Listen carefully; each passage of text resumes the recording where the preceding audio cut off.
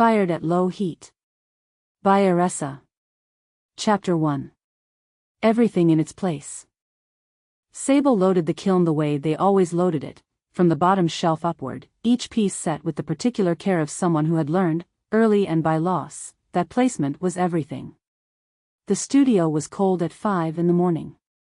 Their breath made small ghosts above the work table, and they moved through the chill without attending to it. The body knew this. The body had known it for years. There was a satisfaction in the loading that they had stopped trying to explain to people who didn't work with their hands. It wasn't the pieces themselves, not exactly, though they were decent work, the kind of functional wear that sold reliably at markets and satisfied the part of Sable that needed to justify the studio's overhead to no one in particular, a set of handled mugs in a slate gray glaze, for serving bowls with a rim treatment they had been refining for 2 years. A pair of tall vases that had come off the wheel better than expected and which someone had already expressed tentative interest in. It was the order of it. The deliberate stacking, the calculated spacing for airflow, the specific logic that would determine what came out transformed and what came out ruined. You could not hurry a kiln. You could only set the conditions correctly and wait. Outside, the land trust was still dark. The communal garden ran along the south side of the property in long even beds, and in the early morning light it was just shape and shadow, rows they had helped plant over 3 successive springs. Beyond it, the community hall stood quiet, its porch light burning amber the way it always burned through the night, a small reliable orange in the blue before dawn. The hall was low and wide, built from the same regional timber as most of the structures on the property, and it had the settled quality of a building that had absorbed years of use. Community dinners and work meetings and the occasional loud argument and the far more frequent low murmur of people learning to share what they had agreed to share. Farther out, at the property's far edge where the drive curved around a stand of birch, Reuben's truck was already parked. This was not unusual. Reuben kept hours that suggested either insomnia or a private understanding with the morning that Sable had never quite asked about. His being there was simply a fact of the land trust, one of the small reliable facts that composed the texture of the place, like the amber porch light and the particular quality of the air on the upper field in early May, still carrying the winter's last cool in it even as the days pushed toward warmth. Sable fit the last piece onto the top shelf and stepped back to survey the arrangement. They adjusted one mug a 1/4 inch to the left, then another, then stood for a moment with their hands at their sides, looking at what they'd done. Their hands were never entirely still. Even now one thumb moved against the pad of the index finger, the small friction of a habit older than the studio, older than the land trust, old enough that they no longer thought of it as a habit and simply thought of it as the way their hands were. There was kiln wash on their left wrist, a pale stripe of it they hadn't noticed until just now, and they rubbed at it without managing to remove it and gave up. The house was visible through the studio's single south-facing window, 60 feet across the yard. The kitchen light was off. Mira was still asleep. Sable held that fact in their chest the way you hold a warm thing, carefully, aware of its warmth, aware also of its weight. 7 years was long enough to understand the specific pleasure of being awake while the person you loved was sleeping, the way it gave you the whole morning to yourself without the loneliness of actually being alone. It was not complicated. It was just one of the small private textures of their life together. Like the way Mira's side of the closet was always slightly overrun into Sable's side, or the way Sable always got up first and made the coffee and Mira always drank it without saying thank you. Because she had said it 700 times already and by now it was simply understood.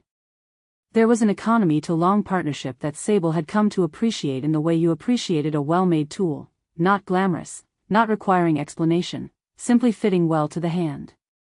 They left the studio and walked the property in the direction they always walked at first, east along the fence line to the stand of scrubby hawthorn that marked the boundary, then north across the upper field where the grass was still heavy with dew and the light was just beginning to separate itself from the dark. The land trust covered 14 acres, which was both more and less than it sounded. More in the sense that you could walk for 20 minutes without feeling like you'd covered it, less in the sense that you could stand at any corner of it and still hear someone's screen door, someone's dog, someone's radio tuned to the early farm report. Privacy here was a social contract, not a geographic fact. The path along the fence was one Sable had walked often enough that they could have navigated it in full dark, which they occasionally did in winter when they loaded the kiln before sunrise. They knew where the ground softened near the old drainage ditch, where the fence post had a loose wire that snagged at jacket sleeves, where the hawthorn overhung the path low enough to require ducking if you weren't paying attention. They knew the smell of the upper field at various points in the seasonal cycle, the cold mineral smell of early spring before the grass came in, the heavy green smell of midsummer, the hay-dry smell of late August that always arrived just before the first cold evening and reminded Sable, for reasons they couldn't trace, of being much younger. This was something Sable had understood before they arrived, and had understood differently since. There was a version of communal living that was costume, the aesthetics of intentionality without the substance of it, people who wanted the pastoral and discovered within a year that the septic system needed replacing and the ideology didn't cover the repair costs. And then there was what Dad had been building here for 19 years, which was unglamorous and frequently difficult and occasionally transcendent in the way that only difficult things could be. Sable had come to it 7 years ago following a period in their life that they thought of plainly, without self-pity, as the lost years, the years of the city, of a series of studios that felt like camping, of a relationship that had dissolved so slowly it was almost undetectable until it was gone. They had come to the land trust because a friend of a friend had mentioned it at a gallery opening and something in Sable had known, with a certainty they were not then accustomed to trusting, that it was right. Mira had arrived 18 months later, knowing no one except Sable. That was a fact that still occasionally astounded them both. She had come with 2 bags and a very clear idea about what she was looking for and had been, in Sable's ongoing assessment of the thing, almost precisely what she expected and entirely different in all the ways that mattered. They had not planned for Mira to become the organizing fact of their life here. Things you planned for were rarely the facts that organized you. Sable turned back toward the studio. The light was changing now, the sky going from the gray blue of almost dark to the amber gray of almost dawn, and in the middle of the property the communal garden was becoming visible in its rows. Someone had left a trowel sticking up from the raised bed nearest the path, and Sable noted it the way they noted everything on the property, filed, not urgent. They would mention it to whoever it belonged to. They always mentioned things. The kiln needed to run at a controlled temperature for the first 2 hours before the climb to cone 6, and Sable had the sequence memorized in the way they had memorized everything essential, not by effort but by repetition until the body carried it. They set the controller, checked the thermocouple, tested the thermocouple a second time for no reason except that they always tested it a second time. Then they stood in the studio's doorway and listened to the first low hum of the elements beginning to work. The sound was familiar enough to be almost bodily, something Sable felt in the sternum rather than heard. There were people who found the kiln unsettling, that low electrical hum building over hours into something you could feel in the floors. Sable found it steadying. The kiln was doing what it had always done. The kiln was the most reliable fact of the studio, which was itself the most reliable fact of their life, and in this way the morning assembled itself around certainty. They poured coffee from the thermos they'd brought from the house and sat on the studio's low bench and looked at the space around them. This was the part of the morning that was entirely their own, before anyone came by, before the land trust's social life reassembled itself, before the requirements of the day accumulated into something that needed managing. The studio held years of work. Pieces on the shelves in various states of completeness, a crate of bisque-fired cups waiting for their second firing, a bucket of reclaim covered with a damp cloth, a series of test tiles lined up along the windowsill and graduated shades of a new glaze recipe they were still calibrating.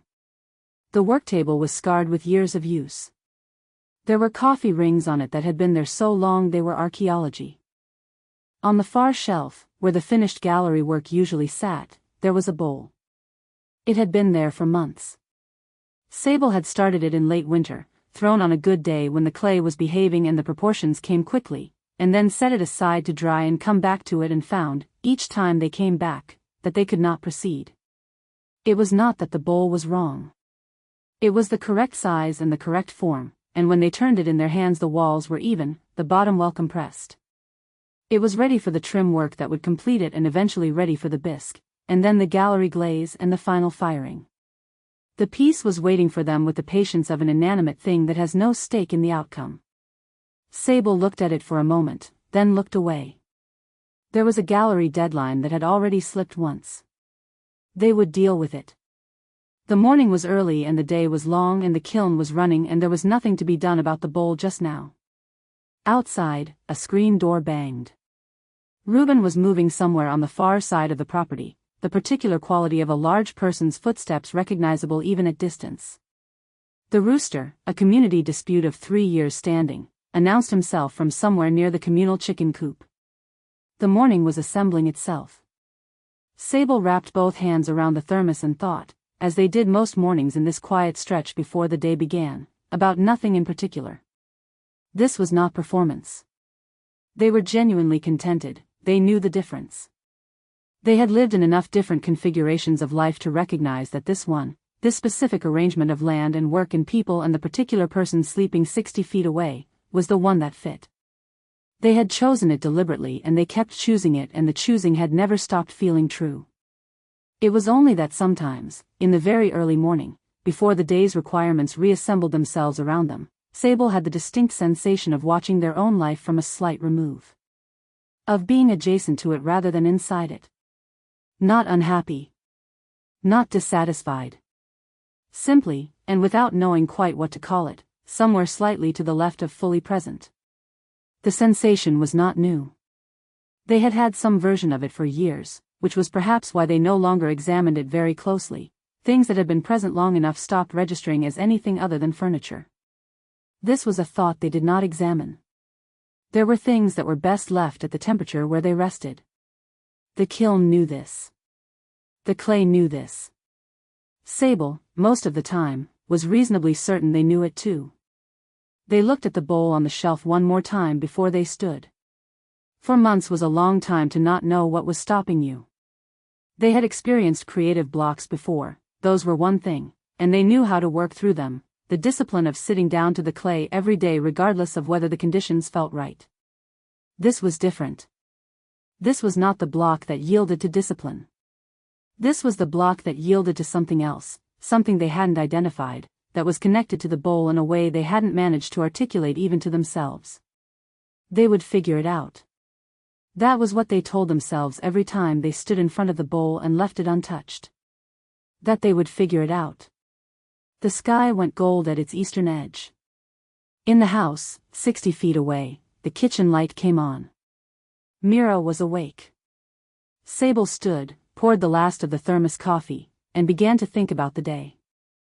There were mugs to trim once they cooled enough to handle, and the gallery email sitting in the inbox since Tuesday that needed answering, and the north fence that Reuben had mentioned required a third post before the summer wet season made the ground too soft to set it cleanly. There was the bowl on the shelf, which was not today's problem, which had not been today's problem for going on 4 months now. There was the particular ordinary wait of a morning at the land trust in late spring, which was full and warm, and theirs, which was most days still more than enough. They went in to make breakfast. The kiln ran behind them, low and steady, beginning its long climb toward the temperature at which ordinary things became permanent. Chapter 2. The language we made. The trick, Mira had long ago discovered, was to arrive before the food was ready. If you arrived when the food was already on the table, you became a guest. Arrival during the final 10 minutes of cooking meant you were useful, and being useful at a community dinner meant you knew where things were kept, which people needed refilling, which conversations were about to turn difficult and required gentle redirection before anyone said something they'd be apologizing for by Saturday's work day.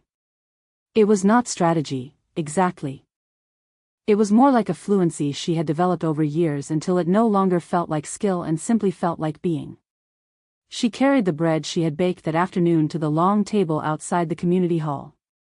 It was a warm evening in late May, the kind that announced itself clearly as the first real one of summer, the air still holding the day's heat while the light went rose gold across the upper field. Reuben had dragged the big table out from the hall, as he always did, with the unhurried competence of someone who had done it enough times to need no help and wanted none offered. The table sat 12 if you squeezed, 8 comfortably, and tonight there were 9 of them, which Mira arranged automatically in her head as she set down the bread. Dot at the head, as always, Reuben at the far end, already seated with the particular patience of a man who had found his spot and saw no reason to move from it. Pause, who would arrive precisely 5 minutes late regardless of what time she left the house, because she always got waylaid by something interesting on the walk over and had decided, somewhere in her early 30s, that this was simply a fact about herself rather than something to be corrected. Thessaly, who was already here, who was always already here, standing at the edge of the gathering with a glass of water and the expression of someone making a careful study of how people behaved in groups. And Sable. Mira found them the way she always found them at gatherings, not by looking, exactly, but by the particular orientation of her own attention, which had learned over 7 years to locate Sable in any room without requiring much effort. They were in conversation with Reuben, which meant they were not really in conversation in any visible sense, but rather standing near each other in the comfortable silence that passed between the two of them as communication. Sable had their arms crossed loosely, not defensively, and they were watching something past Reuben's shoulder. Possibly the field. Possibly nothing. This was a mode of Sable's that Mira had spent years learning to read, not absent, not checked out, simply running an internal process that required no external input for the moment. A separate room that was always lit, visible through the window if you knew where to look, but not one that received visitors without prior arrangement. They were wearing the linen shirt with the small burn mark on the left cuff, which meant they had probably worked in the studio until just before coming here. The locks were pulled back loosely, a few come loose around the face, and the silver at the temples caught the evening light the way it always caught evening light, warmly. 7 years, and Mira still sometimes had the particular sensation of looking at Sable from across a room and feeling something that was not uncomplicated. It was pride, partly, but that was not quite the word. It was partly something fiercer and less nameable, the satisfaction of having made a good choice and of continuing to make it. The feeling of a bet that had paid off, not in the dramatic way of a bet won, but in the steady way of a thing that remained true every time you checked. She did not examine the small restlessness that occasionally ran underneath this. That was for a different time. "The bread looks amazing," said Paz, appearing at her elbow with the specific timing of someone who had been watching for an opening. She was already eating a piece she had torn directly from the loaf, without apology, as was her established practice. "I told you 8:30, Mira said. "I am functionally on time," Paz said, through bread. "I was having a very interesting conversation with the hawthorn on the east boundary. It takes a while to disengage." Mira laughed. This was the ease of it, the thing she valued about Paz above most other things. There was no register in which Paz was performing. What you got from Paz was what Paz was actually doing, saying, thinking, which was frequently too much but was always true. After years of finely calibrated social management, of tracking the room for who needed attention and who needed space, Paz was the one person in Mira's life who required nothing of her attention because Paz was perfectly capable of tracking herself, narrating the tracking, and providing a running commentary on what she was finding. The dinner assembled around the table in the way of community dinners. The food arrived in stages, the wine was passed without particular ceremony, 3 separate conversations started and merged and split again. Dot served herself first, without ceremony, because she had been doing this 19 years and had no patience for the ritual modesty of waiting to be urged. She made an observation about the state of the north fence that was technically a question but functioned as an agenda item, and the conversation took it up the way conversations at the land trust always took up Dot's observations, with the resigned respect you gave to someone who was almost always right and expected you to know it. Mira moved between the table and the hall twice more, bringing out the rest of the food, redistributing the serving spoons, refilling the water jug. She was aware, as she did this, of how easily the task sat on her. This was not servitude, she had told herself this many times, and she believed it, mostly. She did these things because she genuinely wanted them done. Because she had a specific, particular love for the texture of a shared meal going well, the noise of it, the overlapping conversations, the way people's bodies relaxed as the evening progressed. She found pleasure in providing the conditions for that to happen. It was possible, she sometimes thought, that she also found safety in it. The two were not mutually exclusive. She was working on being honest about which was driving on a given evening. She sat, finally, between Paz and Thessaly. Thessaly acknowledged her with a nod that was not unfriendly, just compact, and turned back to their glass of water. Mira did not push. She had made 3 careful attempts to befriend Thessaly in the 8 months since they'd arrived, and Thessaly had declined none of them and engaged with none of them fully, which Mira had decided to interpret charitably. Some people arrived at a place like this carrying things they were not ready to set down.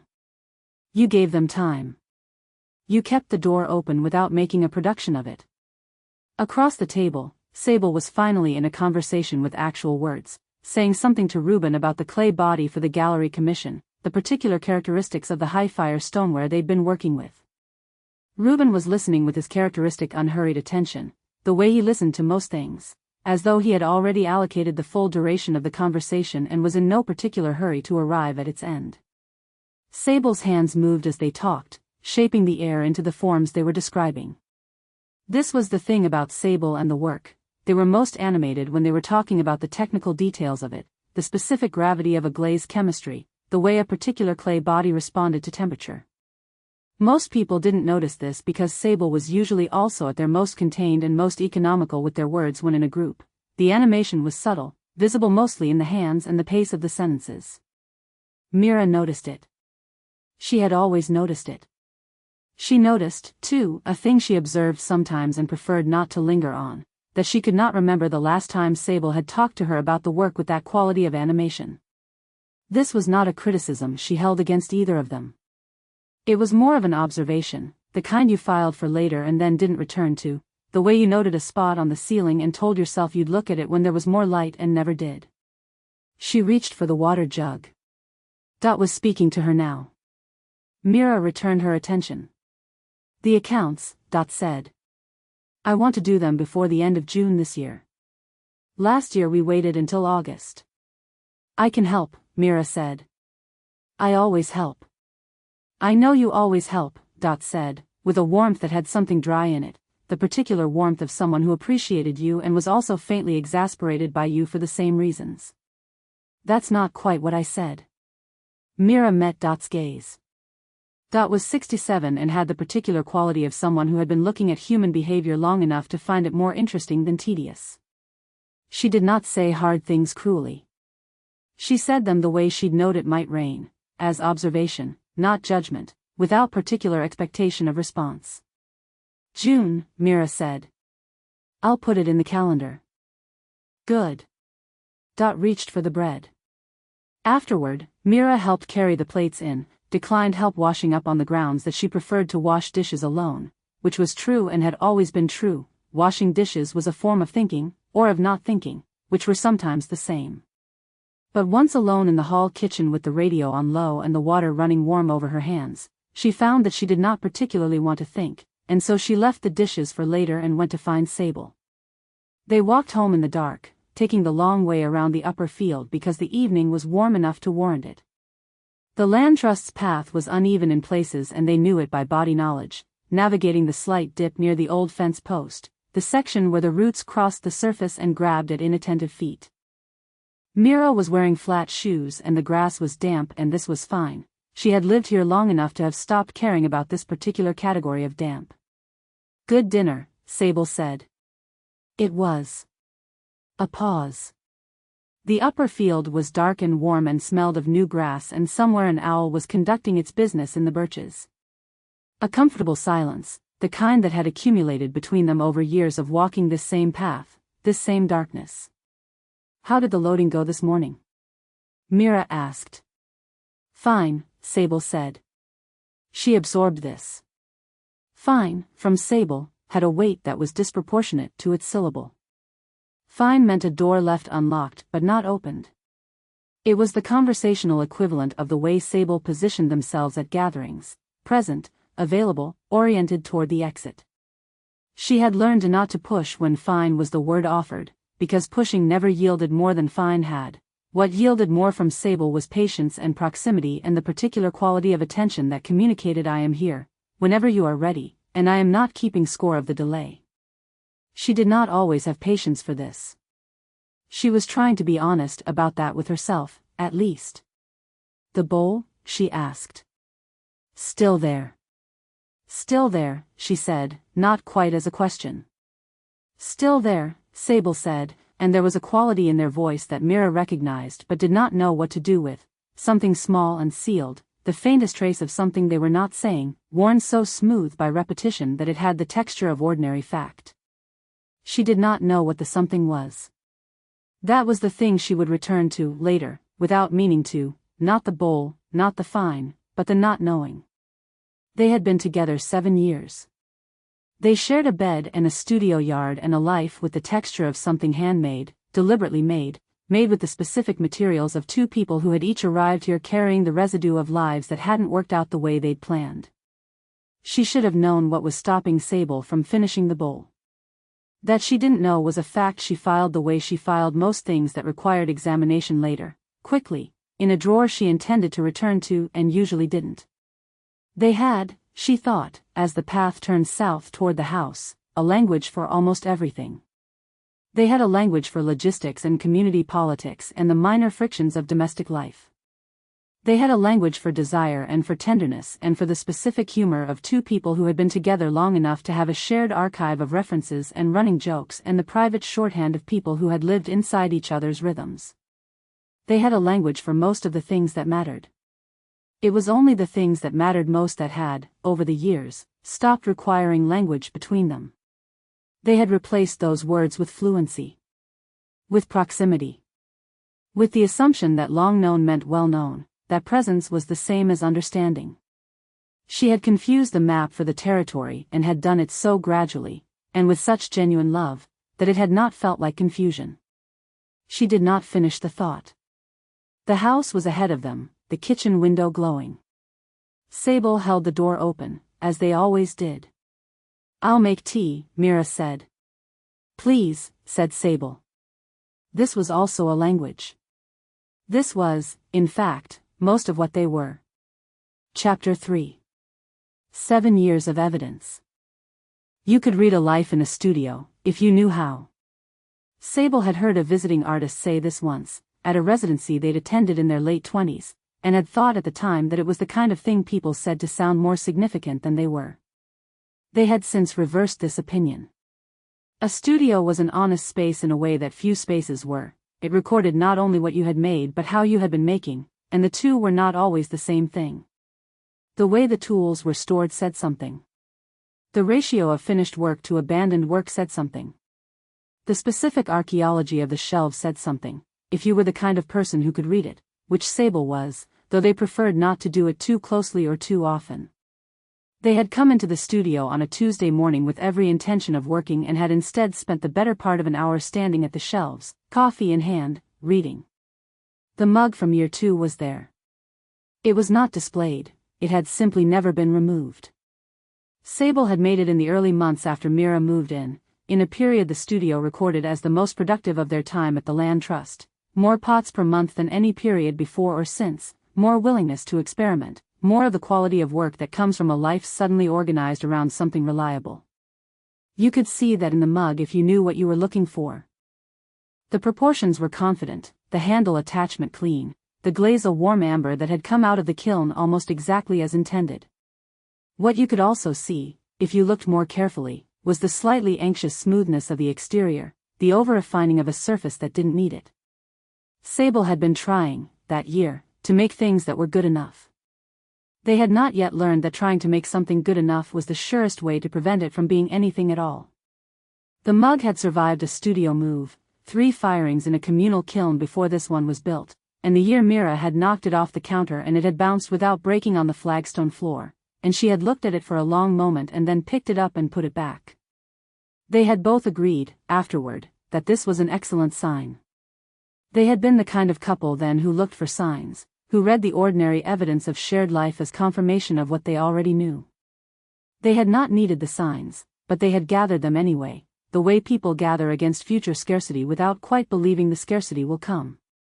Sable ran a thumb along the mug's rim, then set it back.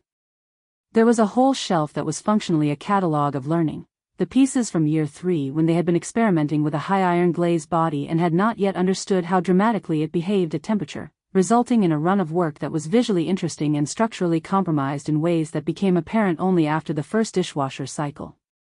A bowl that had gone through 4 iterations before Sable got the foot ring right. A set of espresso cups that were technically accomplished and which Sable would never fire again because the process had been so tedious it had briefly made them question the entire field. A plate with an impressed texture pattern that Mira had liked so much she'd asked for it, and which now lived in the kitchen cabinet and came out at dinner parties, slightly too precious for ordinary use but loved in the specific way of things that were made for someone. They had kept these pieces not out of sentiment, or not only. They kept them because the studio was a record and records required completeness. You could not understand where you were going if you erased where you had been. This was a principle Sable applied to the studio with a consistency they did not always manage elsewhere. On the lowest shelf, pushed slightly behind a crate of bisque-fired pieces that needed sorting, there was a small plate. It had cracked in the kiln, years ago, during a firing that had gone wrong in a way Sable had not been able to fully explain. The temperature profile had been correct, the pieces loaded with adequate spacing, the clay body familiar enough that its behavior shouldn't have surprised them. And yet something had gone wrong in the process. The glaze had crawled on two of the pieces, pooling in a way it had no business pooling given the recipe. The plate had cracked along a hairline fracture they hadn't caught in the greenware, and the crack had opened in the heat and left a line across the piece that was clean and precise, the kind of damage that looked almost deliberate. Sable had finished the firing and unloaded the kiln and stood looking at what had come out and thought, with a clarity that was not dramatic but was total, something was wrong that was not the kiln. That had been about 5 years ago. Maybe 5.5. It had been in the late autumn, in the year before the year things got harder, and they had been in the middle of a run of otherwise good work, and the firing had gone wrong for no clear reason, and Sable had kept the cracked plate. They had kept it the way you kept something whose significance you couldn't yet explain but were confident you would be able to explain eventually, if you gave it enough time. They had given it 5 years. The explanation had not arrived, or had arrived and been put back down, which was a different thing with the same outcome. They reached behind the crate and took the plate out. Held it in both hands. The crack was fine as a seam. You had to angle it toward the light to see it clearly. When you held the plate level, the fracture ran directly across its center, and the plate did not flex or give. It was cracked, not broken, which was its own kind of statement about load-bearing. About how much damage a thing could absorb and still hold its shape, still maintain the outline of what it had been made to be. The year things got harder had been 4 years ago. Sable did not think about it directly. They had become very precise about this, the way you became precise about which boards in a floor were soft. You learned where not to step and then you stopped noticing that you were avoiding them, and eventually the avoidance just became the layout of the room. They thought about the autumn before it, the cracked firing, the general quality of that period. They thought about the winter that followed. They thought about a morning in February, early light through the bathroom window, the cold of the tile floor through 2 layers of sock. They thought about Mira's face, which had been so carefully composed, and how Sable had looked at that careful composure and understood it as instruction. This is the level of okay we are going to be. And they had matched it. They had been exactly that okay. They had never examined whether they were, in fact, okay. It had seemed, at the time, that the examination would cost more than either of them had available to spend. There had been a period, after that autumn, when Sable had made a point of not keeping failed pieces. They had been ruthless about it. Anything that didn't meet a certain standard went back into the reclaim bucket, the clay slaked down and recycled, the failure dissolved back into raw material. This had lasted about 8 months and had coincided with a period of work that was technically very good and which Sable found, looking at it now, almost entirely joyless. The work of someone who had decided to control what could be controlled and had mistaken that for being fine. Sable set the plate back behind the crate. They walked to the other end of the studio, where the wheel was, and where the floor showed years of use in the clay-gray staining of the wood, and where the window faced north and gave a view of the upper field and the tree line beyond it. In the spring light the field was an almost painful green. A crow was working through something in the grass. The birch trees at the property's edge were fully in leaf now, shaking slightly in a wind that Sable couldn't feel from inside the studio. 7 years could be read in the studio the way a year could be read in a tree, not always in the expected direction, not always in even rings, but present, available, a record if you wanted one. They had built the wheel platform themselves in year 2 and it was still level, which was a small achievement in a studio with a dirt crawlspace that moved seasonally. They had replaced the kiln's heating elements twice and the thermocouple once and the entire electrical panel after the summer of the wiring incident, which they now thought of as almost funny. The shelves on the south wall had been added in year 4, when the work had expanded beyond what the original shelving could hold, which was a measure of something, ambition, or production, or the particular momentum that builds when you stop auditing yourself and simply become a person who makes things. Mira had helped build those shelves. She was not a carpenter, had not claimed to be, but she was precise and methodical in the way she was precise and methodical about everything she committed to, and the shelves were plumb and solid and had never shifted. This was, Sable thought, the mode in which Mira showed up for most things, without making claims, without particular fanfare, but doing the work correctly and entirely. They had spent years admiring this about Mira and a year or two longer quietly worrying that they were not its equal. They thought about the dinner 2 nights ago. About the walk home. About Fine. Fine was a door, and they knew it was a door, and they had been standing in front of it for longer than they could account for. That was the particular difficulty of long familiarity. You knew the shapes of each other's evasions so well that you could no longer tell them from ordinary truth. The Fine was fine. The Fine had always been fine. At some point they had stopped noticing that the Fine was standing in for something else. They returned to the shelf with the gallery bowl. It was a large piece, the biggest they'd worked on in several years, a wide, shallow form with a slightly asymmetrical profile that was intentional, a deliberate departure from their usual precision. The commission had come from a gallery in the city, a curator who had seen their work at a regional ceramics show and expressed interest in something ambitious. Sable had been genuinely excited about the piece when they started it. They had been excited for about 3 weeks, and then something had stopped. The bowl had been sitting here for almost 4 months, fully dry, trimmed on the foot, technically ready for its bisque firing.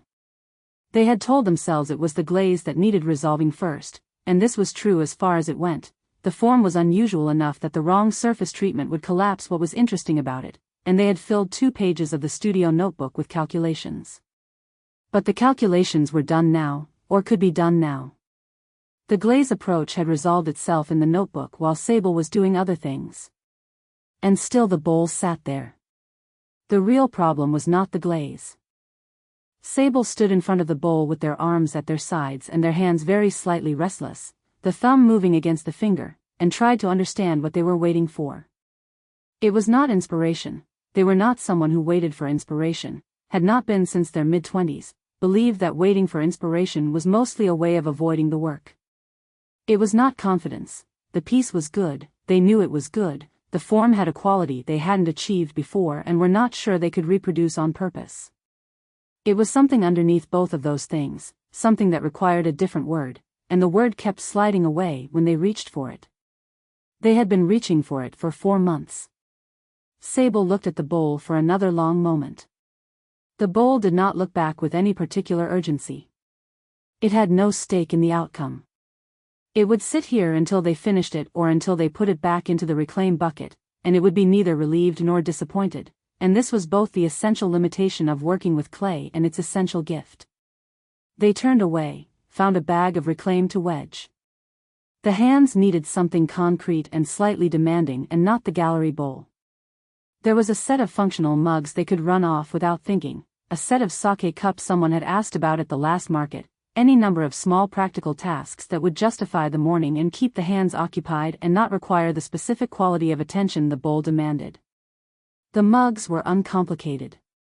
Today Sable wanted uncomplicated. They centered the first ball of clay on the wheel and opened it and pulled the walls up with more force than was strictly necessary and let the work take up the space that the rest of the morning had been filling. The wheel turned. The clay responded.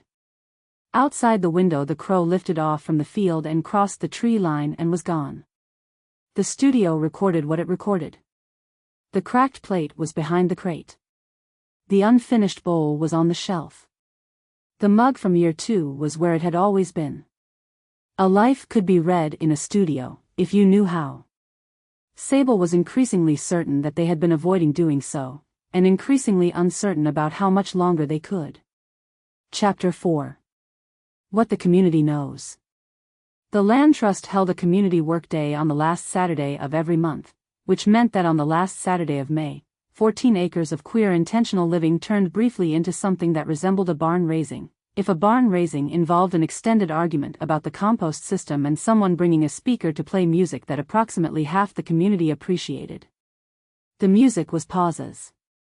The argument about the compost was Dot's, though Dot would have said she was merely raising a concern, which was the register in which Dot raised most of her concerns, with the placid certainty of someone who had arrived at a conclusion and was offering you the opportunity to catch up.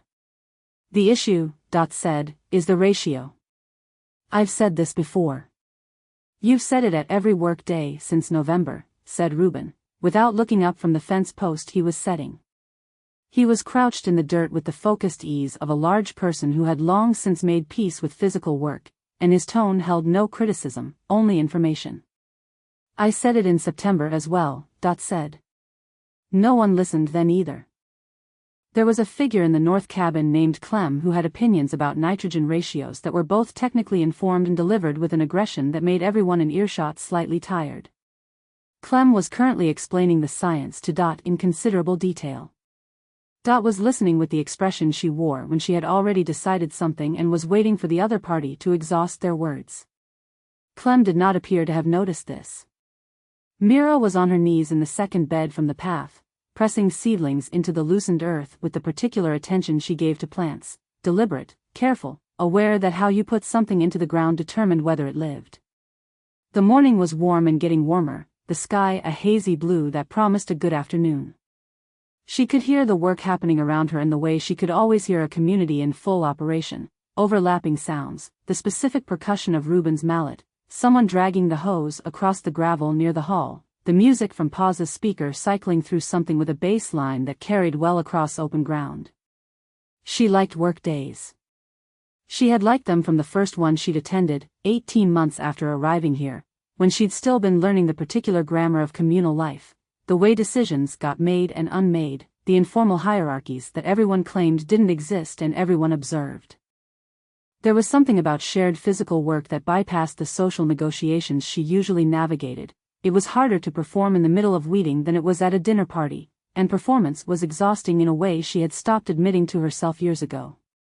Across the property, Sable was working with Reuben, helping hold the fence post level while Reuben packed the earth around its base. They were not speaking, which was normal for the two of them.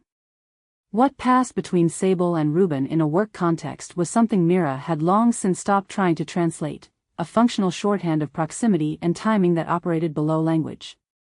They had built the studio shelves together in something like this manner, and those shelves had never shifted. She watched Sable for a moment, the line of their back, the locks catching light, the economical movements of someone who knew what they were doing and required no direction. There was a quality she loved about watching Sable work that she didn't have a precise word for.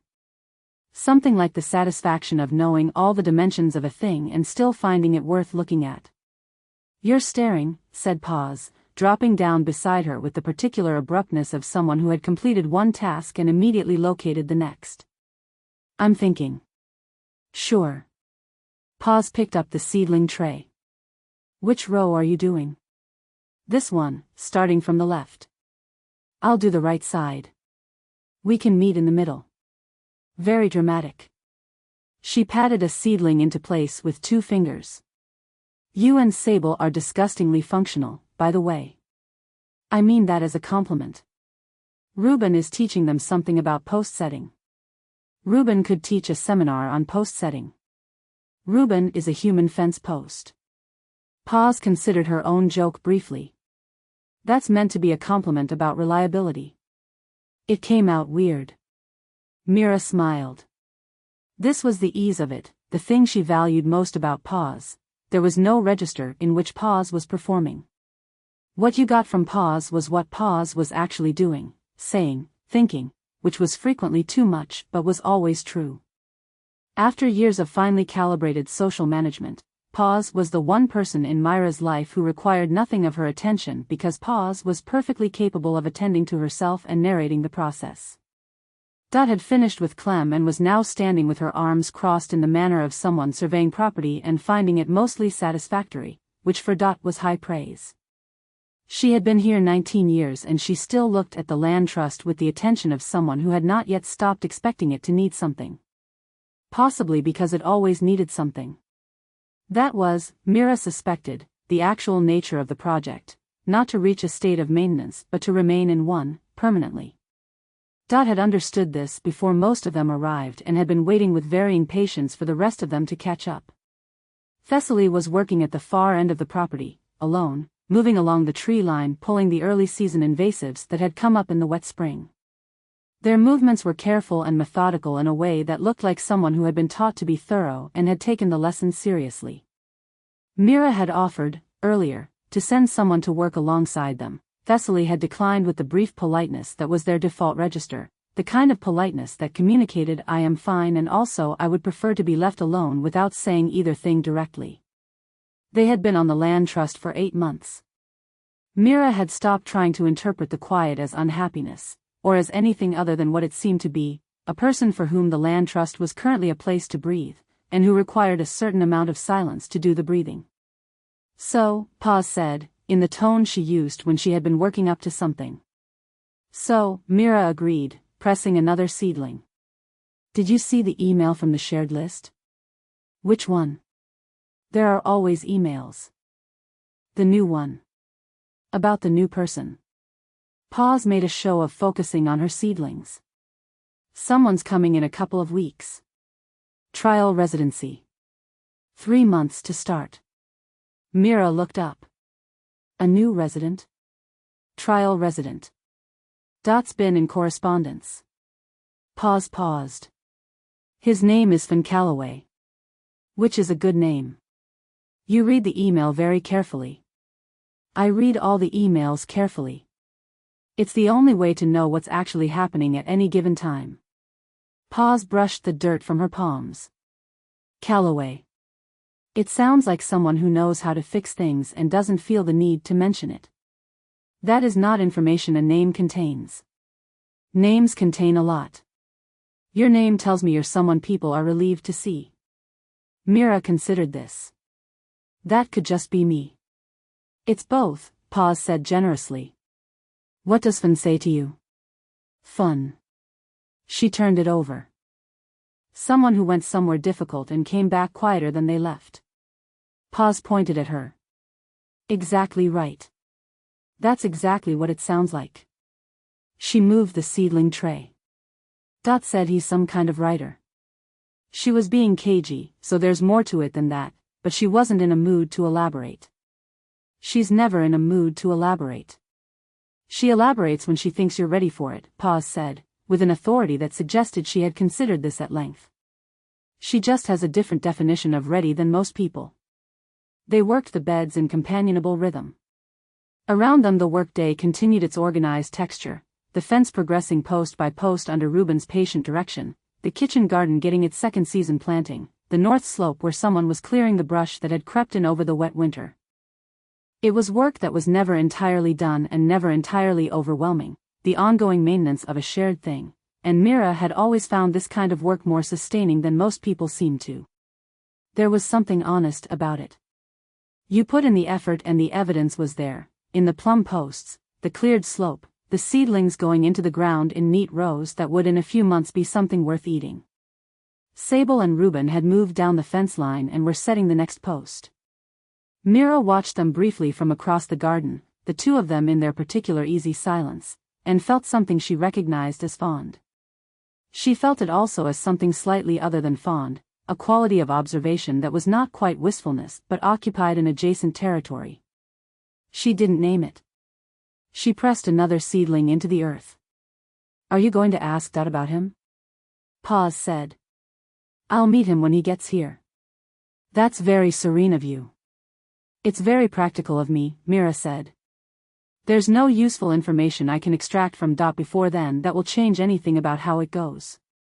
Pa's made a sound of vague disagreement.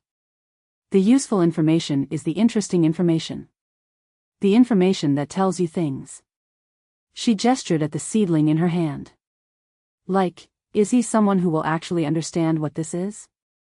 Or is he someone who thinks he understands it and is going to spend 3 months in gentle culture shock?" Mira thought about this genuinely. "We get both types. We get every type. That's why I read the emails." Pa set the seedling into its hole.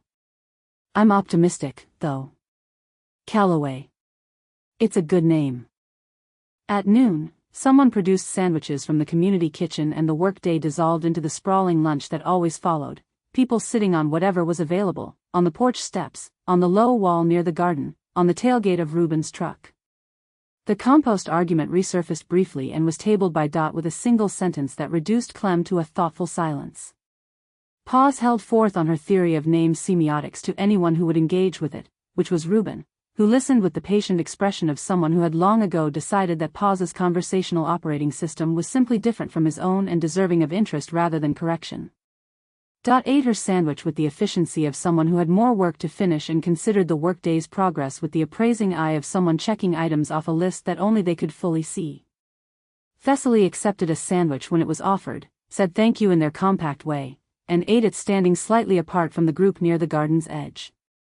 Mira watched them for a moment from across the yard. In 8 months she had gathered very little about Thessaly beyond the observable facts. Irish-Canadian, 29, arrived in autumn, worked reliably, asked for nothing. There was a quality to Thessaly's presence at the land trust that reminded Mira of something she could not quite locate, something about the particular way a person held themselves when they were trying to take up less space than they actually occupied. She had felt that way herself, once.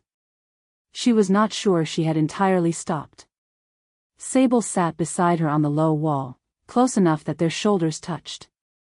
They ate without talking, which was its own kind of conversation, the particular language of two people who had been sitting beside each other long enough that silence required no explanation or management.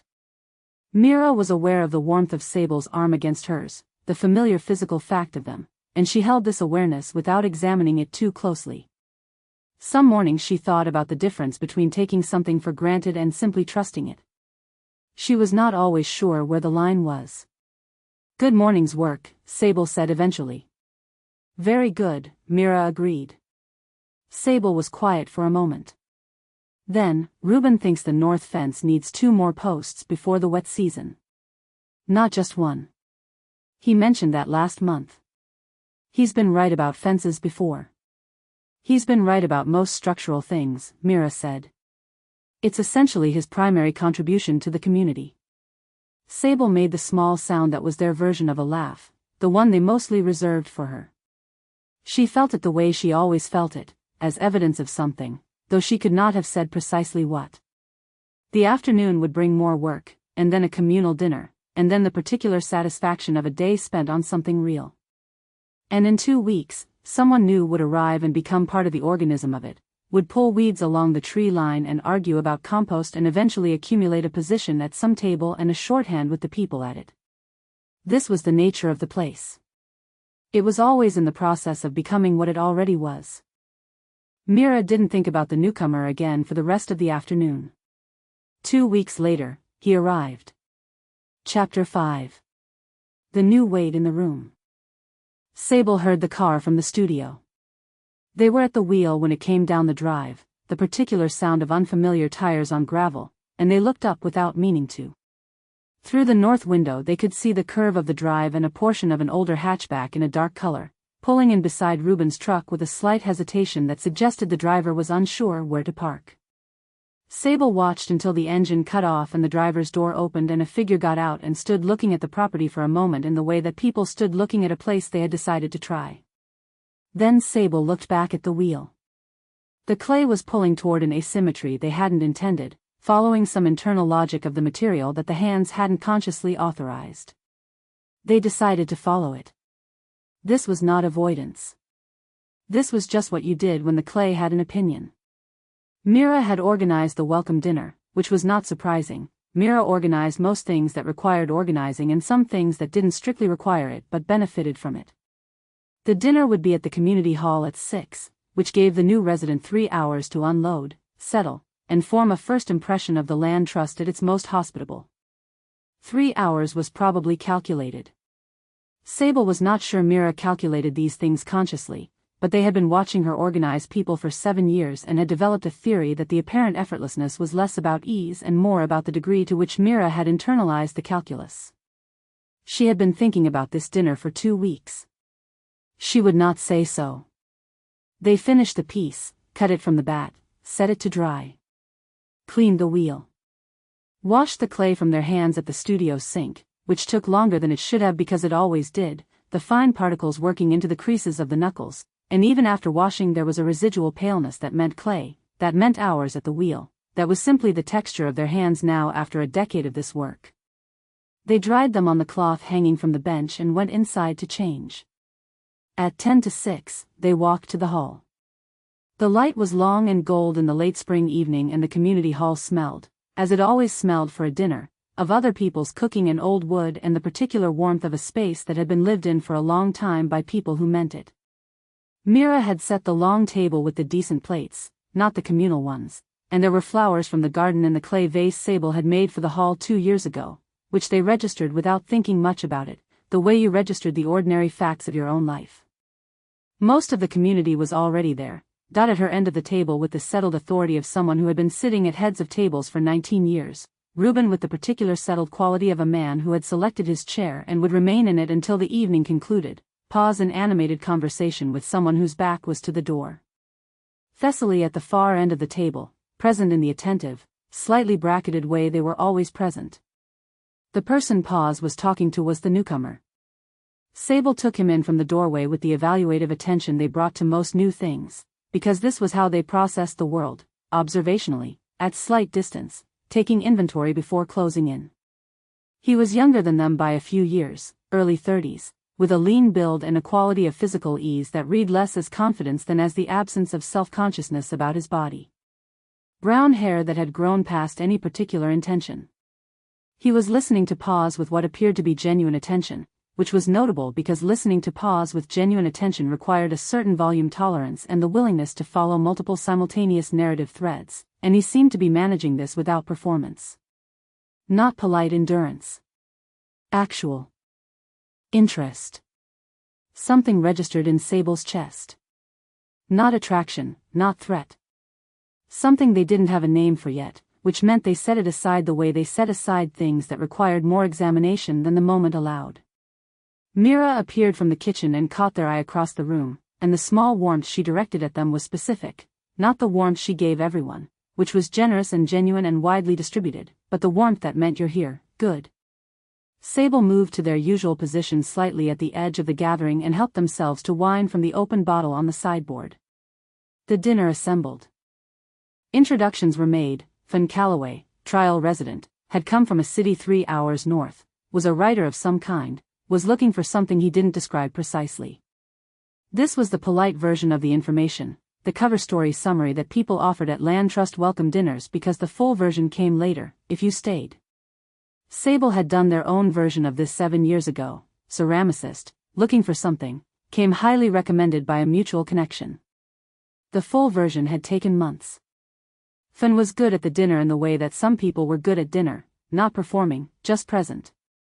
He asked Dot a question about the property's founding that was specific enough to indicate he'd done some reading before arriving, and Dot answered it with the quality she reserved for people she had provisionally decided were worth the answer, fully, without the compressed version she gave to those she hadn't decided about yet. He asked Reuben about the vegetable beds and Reuben spoke more sentences in response than Sable had heard him offer a new person in recent memory. He did not make any speeches about intentional community or sustainable living or the politics of queer land ownership, which was appropriate and, in Sable's experience, not guaranteed. There was a certain kind of person who arrived at a place like this already narrating their own presence in it, and Fan was not that. Paz was watching him with the expression she wore when she was actively composing an opinion that she planned to share with Mira at the first available opportunity. Thessaly was watching him with no readable expression at all. Sable watched him too, from their position at the edge of things, and thought about what the recognition was. It came to them while he was listening to Reuben. It was the quality of someone who was paying attention because they actually wanted to know, not because attention was the social currency required for inclusion. It was the quality of someone who had spent time being very careful about what they said and was now, tentatively, in the process of trying to stop being as careful. The carefulness was still there in the structure of it, in the slight deliberateness of how his questions were formed. But underneath was something that wanted to get to the actual point of things.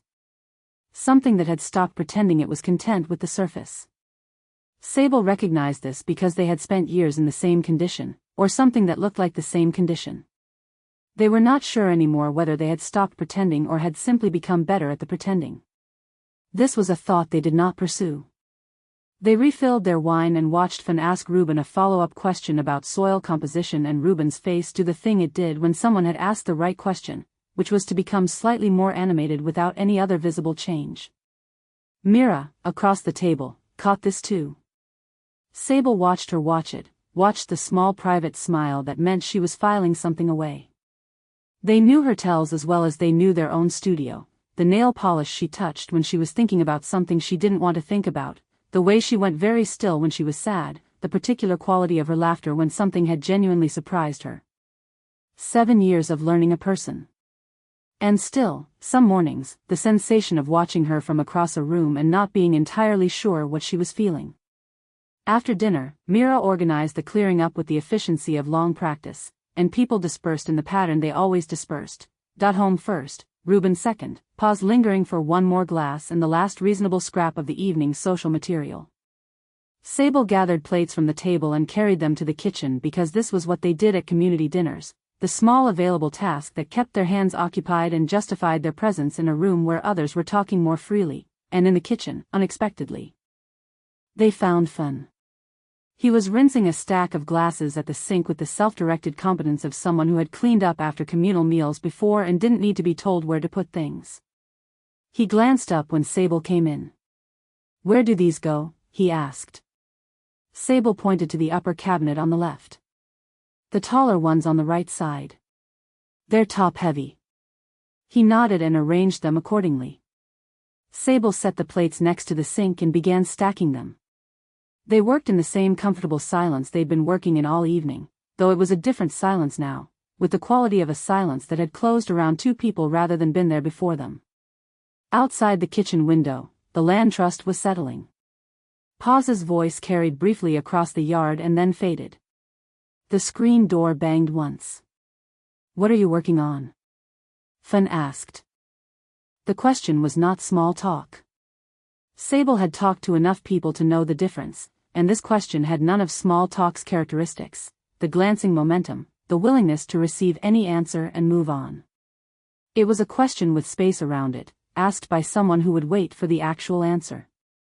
"There's a larger piece," Sable said. "A bowl.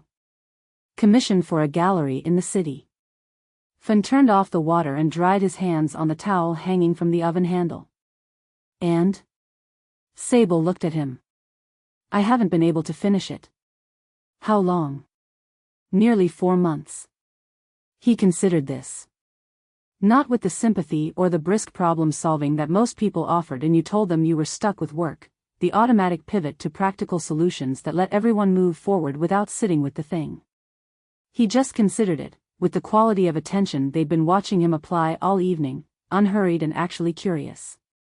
"What's stopping you?" he asked. Sable opened their mouth. The range of available answers was there, the glaze approach not yet resolved, the gallery deadline, the particular difficulty of the form. They were ready with all of these. They were always ready with these. What came out instead was the truth, which was, "I don't know." The words sat in the kitchen air between them, simple and slightly exposed in the way of things said without the usual preparation. It was the first honest answer Sable had given to a direct question in longer than they could readily account for. They were not sure, in the moment after saying it, how they felt about that. Fan nodded, as if this was a reasonable and complete answer, which somehow it was. He did not offer follow-up solutions. He handed Sable the clean glasses to put away and they finished the clearing up in the same uncomplicated proximity in which they'd started it, and Fan thanked them for the dinner as though they'd made it, which they hadn't, and Sable said the thanks belonged to Mira, and then the kitchen was empty and Sable turned off the light. The walk back to the house was short. Mira was already there, shoes off, sitting with her knees pulled up on the sofa with the last of her wine, and she looked up with the warm and slightly tired face of someone who had successfully executed a complicated social task and was glad to be done with it. "Well," she said. "Seems decent," Sable said.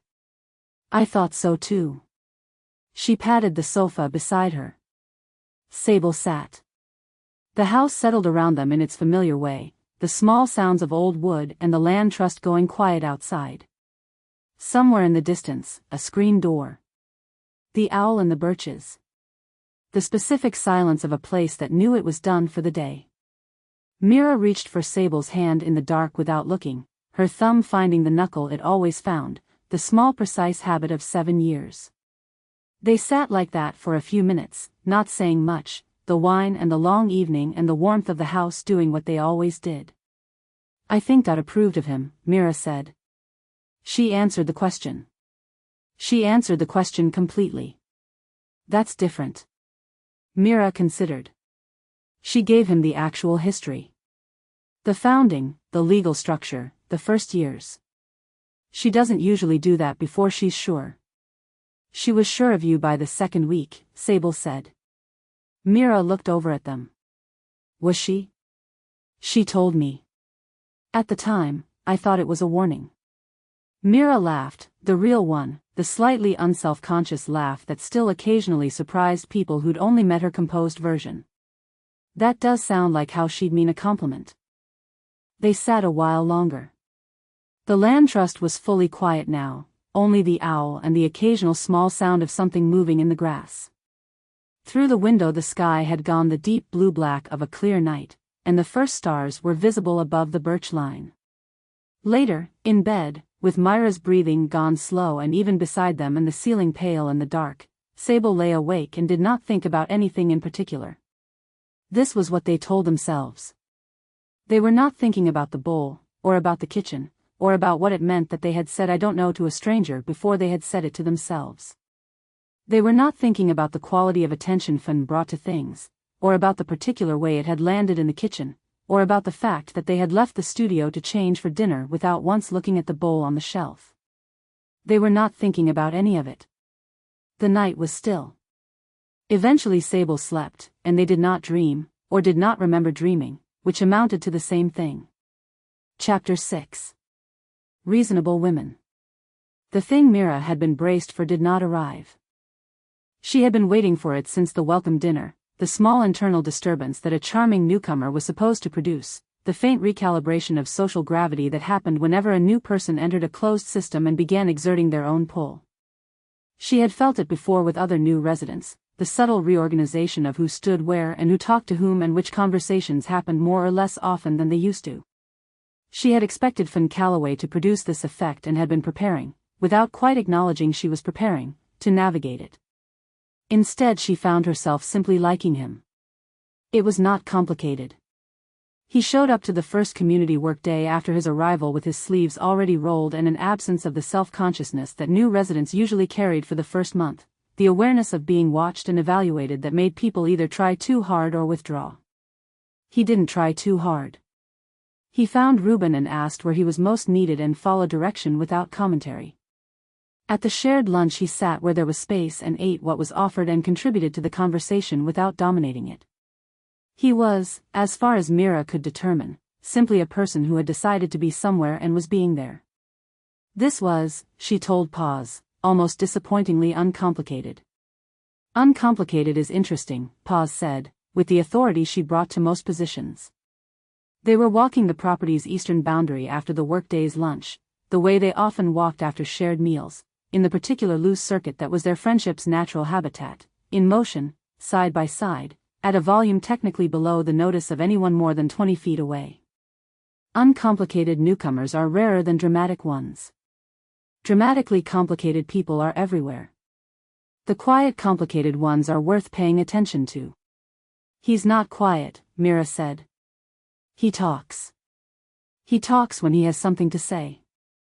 That's different from quiet. Mira thought about this. It was true, she decided.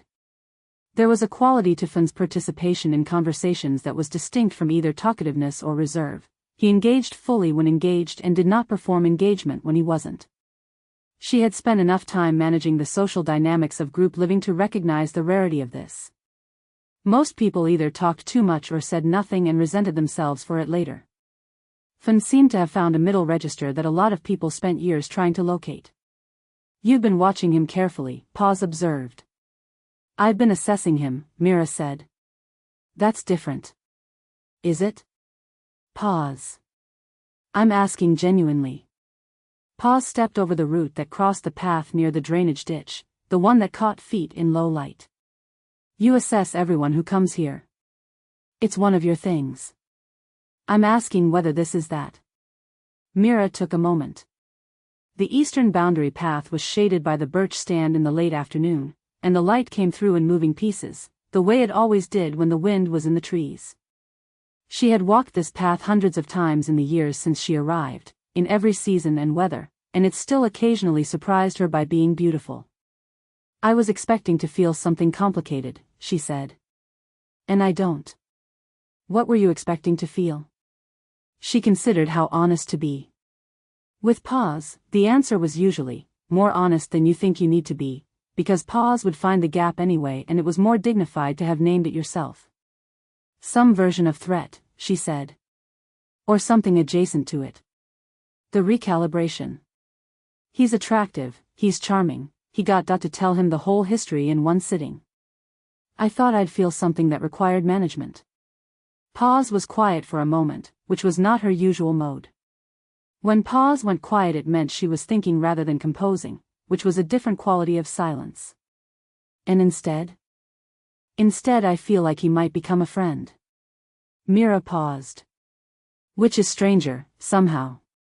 Stranger than jealousy? Stranger than the reflex I was expecting. She found herself smiling slightly, aware of the strangeness of what she was describing. I was ready for complicated. Uncomplicated caught me off guard. Pause made a sound of consideration.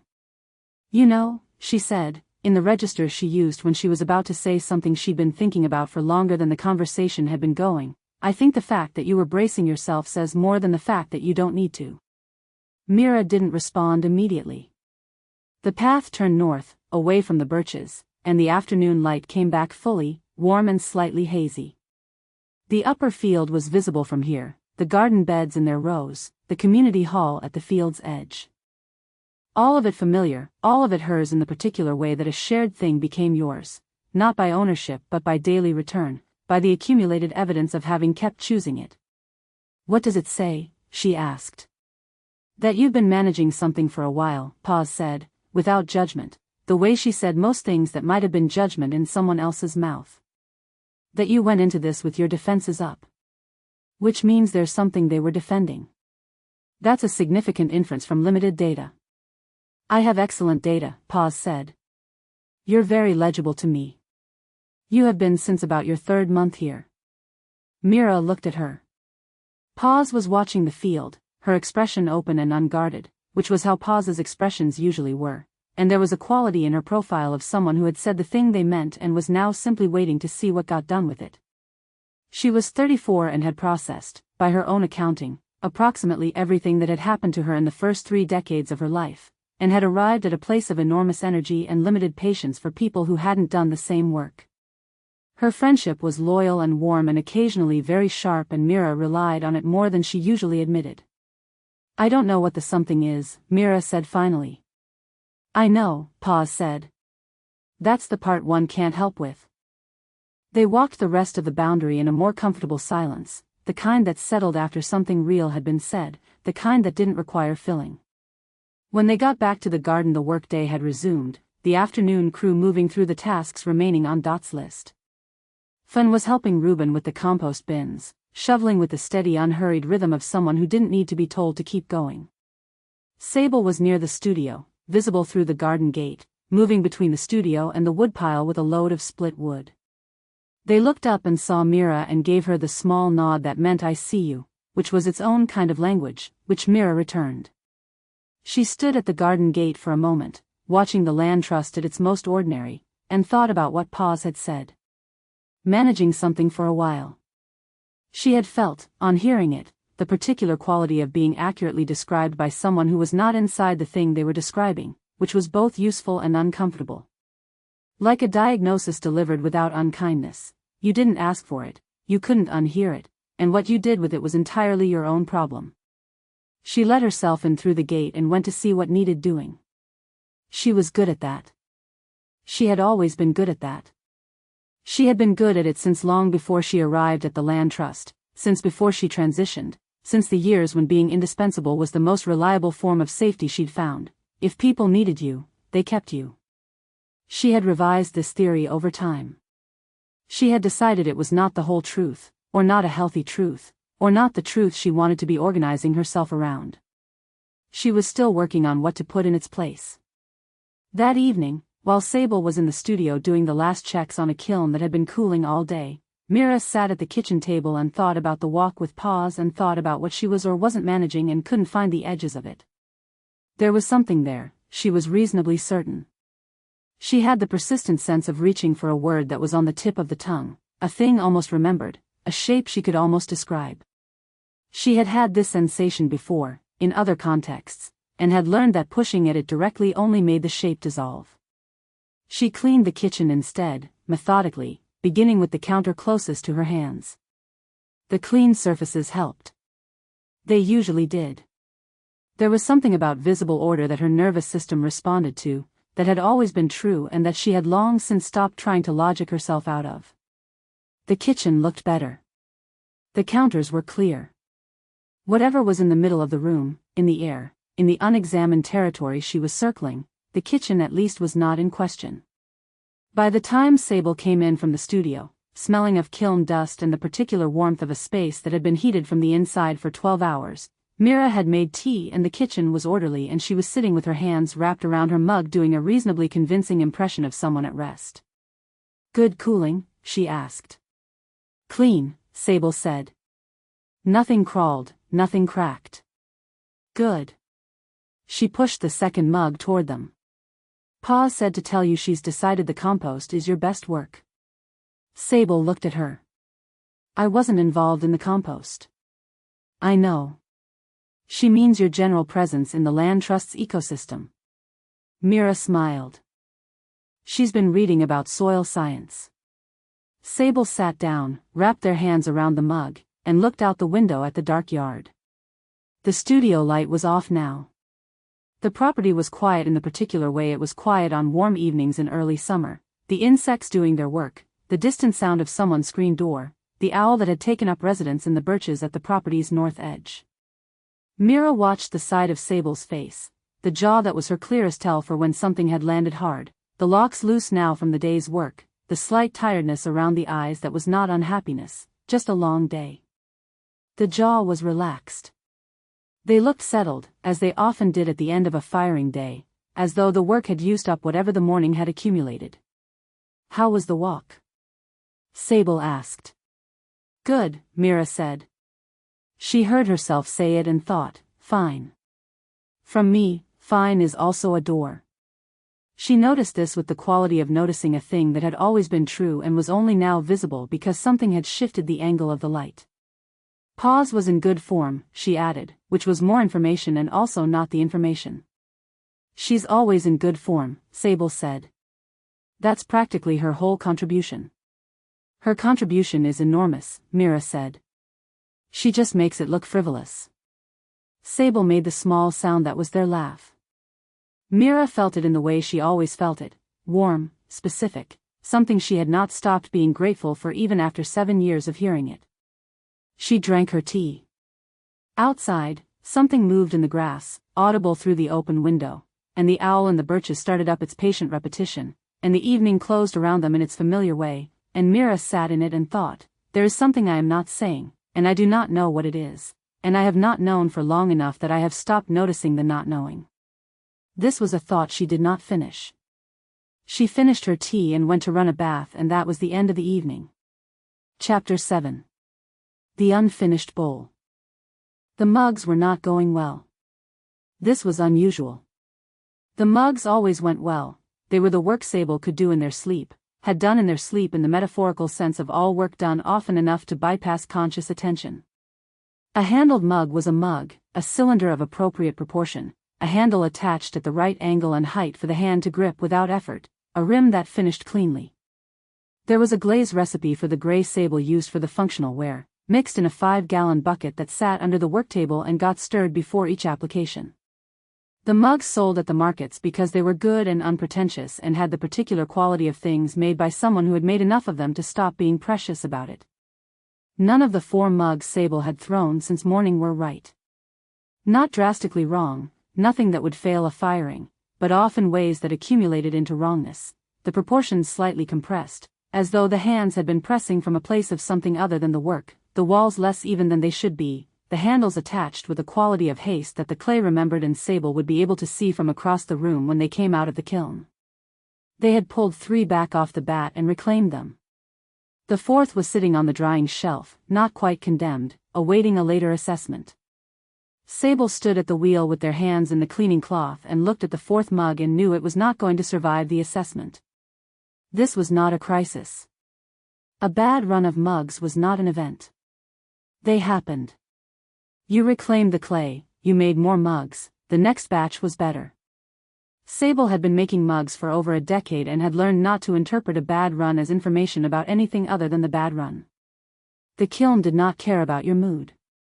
The clay did not care about your mood. What the clay responded to was the specific condition of your hands and your breath and the pressure of your attention, and if those things were elsewhere, the clay recorded it faithfully and without judgment. Their attention was elsewhere. They knew exactly where it was. It was on the back shelf, on the gallery bowl that had been sitting there for 4 months, and it had been there all morning in a way that made the mugs impossible. They had not looked at the bowl since entering the studio. They had positioned themselves with their back to it, which was its own information. The bowl was doing what it had been doing for months, which was sitting there patiently with the quality of something that was simply waiting for them to get around to the actual problem. Sable set the cloth down and turned around. The bowl was where they had left it. Of course it was. It would always be where they left it. They crossed the studio and stood in front of it with their arms at their sides and let themselves look at it directly for the first time in several days. It was a good piece. This was the thing that made the whole situation stranger. The bowl was good, not as a matter of modest judgment but as a reasonably objective assessment of a form that had come together cleanly and done what asymmetric work was supposed to do, which was to look intentional rather than careless. The gallery curator had asked for something that pushed against Sable's usual precision, and this piece did that. It was the most interesting thing they'd made in 2 years, which should have made it the easiest to finish. Instead it sat here getting older and more finished in the sense of drier, more committed in its unglazed state, while Sable made bad mugs 15 feet away. Reuben appeared in the studio doorway at 2 in the afternoon, which was when he usually appeared if he was going to appear.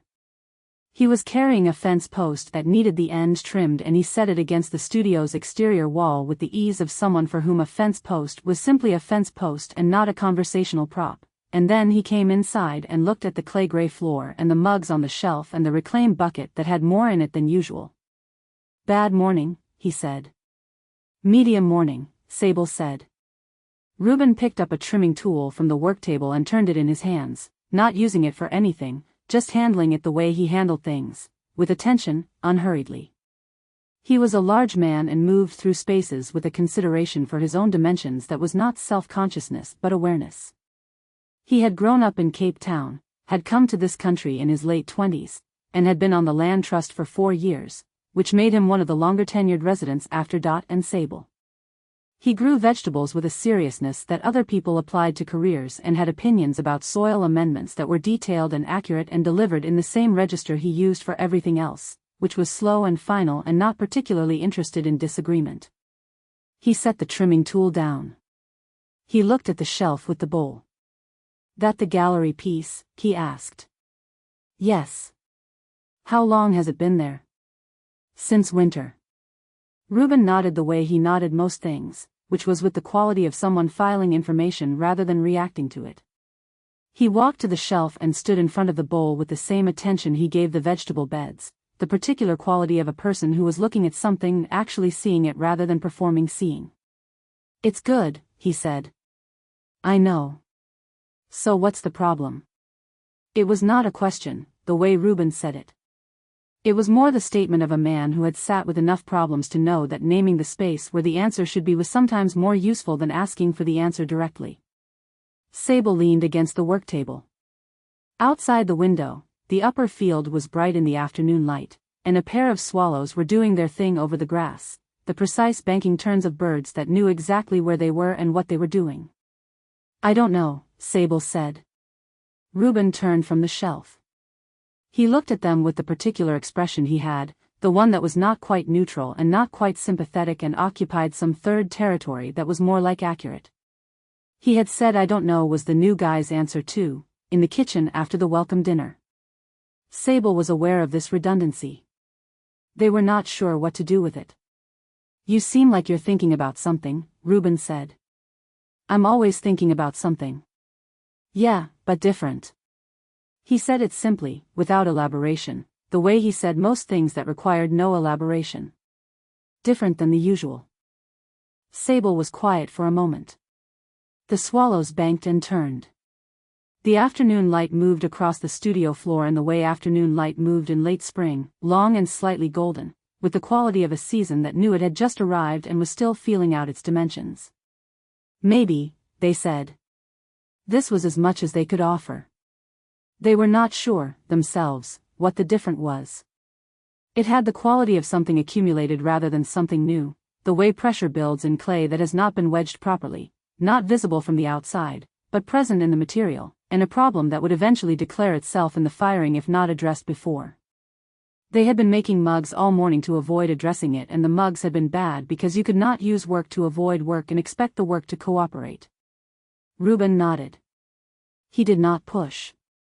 This was the thing about Reuben. He could sit in the space after a partial answer without needing to fill it, which was rare enough to be a genuine quality. Most people filled. Sable filled, when they were with most people. With Reuben, the filling was unnecessary and they had long since stopped doing it. "The new guy," Reuben said, not as a question or a judgment. "Just information." "He asked what was stopping me," Sable said. "With the bowl." "What did you say?" "I said I didn't know." Reuben picked up the trimming tool again, turned it once, set it back down. "Was that true?" Sable looked at the bowl on the shelf. The bowl did not offer anything. "More true than I wanted it to be," they said. Reuben was quiet for a moment. Then he said, "The piece is ready." He nodded at the bowl. "You can see that. It's been ready. Whatever's holding it here, it's not the piece." This was the most words Reuben had said in the studio in recent memory, which meant he thought it needed saying, which meant it was accurate. Sable absorbed this with the particular quality of absorbing something you already knew but had been managing not to look at directly. "I know," they said. Reuben picked up the fence post from outside the door and settled it against his shoulder. "I'll be at the east fence if you need the company," he said, which was as close as he got to an offer of continued support, and which Sable understood as such. He left. Sable stood in the studio in the long afternoon light and looked at the bowl and did not touch it. They stood there for a long time, until the light had shifted from gold to the cooler, bluer light of late afternoon, and the swallows had moved on, and the studio had cooled several degrees around them. Then they went to the fence line to find Reuben and they split wood until dinner, and neither of them said anything much, and it was enough.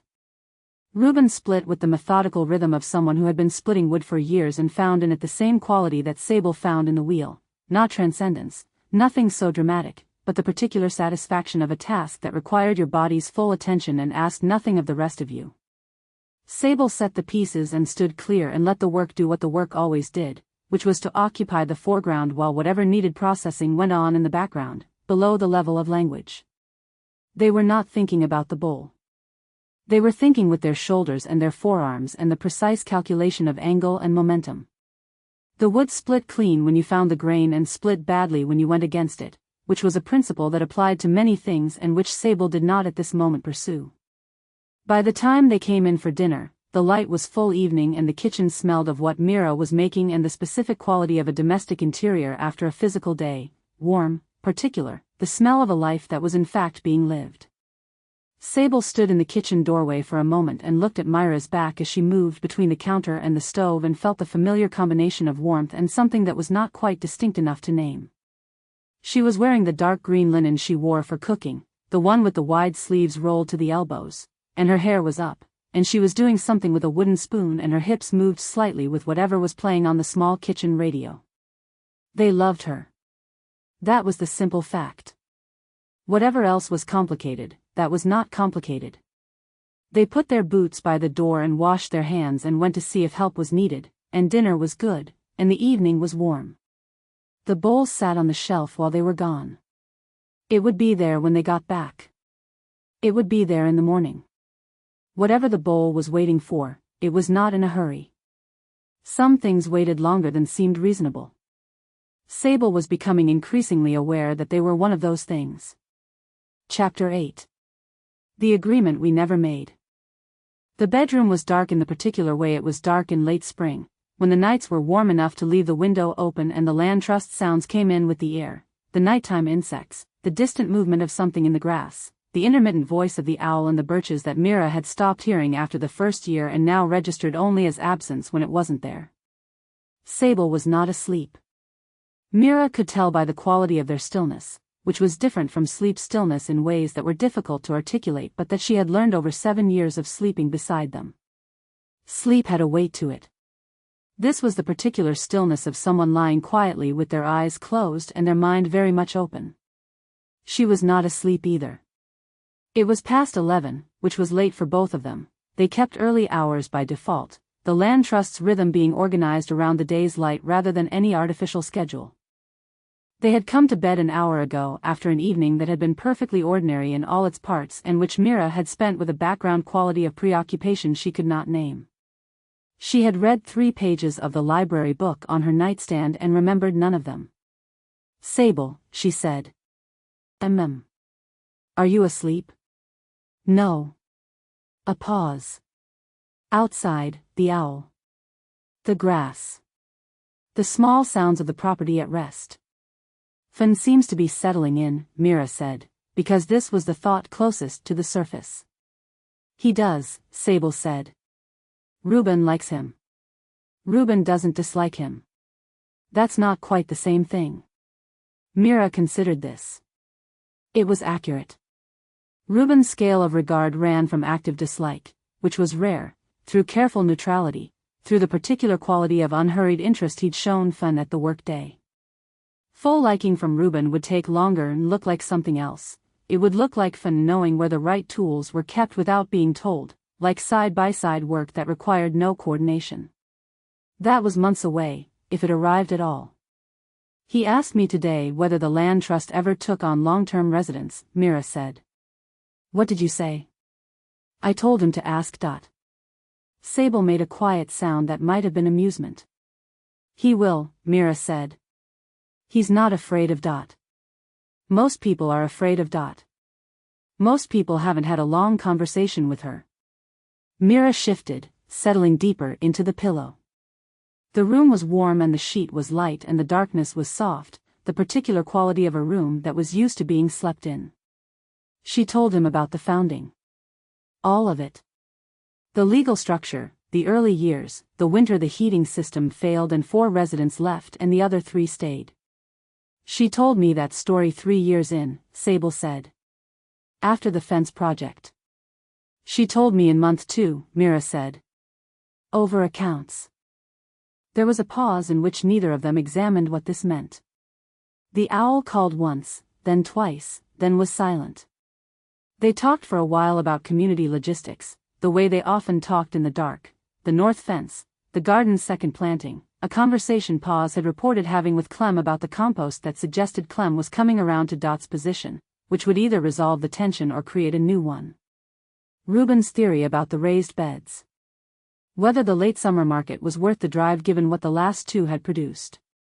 These were the easy conversations, the ones that lived at the surface of their shared life, and Mira had them in the same way she washed dishes, with genuine attention and a mild underlying awareness that this was not the main thing. She liked these conversations. She did not want to stop having them or to replace them with something more difficult. They were real. The problem, if there was a problem, was not that the surface conversations were hollow, it was that there were rooms underneath that had been closed for long enough that she had stopped remembering they were there. The conversation slowed. Sable's breathing had not changed, which meant they were still not asleep, and Mira was aware of the particular quality of the silence that followed the slowing. The silence of 2 people who had run out of the easy things and were sitting in the room with whatever was underneath them. She had not planned to say anything.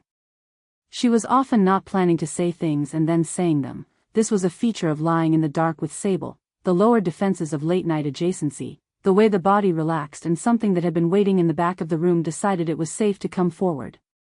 "Do you think we're happy?" she asked. The question surprised her as much as it would have surprised anyone. It was not a question she had been sitting with consciously.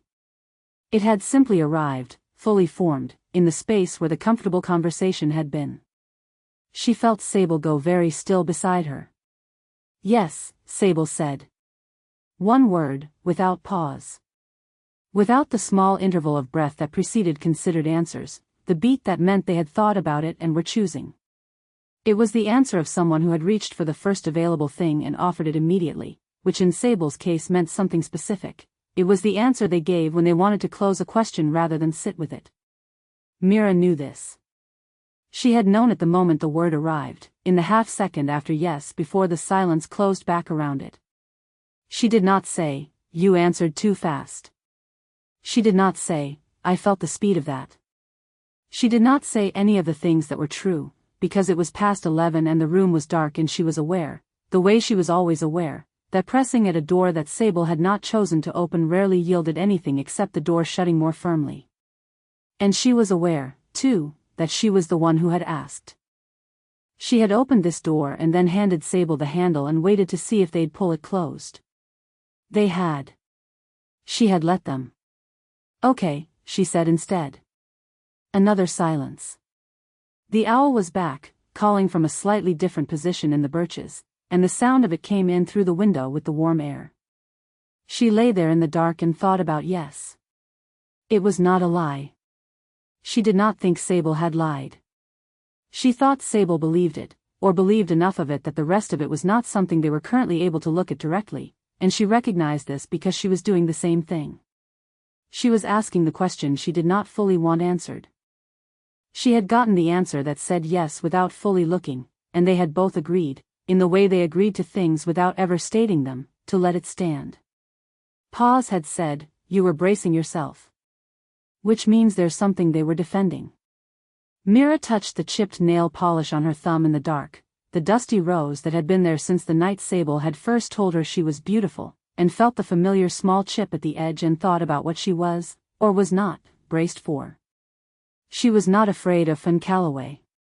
She had been right about that. But she was afraid of something, or the word afraid was not quite right. She was aware, in the warm dark with her thumb on her chipped nail polish and Sable's too fast yes still in the air, of a question she had been moving around for longer than Fan had been here. A question that had been there before him. That would be there after him. "Do you think we're happy?" Yes. Both of them believing it and both of them unable to look directly at it and both of them aware, she was now certain, that the other one was doing the same thing. She did not say this. She let her thumb rest against the nail polish and let the owl call its way through the dark and eventually, much later than Sable, fell asleep. In the morning she made coffee and Sable came in from the early studio check and they sat at the kitchen table and talked about the day's plans, and neither of them said anything about the night, and this was normal, and this was fine, and Mira was aware with a new and faint and persistent quality of attention that fine, here, was also a door. She had been thinking about doors. All the ways she and Sable used language to be near things without touching them. Fine. Good. Still there. Yes, said two quickly. The entire vocabulary of two people who knew each other well enough to know exactly how to avoid the rooms they'd agreed, without agreeing, not to enter. She drank her coffee. The morning light came through the kitchen window at the angle it came at this time of year, cutting low and gold across the table, and Sable was reading something on their phone and she could see the small furrow between their brows that meant they were focusing, not troubled. The silver in their locks caught the light. The mug in their hands was the old amber one from year 2 of their time together. She thought about a lot of things that morning, quickly and without landing, the way thoughts moved when something underneath them was pressing up. She thought about all of them and did not name any of them and went about the day. There was, she told herself, no hurry. She did not examine whether this was wisdom or avoidance. The morning continued. The coffee was good. The light was generous and warm, and across the table was the person she had chosen and kept choosing, and this was still, despite everything she was circling, the simple true thing at the center. She held on to that. She went about the day. Chapter 9. How Fun moves through a room. By the end of Fun's third week, the land trust had quietly reorganized itself around his presence the way it reorganized around all new presences, not dramatically, not all at once, but in the gradual, almost geological way of a community that had been the same shape for long enough to have settled into its habits and now found one new element in the mix. What Sable observed, from their usual position of slightly attentive remove, was this: had him on the accounts by week 2. Not helping with the accounts, which was Mira's territory, but receiving an explanation of the accounts, which was the thing did with residents she had decided to trust with the land trust's actual condition.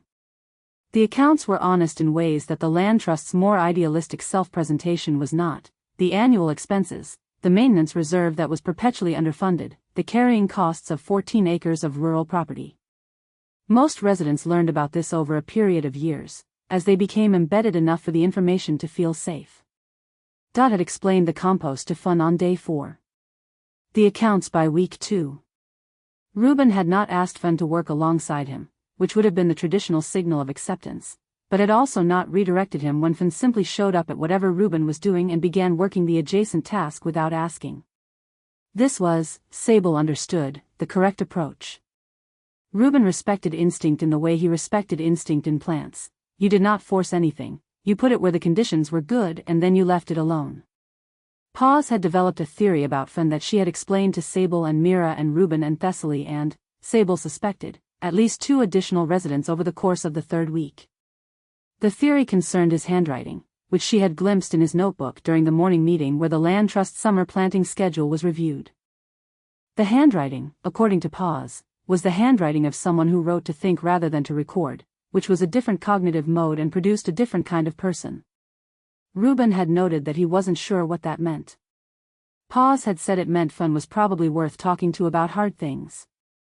Thessaly had not said anything about Fun to anyone, as far as Sable knew, because Thessaly did not generally say anything about anything to anyone. But Sable had noticed, and filed, the particular way Thessaly watched Fun work, not with suspicion, not with the careful social triangulation they applied to most newcomers, but with something more like recognition. Thessaly did not speak to Fun in Sable's presence. They seemed to share the quality of people who had been in the same room for a long time without needing to acknowledge it, which was either communion or mutual avoidance, and Sable could not yet determine which. What Sable noticed about themselves, in Fun's presence, was the absence of their usual monitoring. This was the thing they kept returning to. In any social context of more than 2 or 3 people, Sable ran a background process that they had never entirely named but that functioned like a low-level audit. How much of themselves were they showing? How much was the appropriate amount? Was their effect reading correctly? Were they taking up the right amount of space? It was not anxiety exactly, or had not been for years. It had become simply the mode in which they occupied group spaces, as automatic as the thumb moving against the finger. They were not performing, they had long since decided. They were simply calibrating. In Fun's company, the calibration slowed. Not because Fun demanded authenticity or made speeches about authenticity or created a space of deliberate safety, nothing of the sort. It was more that Fun had so clearly stopped performing himself, was so evidently in the process of actually figuring out what he thought and saying it, that the calibration felt in contrast somewhat pointless. You could not perform at someone who wasn't performing. The gap became visible. They were in the studio on a Thursday afternoon when this became most clear. Fun had come by to return a hand shovel he'd borrowed from the tool wall, and he'd stayed because the firing was in its last hour and Sable was doing the cooling stage checks, and there was, in the studio at that hour, the particular quality of suspended time that kiln firings created. Fun sat on the low bench and looked at the work on the shelves and asked questions that were specific and genuine. What was the difference in the finished surfaces between the gray-glazed functional ware and the unglazed natural clay? What did cone 6 mean in practical terms? What was the piece on the far shelf? Still the gallery bowl, Sable said. Still. Still. Fun looked at it. Has anything changed? Since you told me about it. No, Sable said. Then, I've been closer to it. Closer how? They thought about how to answer this. I stood in front of it for a long time last week, they said. Without retreating. That's more than I've done in 4 months. Fun nodded. He did not offer an interpretation of this or a solution. He just absorbed it with the quality of attention that Sable had come to recognize as simply the way Fun received information, fully, without immediately doing anything with it. Reuben said it's ready, Sable said. What do you think? I think he's right. They looked at the bowl. I think I'm the thing that's not ready. There was a silence that was not uncomfortable. Outside, the land trust was conducting its late afternoon. Someone's radio, the sound of the gate, Paz's voice in the middle distance talking to someone about something that involved a lot of hand gestures, based on the quality of the pauses. Can I ask you something? Fun said. Yes. He was quiet for a moment, the way he was quiet when he was choosing a question carefully, not to make it palatable but to make it accurate. When you make something, he said, and it comes out different than you planned. Better, or more honest, or something you didn't expect. What does that feel like? Sable thought about the mugs. About the bowl. About the question of whether there was a difference between the work they made and the life they were living inside. Uncomfortable, they said. At first. Then, if it's actually better, there's a kind of relief. Later. How much later? Depends on how honest it is. Fun smiled slightly at this, which was a small and private smile that did not seem meant for an audience, the smile of someone who had recognized something. Yeah, he said. That tracks. The kiln ticked through its cooling sequence. Outside the sky was going the first shade of orange that meant dinner was an hour away and the community would begin accumulating toward the hall. Sable monitored the temperature gauge and thought about Fun's question and about the bowl and about the particular nature of things you made that were more honest than you planned for, and what you did with them once they existed. On the evenings Fun did not eat with the community, he ate alone, or cooked simple things alone in the small kitchen of the west cabin where he was staying and wrote in the evenings. Sable knew this because the west cabin's window was visible from the studio's north window, and on the evenings they worked late there was often a lamp on in the west cabin window, a small yellow square of it, and Sable knew it was Fun's lamp and occasionally looked at it for longer than was strictly necessary. He had mentioned, once, a phone call he had taken outside. He had come back from it quieter than he'd left, and Mira had asked him later, gently, if everything was all right, and he had said yes with the quality of someone for whom yes was the accurate and also not quite complete answer, and Mira had not pushed. They had not spoken of it again. Sable had filed it. Whatever Fun had come here carrying was not absent. He was just being careful about where he put it down. There was a community dinner that Thursday, and Sable arrived from the studio to find Mira already there, already in motion between the kitchen and the table, already doing the quiet organizational work that preceded a shared meal. Fun was talking with Thessaly at the far end of the table. Sable registered this because Thessaly did not normally talk with people at dinners, not at length, not with any visible ease. But they were talking with Fun now, or Fun was talking, Thessaly was listening with an attention that was more engaged than their usual watchful neutrality.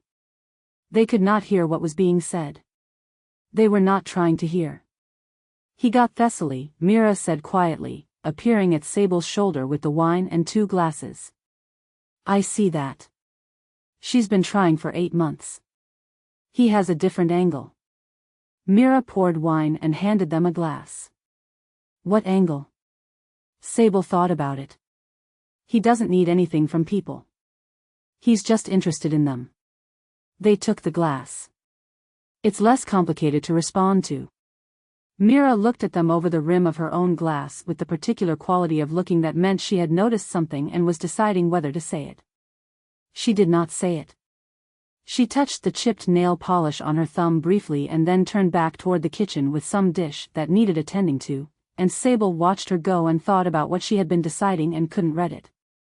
Dinner was good. The conversation was the ordinary layered thing of a community that had been living together long enough to have multiple simultaneous threads, and Fun moved through it without disrupting it, saying the right things in the right places and leaving spaces for others in a way that was either social grace or long practice or both. Paz watched him with approval. Reuben ate in his patient way, occasionally contributing, occasionally not. Dot told a story about the land trust's third year that Sable had heard before and which still landed differently each time she told it.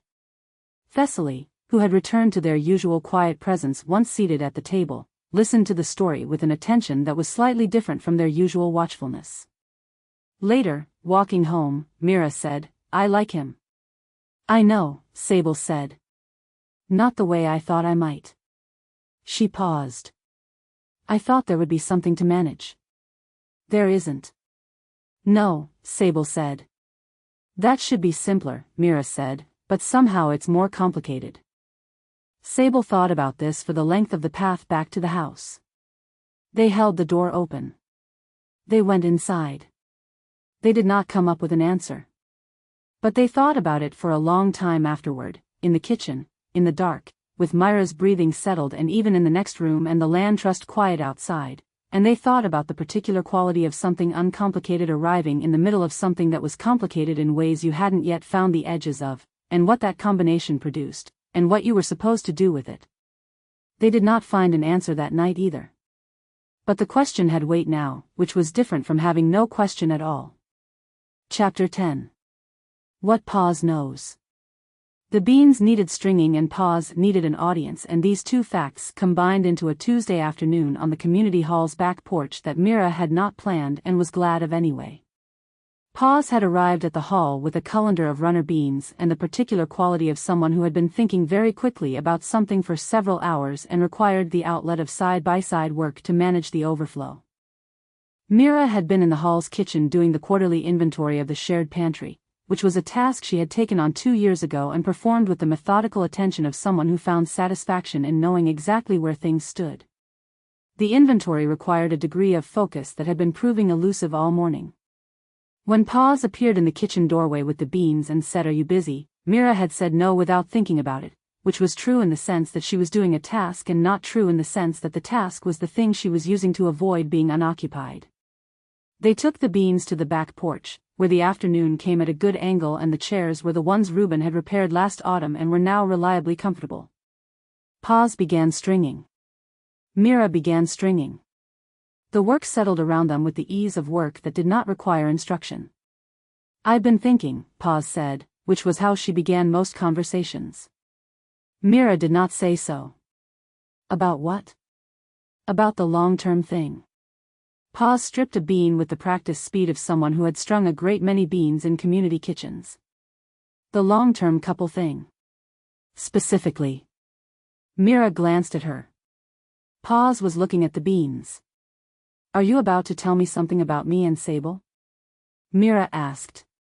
"I am about to tell you something about a couple I knew 4 years ago," Pause said, with the particular serenity of someone who had decided in advance that the distinction was load-bearing. "Who are not you and Sable." "Of course." "Genuinely," Pause said. "Valentina and her partner." "You don't know them, they were friends from before the land trust. They'd been together for 6 years and they were, by any observable measure, excellent. They had the kind of partnership that people described as goals and meant it.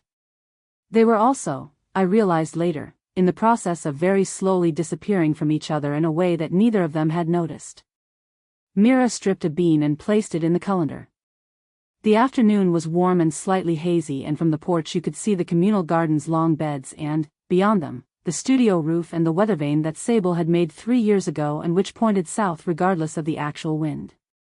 A small ongoing joke between them. "What do you mean, disappearing?" she asked. "I mean that they had stopped fighting," Pause said. "Not resolved their conflicts. Stopped having them. Stopped having the conversations that were difficult to have and replaced them with something that was not silence, exactly, but agreement. Automatic agreement. They agreed on everything in the way that people agree when they've decided the disagreement isn't worth the energy." Mira set down the bean she was holding. Then she picked it up again and kept working. "That sounds peaceful," she said. "It sounds peaceful," Pause agreed. "It looked peaceful. And then Valentina called me from her sister's apartment one night and said that she had realized, at a dinner party, that she'd had no idea what her partner actually thought about something that mattered. Something significant. And when she tried to remember the last time she genuinely heard his opinion on something that required a real opinion, she couldn't. She could remember what he'd said. She couldn't remember it feeling like something he actually believed rather than something he'd offered because it was the easiest answer. Paws stripped 3 beans in quick succession. Outside, somewhere past the garden, the rooster offered his irrelevant opinion about the afternoon. Mira did not say anything. "The thing is," Paws said, "it's not a failure." That's what I told her. It's not a failure of the relationship, it's not a failure of love, it's just something that happens when 2 people have been together long enough and are both kind enough to not want to be the source of the other one's discomfort. You stop requiring things of each other. You stop saying the things that might land hard. You keep the surface smooth and you mistake the smooth surface for the thing underneath being smooth. And it isn't. Mira looked at the bean in her hands. It was a good bean, this year's planting, the runner variety that Reuben had sourced from somewhere and that had come in better than the previous 2 years. She had planted half of these herself. She knew exactly how they'd grown. She was aware, with a quality of precision she did not usually allow herself, that Paws was not describing Valentina. Or was describing Valentina and also describing something Paws had noticed and was choosing to deliver this way, wrapped in enough distance that Mira could take it or leave it, that no one's dignity required defending, that the conversation could continue about beans and compost and tomatoes and no one had to acknowledge that anything had landed. This was what she meant, when she thought about Paws's friendship. The care in the delivery. The precision of the indirection. And the things that aren't worth the energy, Mira said, keeping her voice even, are always exactly the things that are. Usually, Paws said. Yes. Usually. A pause. The garden. The studio roof. The weather vane pointing south, the one Sable had made 3 years ago, the small ongoing joke between them about its complete indifference to the actual wind. Paws was not looking at her. Paws was stringing beans with absolute focus, in the way of someone who has said what they came to say and is now simply occupying themselves while the listener does whatever they need to do with it. She had not looked at Mira while she was talking. She had not, as far as Mira could tell, been aware of landing anything in particular. She had been talking about Valentina. She had been talking about 4 years ago. This was not a message she had wrapped in a story, it was a story that happened, with perfect unplanned accuracy, to contain something that was not about Valentina at all. Mira set the colander on the low table between them. "I should check on the pantry inventory," she said. Paws said. "The lentils were low last time I looked." "I'll check." She went inside. She stood in the hall kitchen for a moment with her hands at the sink under the running water, longer than the purpose required. The water was cool and she ran it over her wrists in the way she sometimes did when she needed to locate herself in a physical fact. Her wrists. The water. The kitchen. The afternoon outside the window, going about its business. She turned off the water and dried her hands and went back to the pantry inventory and did not think about what Paws had said. This was not true. She thought about it with the persistent quality of a thing that had been dropped into standing water, the way the surface settled but the movement continued underneath, invisible and ongoing. She thought about it while she counted tins of tomatoes and bags of rice and the 2 remaining jars of the honey from the hives at the property's western edge that had not been replaced since the hive failed last summer. She thought about it while she made the list and updated the shared document on the hall's old laptop and washed her hands again at the kitchen sink for no particular reason. They had stopped having the difficult conversations. She knew this. She had known it for longer than she had allowed herself to know it, in the way you knew things that were uncomfortable, at a slight remove, in the third person, about a version of yourself you could assess without quite inhabiting. She knew that there were things she and Sable moved around and had been moving around and that the moving around had become so habitual that it had taken on the quality of geography, of simply the way the room was laid out. She knew what some of those things were. She did not look at them directly. She finished the inventory. She wrote up the list. She went back to the porch and strung beans with Paws for another half hour, and they talked about Clem's evolving position on the compost and whether the late-planted tomatoes were going to have enough season to ripen and Paw's ongoing project of getting Reuben to expand his opinion-giving vocabulary beyond 2 or 3 words, and it was a good afternoon, genuinely warm and uncomplicated in the way of time spent well with a person you liked. When she went home, Sable was already in the kitchen starting dinner. The studio door was visible from the kitchen window and the studio light was off, which meant they had come in before Mira arrived, which was less common now than it used to be.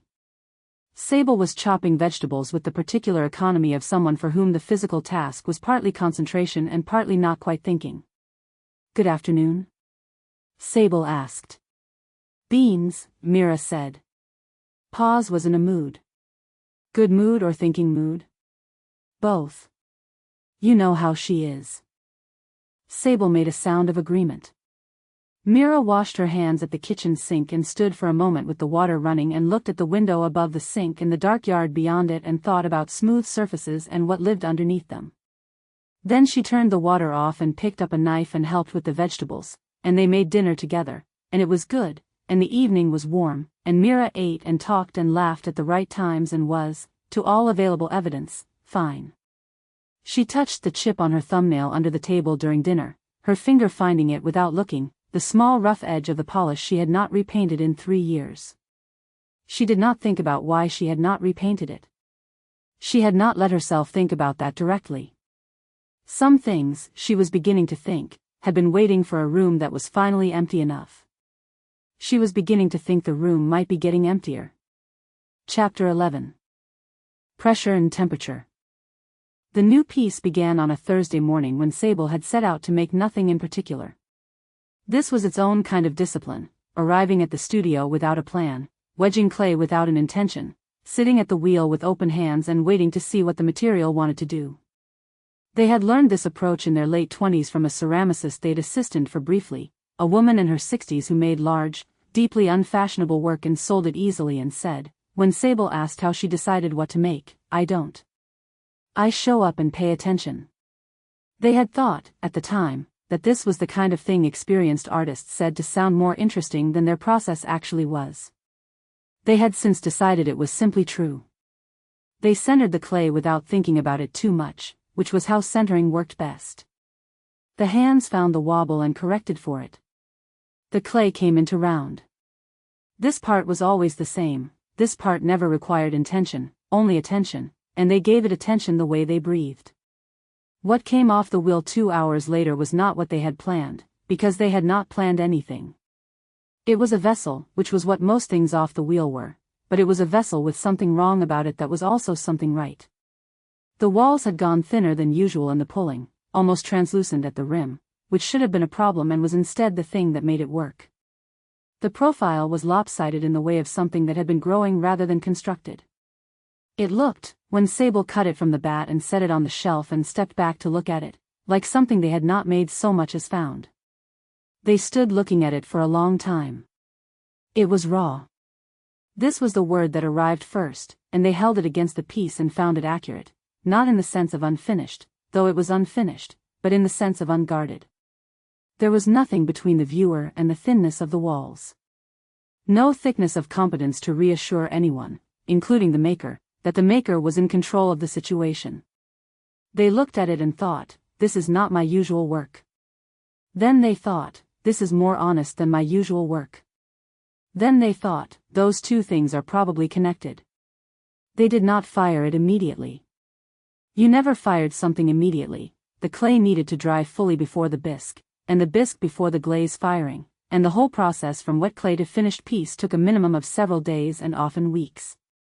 What they did was leave the piece on the shelf in the position where they had set it and go make coffee and come back and look at it again, and it was still the thing it had been when they left.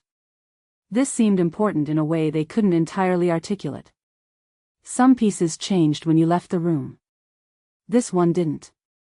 The unfinished gallery bowl was on the shelf to the right of it. The new piece and the bowl were now in direct proximity for the first time, and the comparison was informative. The bowl was technically more accomplished, formally more resolved, the work of a ceramicist who had been refining their approach for years. The new piece was none of those things. The new piece was the work of someone who had momentarily stopped managing the outcome. Sable looked at them both for a while. Then they drank their coffee and went to check on the kiln and did not touch either piece. The week proceeded. The new piece dried on the shelf. Sable worked around it, making the functional wear, responding to the gallery email at last with an apology for the delay and a revised timeline, splitting wood with Ruben on Wednesday afternoon. They did not show Mira the piece. They did not show anyone. This was not strategy, it was the instinct of someone who had made something they were still too close to have words for, and who knew that other people's words would arrive before their own if they let them. On Friday evening, Finn came by the studio.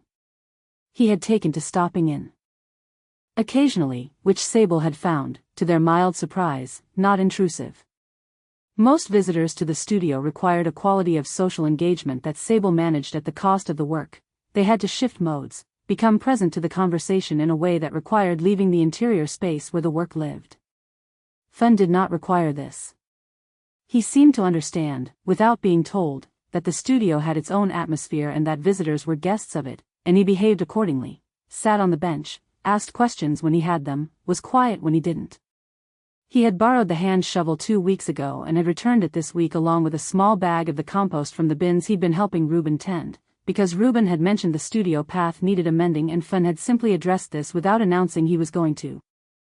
He came in now and looked at the shelves in the way he looked at things, which was with the quality of genuine attention rather than the performance of it. His eyes moved along the functional wear, the crate of bisque pieces awaiting their glaze firing, the test tiles. And then they stopped. "That's different," he said. He was looking at the new piece. Sable said nothing. Finn crossed the studio and stood in front of it, his hands in his pockets, and looked at it with the quality of attention he gave most things that interested him. He did not look at the bowl beside it, or if he did, he looked at it only in relation to the new piece, as context. "Is this recent?" he asked. "This week." He turned slightly. "It's different from your other stuff." "I know." He looked at the piece again. There was a quality to his looking that Sable was aware of. It was the looking of someone who was not assessing the piece against a standard they brought with them, but rather trying to understand what the piece was on its own terms. This was rarer than it should have been. Most people looked at objects against the template of objects they already knew. "Is that good?" he asked. He said it simply, with genuine curiosity rather than a prompt toward a particular answer. Sable considered this. They thought about the morning, the clay, the thinness of the walls they had not planned for and had followed anyway. They thought about the word raw and what it meant when applied to work rather than to material. They thought about the gallery bowl on the adjacent shelf, finished and unfinished, waiting for something Sable had not yet been able to give it. They were aware, in the moment before answering, that they did not know the answer. They were aware that not knowing was itself informative. A ceramicist who could not say whether a piece was good or not was a ceramicist in the middle of something they hadn't finished understanding. "I don't know yet," they said. Fun nodded. He looked at the piece one more time, then looked at Sable with the quality of attention he also gave to people, which was the same quality he gave to objects, genuine, patient, not requiring anything in particular from what it found. "Does it need to be?" he asked. Sable looked at the piece. The walls caught the evening light through the studio window in the way thin things catch light, from the inside outward, a faint luminescence where the clay had gone near translucent at the rim. It was a fragile piece. It might not survive the firing. Things went wrong in the kiln for reasons you hadn't anticipated, and thin walls were always a risk, and this particular thinness was beyond what Sable would have made deliberately. "No," they said. "Not yet." Fun's expression shifted slightly, the small movement of someone who had received an answer that mattered. He did not explain why it mattered. He sat down on the bench and they talked for a while about other things, the writing he was doing, which he described in the same oblique way he described most things about himself, accurate but not complete, the compost situation, which was resolving in Dot's favor, a conversation he'd had with Ruben about whether the north fence posts needed concrete footings or whether the local soil was stable enough without. Sable listened and talked and watched the evening light move across the studio floor and felt, with the quality of noticing something that had been true for a while, that they had not been monitoring their own presentation for the last hour. The calibration had slowed or stopped. They were simply in the room, simply talking, simply there. This was the thing they kept not knowing what to do with.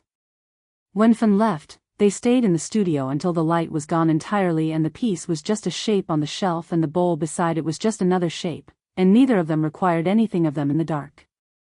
Then they fired up the studio's small lamp and sat at the worktable and looked at the studio notebook and wrote, in the cramped technical handwriting they used for glaze calculations, a single question they had been not asking for months. They stared at it for a long time. They did not answer it.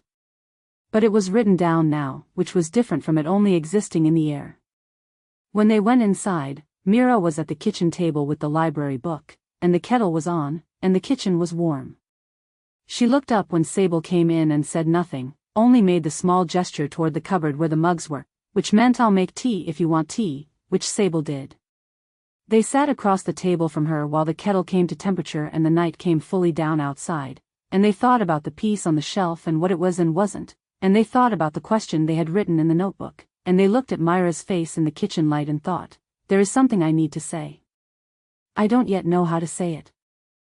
They didn't say it that night. But it was there now, alongside the piece on the shelf, alongside the question in the notebook, alongside the bowl that was still unfinished. A different texture of waiting. Chapter 12.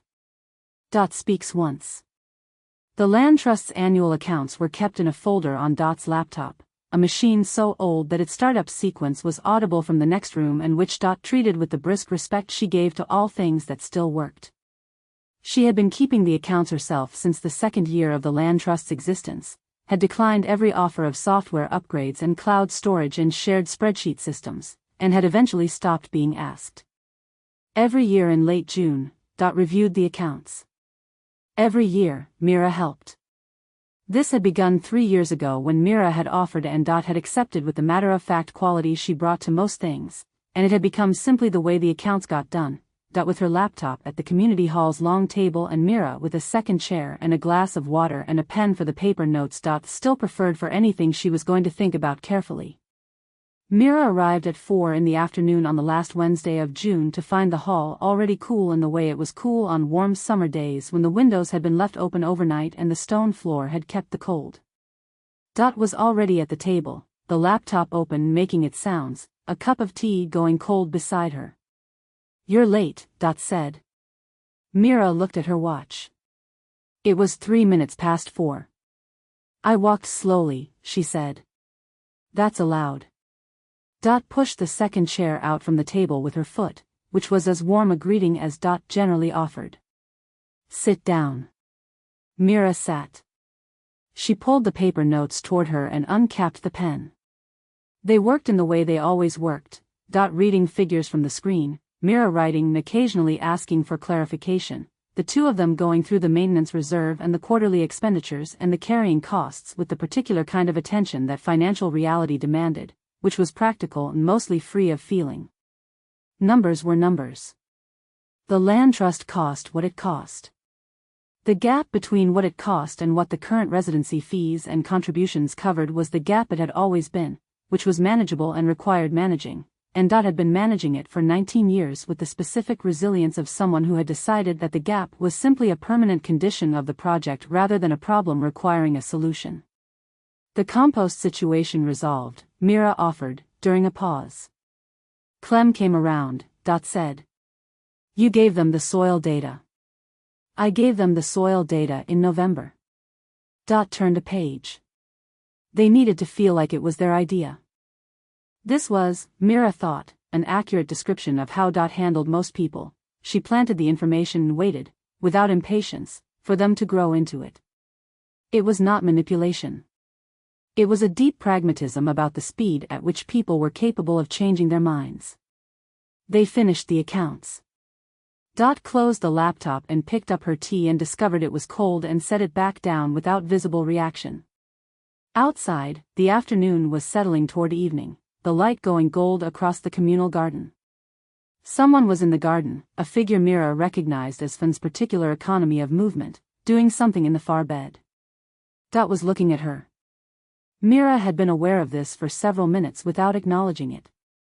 Dot had a quality of looking that was distinct from most people's looking. It had the patience of someone who was willing to wait as long as necessary for whatever they were waiting for, and it did not perform waiting. It simply waited. It had always made Mira slightly uncomfortable, not because it was unkind, but because it was accurate in a way she could not prepare for. "What?" Mira said. Dot did not smile. "You look like someone who's been waiting for something for a long time." Mira put the cap back on her pen. She did it slowly, with attention to the small task. "I don't know what that means." "Yes, you do." This was said with the same tone Dot used for the soil data and the nitrogen ratios and the winter the heating system failed, as information, plainly offered, with no particular investment in what happened next. It was not gentle and it was not unkind, and it was precisely what it was, and Mira held it for a moment with the quality of something she had not asked for and could not put back. "I don't know what I'm waiting for," she said finally. This was more honest than she had intended. Dot absorbed this. She picked up her cold tea, reconsidered, set it back down. "That's a different problem," she said. "From knowing what it is and not knowing when it's coming." A pause. "Easier, I think. The not knowing what is usually simpler than the not knowing when." Mira looked at her. "How so?" "Because the what has a tendency to announce itself," Dot said, with the particular quality of a woman who had been on the land trust for 19 years and had watched many people's what announce itself at various degrees of inconvenience. "Usually when you're washing dishes." Mira thought about the kitchen. About 11 o'clock in the dark and Sable's too fast yes. About Pa's story about Valentina. About the nail polish she had not repainted. "And the when?" she asked. Dot stood up from the table with the ease of someone who had long since accepted the particular indignities of being 67 and was managing them without complaint. She picked up the cold tea and walked toward the hall's kitchen, then paused at the doorway. "The when is usually sooner than you think," she said. "And rarely convenient." She went into the kitchen. The tap ran. The sound of the kettle being filled. Mira sat at the table in the late afternoon light with the pen in her hands and the paper notes in front of her and the figures they'd been working through still visible at the edge of her attention. Through the hall's south window, the garden was visible in the long evening light, and in it the figure of Finn moving along the far bed with the quiet attention he gave to physical work. Beyond the garden, the studio roof and the weather vane. Beyond that, the house. Everything in its place, visible and accounted for. She thought about what Dad had said. "You look like someone who's been waiting for something for a long time." Not, "You look unhappy." Not, "I can see something's wrong." Just, waiting. As though unhappy and wrong were not the right categories for whatever Dot had seen, and waiting was. This felt accurate in a way she needed to sit with. She had been waiting, she thought. But waiting implied anticipation of something specific, which was not quite right either. It was more that she had been standing in a room she had locked from the inside and had been standing in it for so long that she had stopped noticing the lock, and someone had just said, in passing, without any drama, "You've been in there for a while." The kettle whistled in the hall kitchen. Dot appeared with 2 fresh cups and set one in front of Mira with the brisk competence of someone who had been making tea for other people for 67 years and had no interest in making a moment of it. "Drink that," she said. "It gets cold fast in here." Mira drank it. They talked about the accounts for a few more minutes, the maintenance reserve, the timing of the end of summer review. Dot had opinions about the North Slopes drainage that she delivered with the same tone she delivered everything else, which was, "Here is what I know, do with it what you will." When Mira left, the sun was low and the shadows were long across the path. She walked the long way home, around the upper field, not because it was warm enough to warrant it, though it was, but because she needed the time. The path through the field was the one she walked when she needed to think without quite thinking, the walking doing the work that the mind couldn't do head-on. She thought about the accounts, which balanced. She thought about the compost, which had resolved. She thought about Dot's face across the table and the particular quality of being seen by someone you had not invited to see you and finding, to your mild surprise, that you did not mind. She thought about the question that had not asked, which was, "What is the thing you've been waiting for?" She thought about it for the full length of the upper field path, and by the time she turned south toward the house she had not found the words for it, but she had found its shape. It was there in the room with her, a shape she knew the outline of without being able to name the thing itself. Something that had been waiting a long time. Something that knew the room it was in and was patient enough to wait until the room was ready. Sable was inside when she got home. She could see the kitchen light. She could see, through the window, Sable at the counter with their back to her, doing something, living their life inside the house they shared. Mira stood outside for a moment in the evening air and looked at this ordinary thing and thought, we are going to have to talk. Not because something is wrong. Because something needs saying, and we have been not saying it for long enough that the not saying has become its own weight. She did not know yet what the something was. She thought, soon. Then she went inside, because the evening was warm and Sable was making dinner and there was nowhere she would rather be. She just needed to remember, when the time came, how to say the thing she had spent 4 years agreeing not to say. Chapter 13. The question on the back steps. It happened by accident, the way most things at the land trust happened by accident. 3 people, an evening with nowhere particular to go, and a bottle of something cheap and dark that Paws had left on the community hall's back step with a note that said, for whoever needs it, I don't, I've got a headache, and a drawing of a small face with excess for eyes. Sable had come out for air after the community meeting, which had gone longer than necessary because the drainage question on the north slope had resurfaced and Clem had opinions that were not wrong but were also not brief. They had been sitting on the back steps for 10 minutes, watching the tree line go from green to gray in the late dusk, when Mira appeared from the hall side door with the bottle and 2 glasses and said, "Fun's coming." He was behind me. She sat beside Sable on the step, close enough that their shoulders touched. She poured without asking. Fun came out a minute later. He looked at the 2 of them and the bottle and the extra step and said, "I can go." He said it like he meant it, which was the thing about Fun, his offers to leave were genuine rather than social. "Sit down," Mira said. He sat. Sable passed him a glass and Mira poured, and for a few minutes they sat in the particular quiet of 3 people who did not have to perform for each other, looking out at the evening coming down over the land trust. The birches had gone silver. The rooster was long done for the day. Somewhere in the direction of the western boundary, someone's wind chime offered its irregular opinion. The conversation, when it started, was easy. That was the word for it. Fun had been on the land trust for 6 weeks and had acquired, without apparent effort, the quality of someone who had been here longer. He knew the land trust's rhythms now, knew which arguments were seasonal and which were permanent, knew when a community meeting was going well by the specific quality of Dot's silence. He had earned Reuben's side-by-side companionship, which Mira had noted and which Sable had noted her noting. He had done it without trying, which was the only way it could be done with Reuben. They talked about the meeting. About whether the north slope drainage would be resolved before the wet season or would become, like the compost and the rooster, a permanent feature of the land trust's conversational landscape.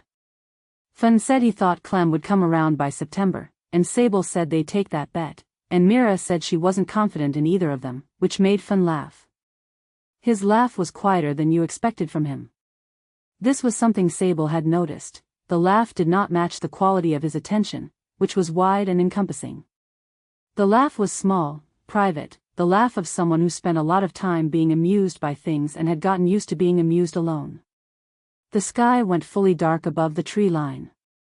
The stars came out in the way they came out here, far from the ambient light of any city, which was with the quality of something that had been waiting just behind the surface and had finally found the door open. They were quiet for a while. Not an uncomfortable quiet. The comfortable quiet of people who had run through the easy things and were sitting with whatever was underneath without needing to name it. Fun had been looking at the tree line. He had a glass in his hand that he turned slowly, not drinking, just turning. When he spoke, it was in the same unhurried register he used for most things, but there was a quality to it that Sable registered a half-second before the words landed, the quality of a question that had been forming for a while and was now simply being asked. "Do you 2 ever talk about what you want?" He was looking at the tree line still. Not at them. Sable was aware of this, the deliberate not looking, the way it made the question less like an intrusion and more like something dropped into the air between the 3 of them that anyone could pick up or set aside. "We talk all the time," Mira said. She said it warmly, with the ease of someone stating a true thing. It was true. They talked at the kitchen table and on the property path and in bed in the dark and over dishes and across the community hall table. They had a rich and functional language between them and they used it constantly. This was true. Fun turned his glass once more. "That's not what I meant," he said. He said it quietly.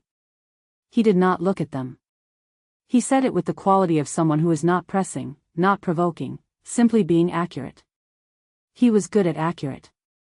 Sable had been watching him be accurate for 6 weeks and had registered, each time, the particular texture of it, the accuracy that did not require an audience, that did not want anything from the person it was accurate at. He had meant the question as a genuine question, and the follow-through was a genuine follow-through, and both of them understood this and it did not make it easier. Mira was quiet beside Sable.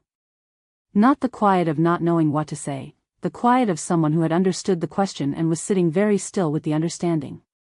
Sable turned their glass in their hands. The glass was cool and smooth and the evening air had gone from warm to the particular temperature that came after full dark in early summer, not cold but no longer warm, with the smell of the turned earth from the far beds and the faint sweetness of something blooming along the western fence. They turned the glass and felt the glass and did not look at Fun and did not look at Mira. They thought about a Tuesday in February, 4 years ago. Early light. The particular quality of the bathroom in winter, the way the cold gathered in the tile and came up through your socks regardless. Mira's face, which had been very careful, which had been composed into something that Sable had read at the time as, "This is how we are being." And Sable had matched it. Had been exactly that careful, exactly that composed. Had sat on that bathroom floor beside Mira and said nothing because the words would have meant naming it, and naming it would have meant allowing it to be a thing of a certain size, and neither of them had looked at each other and said, "How large is this allowed to be?" They had gotten up. They had made dinner. The floor tiles had been cold and then they had not been on the floor anymore, and then it had been evening, and then it had been the next day, and they had not spoken the word for it once. 4 years. Sable turned the glass. "I'm going to bed," they said. They said it without inflection, without explanation. They stood, set the glass down on the step, and said good night to both of them in the same quiet tone. Mira's hand moved slightly, a reaching that stopped before it completed. Fun said good night with no particular register, the way he said most things, simply, without loading it. Sable walked back through the hall and out the front door and across the dark property toward the house. The path was the one they had walked hundreds of times and they navigated it without thinking, through the familiar dip near the old fence post, past the hawthorn that overhung low and required ducking. The studio was dark. The house was dark except for the small lamp they always left on in the kitchen. They went inside. They did not turn on any other lights. They sat at the kitchen table in the lamp's small yellow circle and looked at their hands. The glass had been cool and smooth. The evening had been ordinary. The question had been genuine, which was the thing about Fun, which had always been the thing about Fun. He asked genuine questions and he waited for genuine answers and he did not take the easy exit if one was offered. He had not been asking about whether they talked. He had been asking something underneath that, something that moved along the floor of the conversation in the way that currents moved below the visible surface of water. Do you ever talk about what you want? Not, what you need, or what is wrong, or what you are not getting. Want. The specific word. Sable sat with their hands on the kitchen table and thought about wanting. About what they wanted that they had not said. About the distinction between the life they had built and the life they were living inside it, which was a distinction they had been almost aware of for longer than they could account for. About the bowl on the shelf in the dark studio 60 feet away, the bowl they had been circling for months, the bowl that was not the problem and had never been the problem but that held the shape of the problem the way a vessel held what it was made to hold. About February. About the bathroom floor. About the way Mira had been composed. They sat for a long time. The lamp was yellow and the house was quiet and somewhere across the property, Mira was still on the back steps or had left the steps, and either way she was in the evening that contained Fun's question, which was the same evening Sable was in, and neither of them was asleep. Sable went to bed. They did not sleep for a very long time. They lay in the dark with the window open and the land trust's nighttime sounds coming in, and they thought about wanting, and they thought about February, and they thought about the particular quality of the question as it had sat in the air between the three of them on the back step, accurate and patient and not requiring an answer. They had not answered it. They were aware, lying in the dark, that they had not answered it because they did not yet know what the answer was. Not the surface answer, which was available, which was easy. The actual answer, which was the one Fan had been asking for. They did not know yet. But the question was in the room now, and it had weight, and it was not going to thin out with time the way some questions did. It was going to remain exactly as heavy as it was, and they were going to have to find their way toward it eventually. They did not sleep until very late. When Mira came to bed, they were still. She settled beside them without turning on any light, without speaking, and lay in the dark, and Sable could tell by the particular quality of her stillness that she was not asleep either. Neither of them said anything. The owl worked through the dark in the birches. The land trust was entirely quiet. They lay beside each other in the same room that contained the same question, and did not sleep, and did not speak, and the night went on for a long time. Chapter 14. 11 days. The morning after was ordinary. This was the thing Sable kept returning to, in the days that followed, how ordinary everything was. The kiln still required tending. The mugs fired that week came out well, the grey glaze behaving as it was supposed to behave, the proportions correct, the handle sound.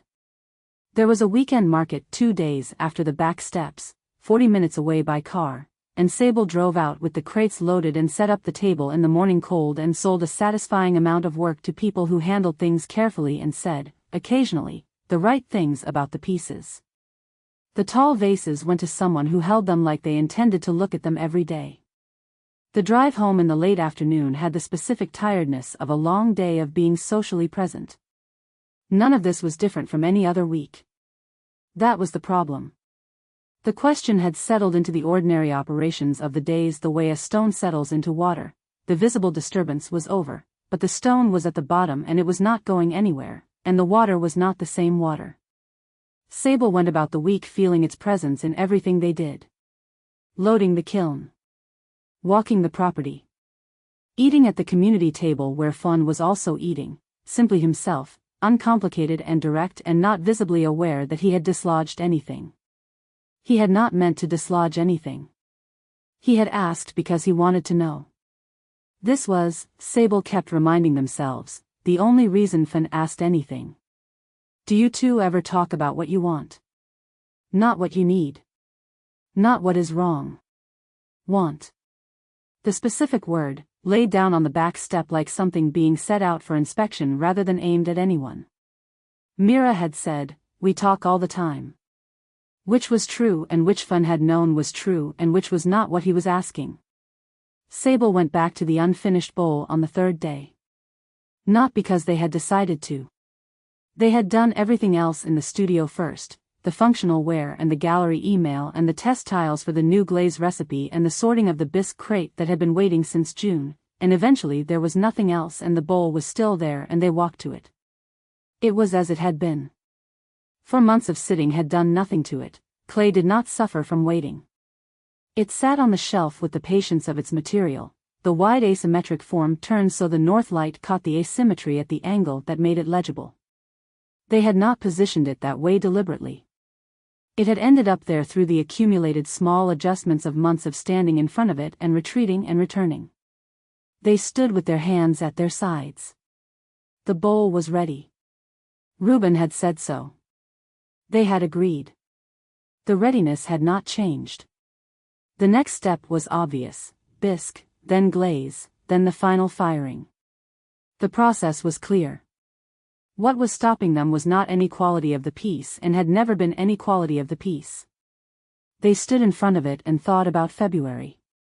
Not around it. They let themselves think at it, directly, which was different from the years of thinking around it.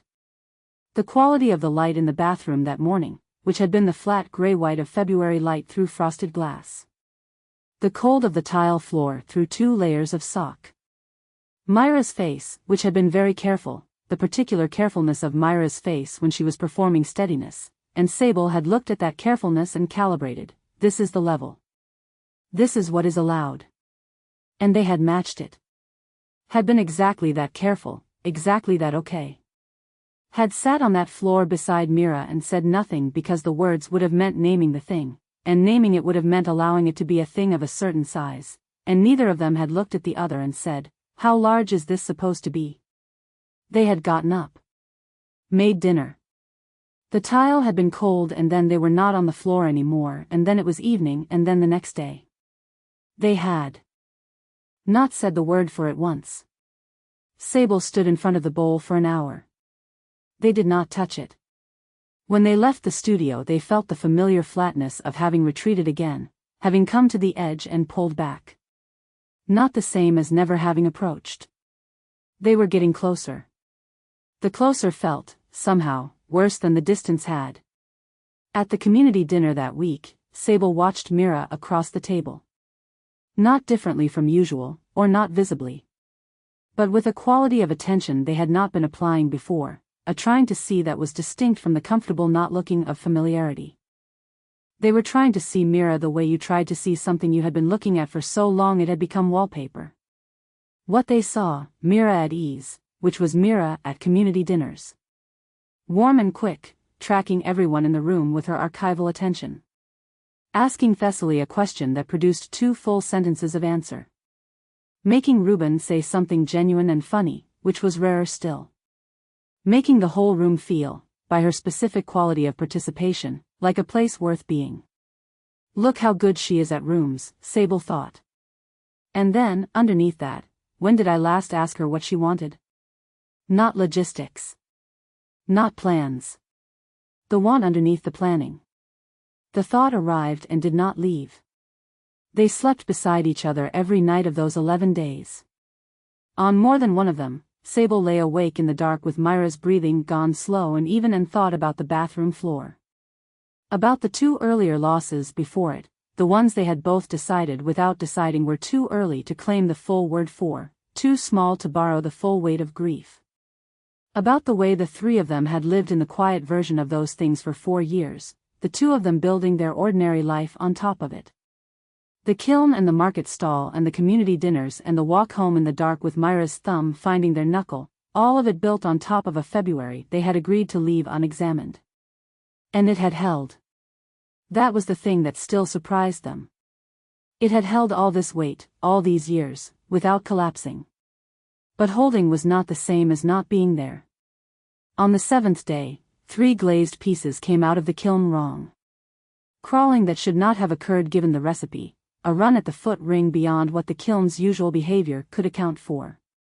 Sable unloaded the pieces and stood with them and felt the specific weight of work that had gone wrong for no clear reason, and thought without meaning to of the cracked plate on the shelf behind the crate, which had cracked in a firing that had also gone wrong for no clear reason, in the autumn before the year things got harder. They put the bad pieces in the reclaim bucket without lingering. You could not control everything the kiln did. You set the conditions correctly and you waited. On the 9th day, they went back to the bowl. This time they put their hand against the outer wall. The clay was cool. Bone dry, fully committed to its form. The wall gave very slightly under the pressure of the palm. It was as set as unglazed clay could be without entering the kiln, almost entirely, but not irreversibly. There was still a stage at which it could be undone, returned to raw material, the form dissolved back into the bucket. That stage was running out. Sable stood with their hand against the bowl and felt the clay and thought about what it meant to be committed to a form and not yet fired. About how you never knew, exactly, what would come out of the kiln. You set the conditions correctly and you waited and you accepted that the firing would do what it did. Their hand was on the bowl long enough for the warmth of their palm to transfer into the clay, or the cool of the clay into their palm, or both. When they took their hand away, they stood for a moment with their arms at their sides. The bowl had not changed. They had only touched it. But they had touched it and they had not retreated. That was the 9th day. On the 10th day, Mira cleaned the kitchen after dinner with an attention Sable recognized. She cleaned methodically, beginning with the counter nearest her hands, moving through the room with the particular focus quality she had when she was managing something she was not acknowledging. Sable dried the dishes and did not say anything, and they moved around each other in the kitchen's familiar choreography, and the kitchen became very clean, and neither of them said anything about why. On the 11th day, Sable stood in front of the bowl with their hands open. Not reaching.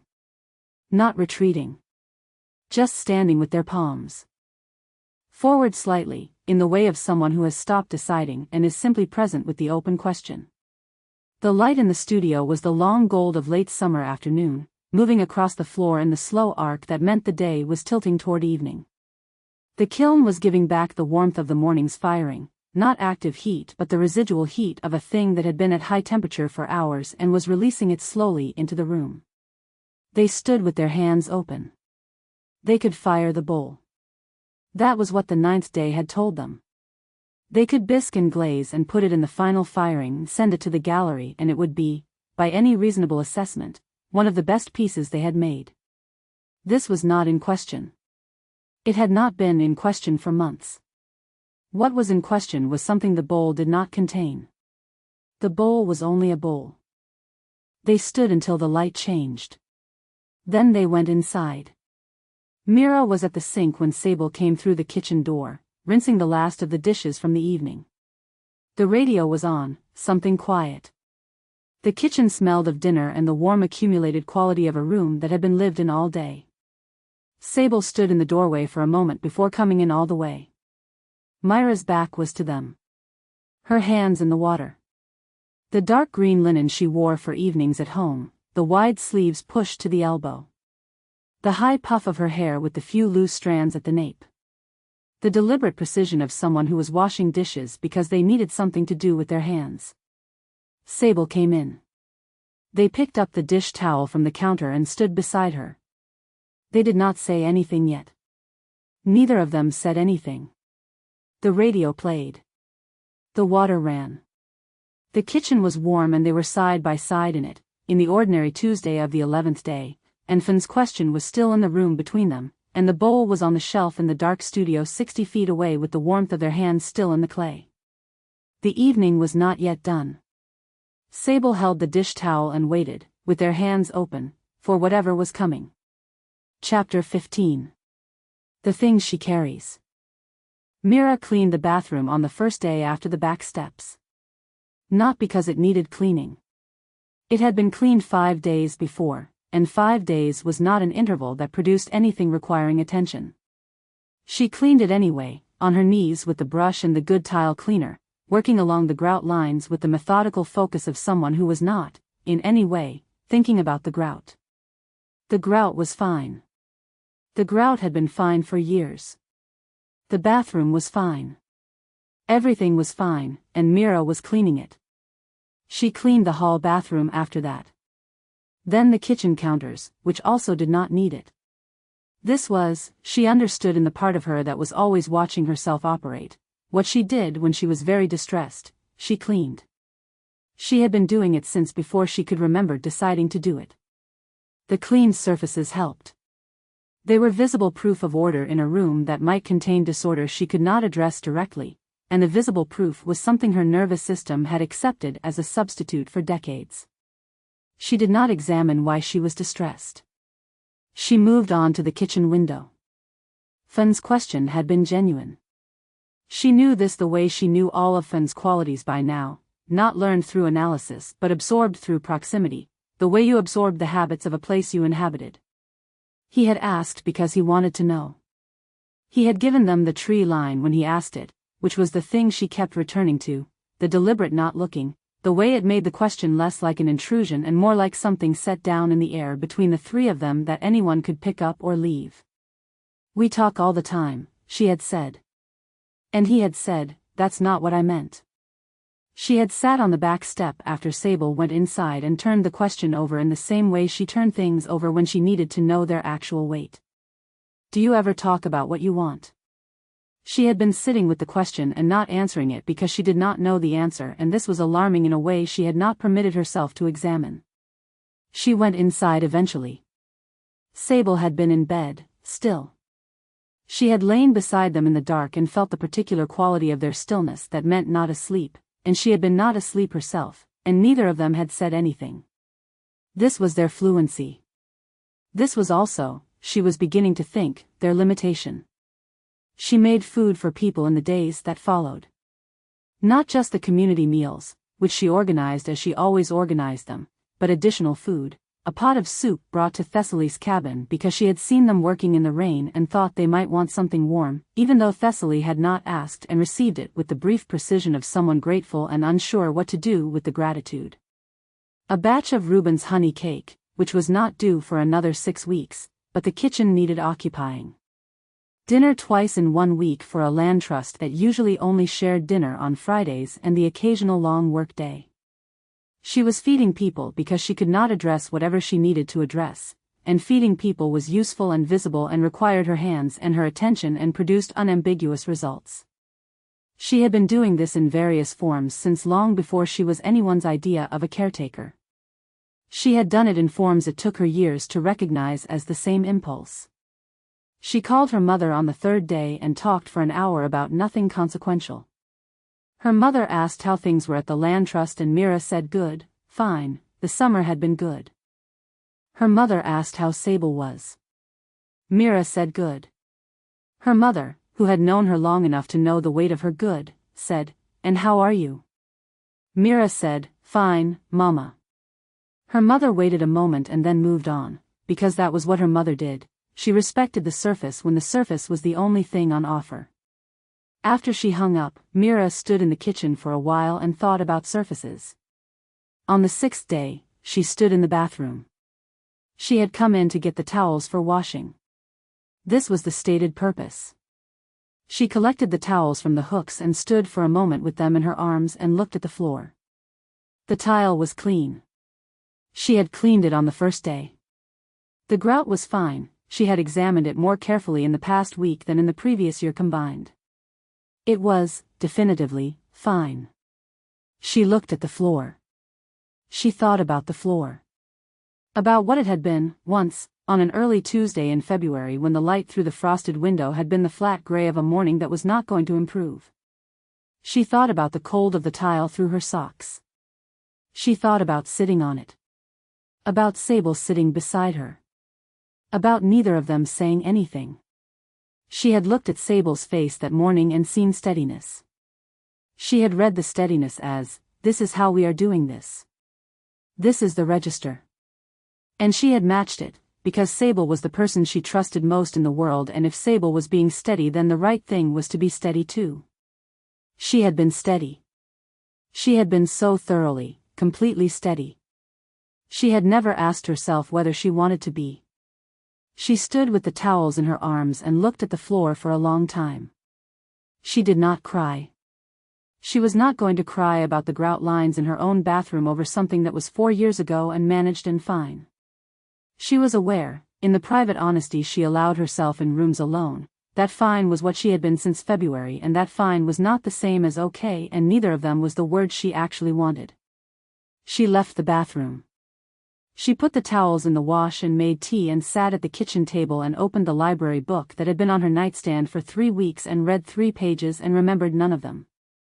On the 8th day, Paws came by with a paper bag of something she said she had too much of, which was the language Paws used when she wanted to feed someone without it being a thing. They sat on the porch and ate, and Paws talked in the wide discursive way of her thoughts, having had a conversation without her for several hours and now requiring the outlet of actual speech. Mira ate and listened and was glad of the normalcy. She did not say what was in the middle of the room with her. She almost did, once, when Paws paused and looked at her with the frank attention of someone who had noticed something and was deciding whether to name it. The moment passed. Mira changed the subject slightly and Paws followed, because Paws also knew when to follow. After Paws left, Mira washed the dishes from the porch and stood at the kitchen sink with the water running over her wrists and thought about what she had not said. She had not said, I think Fan asked us something I don't know how to answer.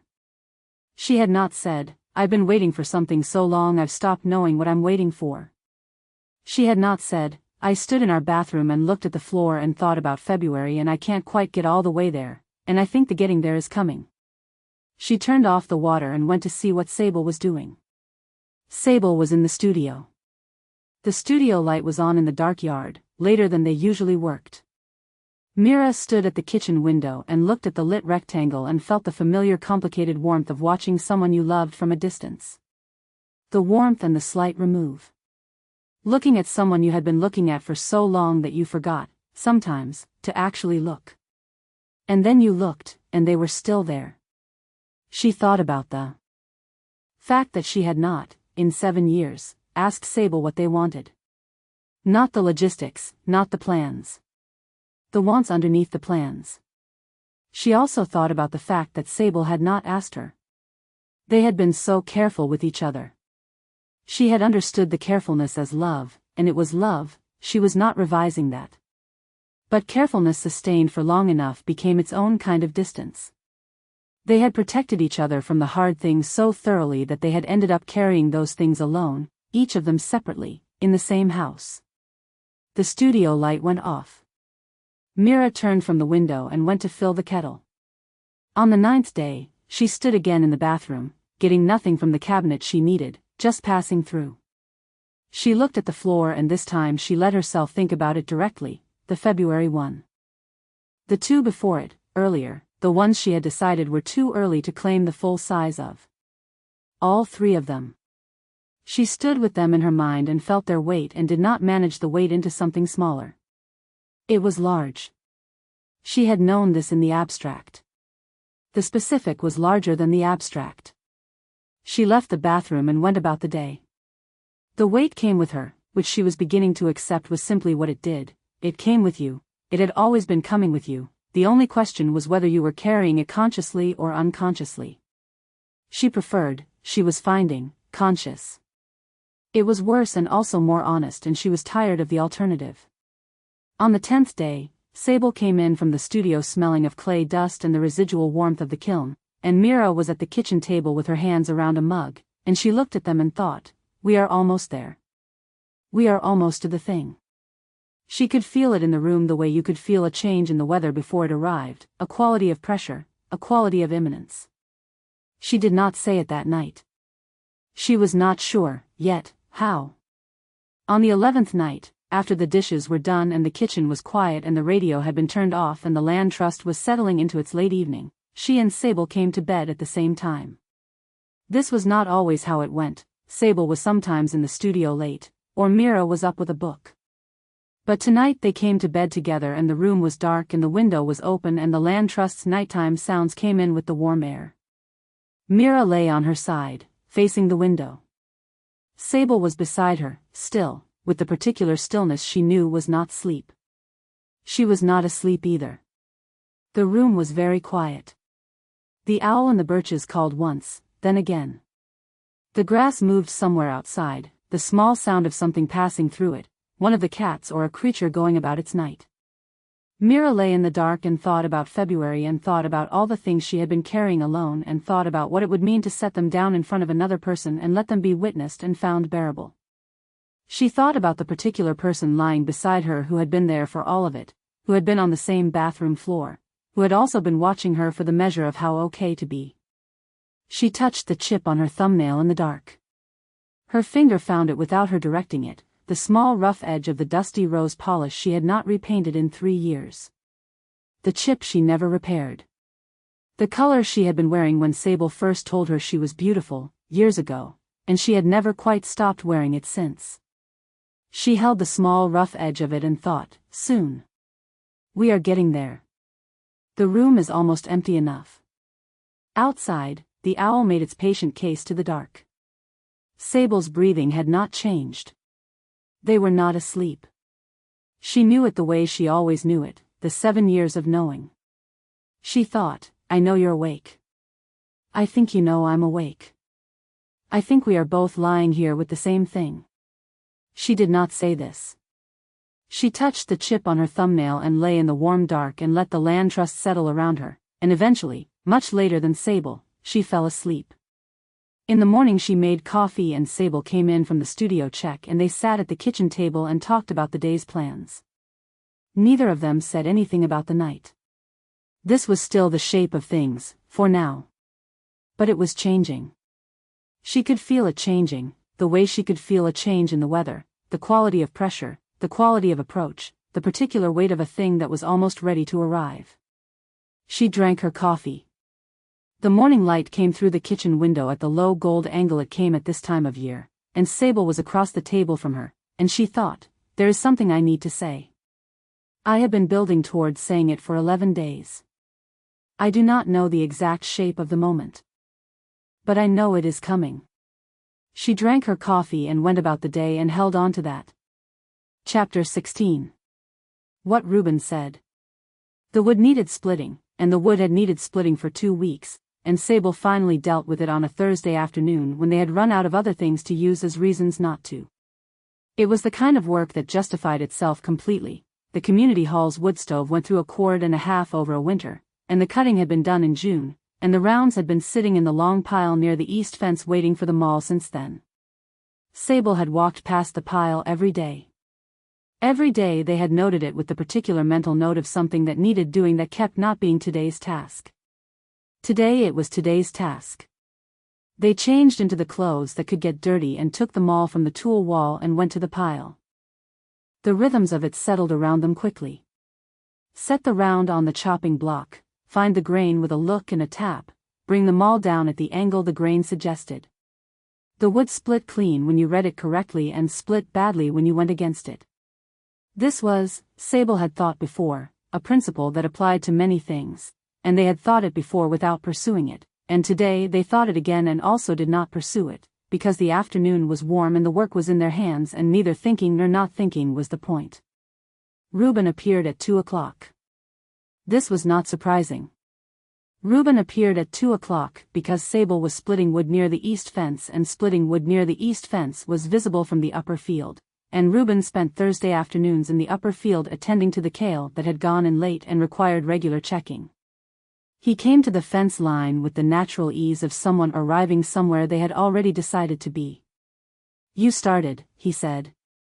2 weeks ago I should have started, Sable said.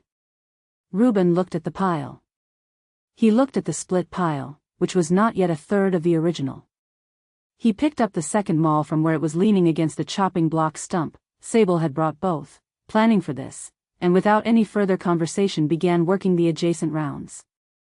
They split for an hour in the way they had worked beside each other for 4 years, without commentary, without checking in, without the social negotiation of shared effort. Reuben set and split with the patient unhurried rhythm of a large man who had learned not to fight his own mass, using gravity and geometry where possible. Sable worked at the speed the grain allowed. Between them the pile went down in the methodical way of work that had a clear end. The afternoon was the particular kind of late summer afternoon that carried the first suggestion of autumn in its cooler edges, warm in the full sun but with a quality in the shade that was different from June, a sharpness that had not been there before. The leaves on the birches had not yet turned but they had a quality of fullness that was also a quality of approaching ending, the green at its most green before it began to go. Sable set a round, read the grain, split it clean. Set another. I think you've been sad for a long time, Sable. Reuben said this without looking up from the round he was setting. He said it in the same register he used for observations about the garden and the fence and the soil's behavior after a wet spring, plainly, without investment in what happened next. He was not delivering a verdict. He was reporting what he had observed. Sable brought them all down. The round split cleanly. They stood with the maul in their hands and looked at the two halves of the split wood and did not look at Reuben. The afternoon went on around them. A crow in the birches. The distant sound of something mechanical from the direction of the road, one of the neighboring property's equipment. I think, Reuben said, still working, you've gotten so good at it that you stopped noticing. Sable was quiet for a long moment. The quality of the silence was different from the working silence, which was a silence full of purpose. This was the silence of someone at the edge of something, deciding. They had been sad. They knew this. They had known it since the 11 days of circling the bowl, since Finn's question on the back step, since longer than that if they were being honest, which they were now being. They had been sad in the particular way of someone who had learned to run the sadness at a low heat, banked down to a sustainable temperature, controlled, manageable, not dramatically present at any given moment. They had been sad the way a kiln held heat between firings, not cold, but not at working temperature, the warmth present and unacknowledged. "I know," they said. It came out quietly, without particular inflection, in the way of something that had been true for a while and was simply being acknowledged. They were not crying. They had not cried about any of this in years. They were not sure they had the ready access to it that they once had, and this was its own information. But the "I know" had weight. It had the specific weight of the first time a thing that has been true in private becomes true out loud. Reuben nodded. He did not react beyond the nod, did not make any adjustment to his pace or his attention. He picked up the next round and set it on the block and looked at the grain and split it. This was the quality of Reuben that Sable had relied on for 4 years without quite naming, the ability to receive difficult information without performing anything in response to it. No sympathy that required managing. No problem solving. No pivot to what you might do about it. Just, "Here is what you said, I heard it, we are still splitting wood." They split for another 20 minutes. The pile was more than half done now. "The new piece," Reuben said eventually. This was his way: observation, silence, another observation, with the intervals between them not related to the other person's readiness so much as to his own rate of processing. "The one you showed me on the shelf. It's different from the gallery work." "Yes. I think that's the real work." Sable sat around and looked at its grain. It was a knotty section, the grain convoluted in a way that required care. You could not simply bring them all down on a knot, you had to find the line around it, the path of least resistance that was also the path of most truth. They found it and split it, and the wood came apart with a clean sharp crack. "The gallery bowl," they said. "I put my hand on it the other day." Reuben waited. "I think I can fire it now." They picked up a half round and threw it on the split pile. "I think I know what was stopping me." "What was stopping you?" Sable looked at the pile for a moment. "I couldn't finish it while I was still pretending the thing it was about wasn't about that thing." Reuben was quiet. This was a sentence with more abstractions in it than he usually worked with, and Sable knew he would take it apart at his own pace and reassemble it into something he could use, and he would not ask them to clarify because asking them to clarify would interrupt the pace. He set his next round. Looked at it. Split it. "That makes sense," he said, which was the highest register of Reuben's agreement, not enthusiastic endorsement, not qualification, just, the logic holds. They were near the end of the pile now. The split wood had accumulated into a good heap, the cross-sections of the rounds pale and sharp-smelling in the afternoon light. There was something satisfying about the heap that had nothing to do with the task and everything to do with the task, the visible evidence of work done, material transformed, the round things made into flat things that would fit in the wood stove and give off heat in January when the ground was hard. Sable set the second to last round. "Do you think she knows?" Reuben asked. They did not have to ask who he meant. "I think she does," they said. "I think she's been carrying the same thing. I think we've been carrying it separately, in the same house, for 4 years. Reuben picked up the last round. Looked at it. Set it on the block. "That's a long time to carry something," he said. "Yes." He split the last round. The crack of it went out across the afternoon and the 2 halves fell to either side of the block and lay in the dirt. They stood together at the end of the pile with the light going the lower gold of afternoon sliding toward evening. Sable felt the specific quality of having said a true thing out loud for the first time, not relief exactly, because the thing was still there and would be there until it was addressed, and addressing it was not something Reuben could do for them and not something another afternoon of work could substitute for. But the admission had been made. It had weight. It had left the interior space where they had been storing it and become, briefly, visible in the air between them. Reuben gathered his maul and the spare one and set them against the fence post. "You want the company," he said, which was the offer he made when the offer might be wanted, stated simply, without pressure, with the full intention of accepting whatever answer came. "I'm all right," Sable said. "Thank you." He nodded.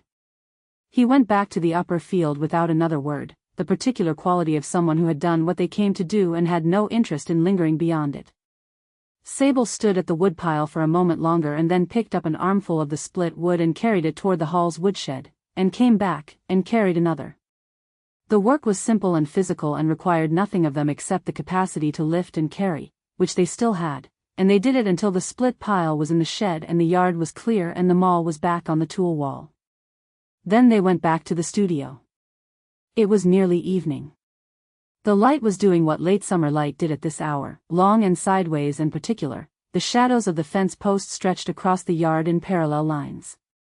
Sable came into the studio and stood at the worktable for a moment and then walked to the shelf where the gallery bowl had been sitting since winter. They stood in front of it with their hands open. Not reaching. Not retreating. In the 11 days since the back steps, they had done the circumambulation of the wound, approaching and retreating, approaching further and retreating again, the way you did when the thing required more than a single approach and you had to work your way toward it through the accumulating courage of each attempt.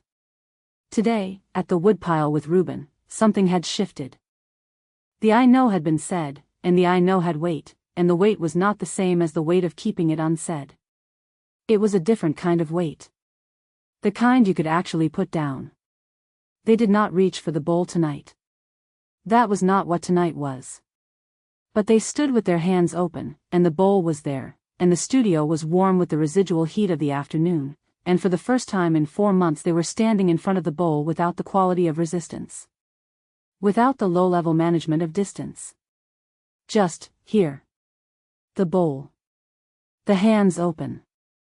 The studio going slowly dark around them. That was something. That was, in fact, a great deal. They stood there until the light was gone entirely and the bowl was just a shape on the shelf and the studio was just a dark room full of years of work. Then they went inside. Mira was in the kitchen. She was at the sink, which Sable noticed, which they always noticed. Mira at the sink when there was nothing that needed doing was Mira managing something.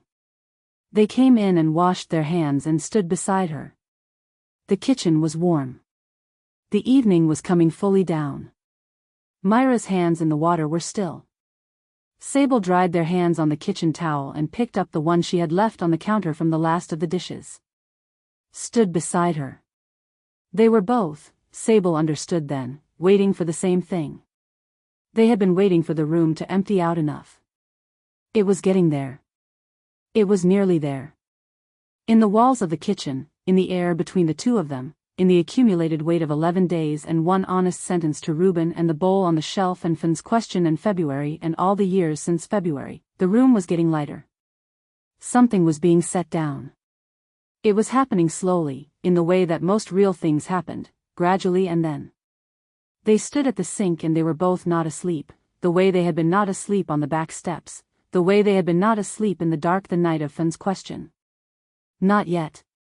But soon. Chapter 17.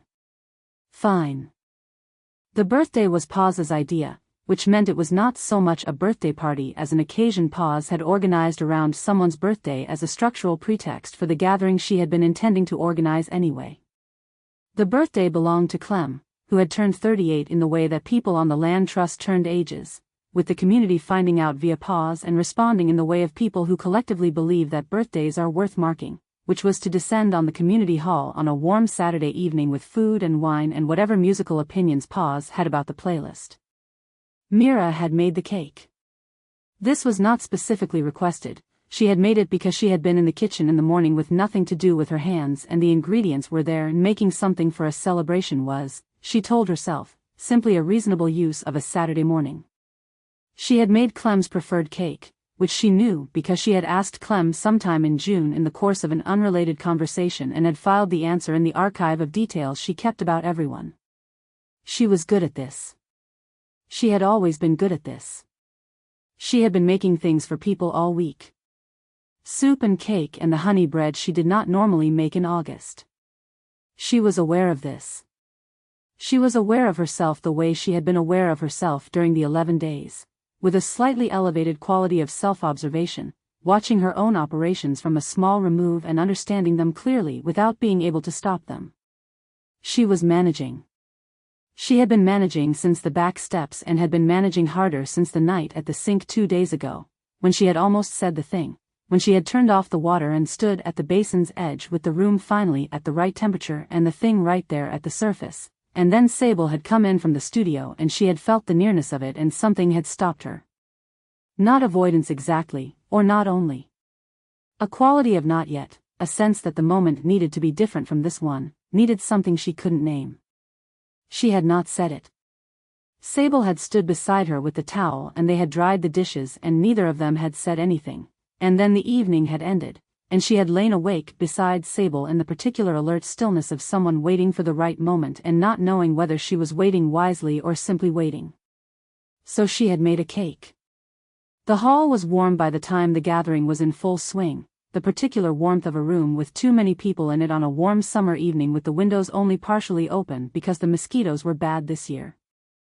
Pa's had strung lights, small warm lights in the particular abundance that was Pa's approach to all decoration, not what was needed but what created the right atmosphere, which in Pa's understanding was always slightly more light than seemed necessary and always the right call. The table was full. Clem was at the center of things, looking pleased in the way of people who claim not to want a fuss and then turn out to be genuinely happy about a fuss. Mira moved through the room. She refilled glasses. She started 3 conversations. She noticed that Thessaly had positioned themselves near the kitchen door rather than at the table and brought them a plate without asking, which Thessaly accepted with the brief precision of their usual thank you. She made a toast at 9 o'clock that landed well, that was warm and specific and made Clem laugh in surprise. She checked on the ice, which was running low, and went to the community kitchen's secondary freezer and restocked it, and came back to the room and continued being, in every visible respect, exactly what she was, Mira Aconcquo-Reyes, who remembered your birthday and your preferred cake and the thing you had mentioned once in passing months ago that you had not expected anyone to remember. She was brilliant at this. She had been brilliant at it for decades. She had built this brilliance the way you built any craft, deliberately, over years, until the deliberateness dissolved into something that looked and felt like ease. She stood at the far end of the table for a moment and looked across the room. Sable was there. Of course they were. They had come in an hour ago and taken their usual position slightly at the room's edge, not withdrawn but oriented toward the exit, the way they were always oriented toward the exit. They were in conversation with Reuben now, the two of them standing near the window, not really talking but present in each other's company, which was what Reuben and Sable always were in a room together. Reuben was eating something. Sable was watching the room with the watchful quality they always had at gatherings, the slight remove, the quality of someone running a background process. They were watching her.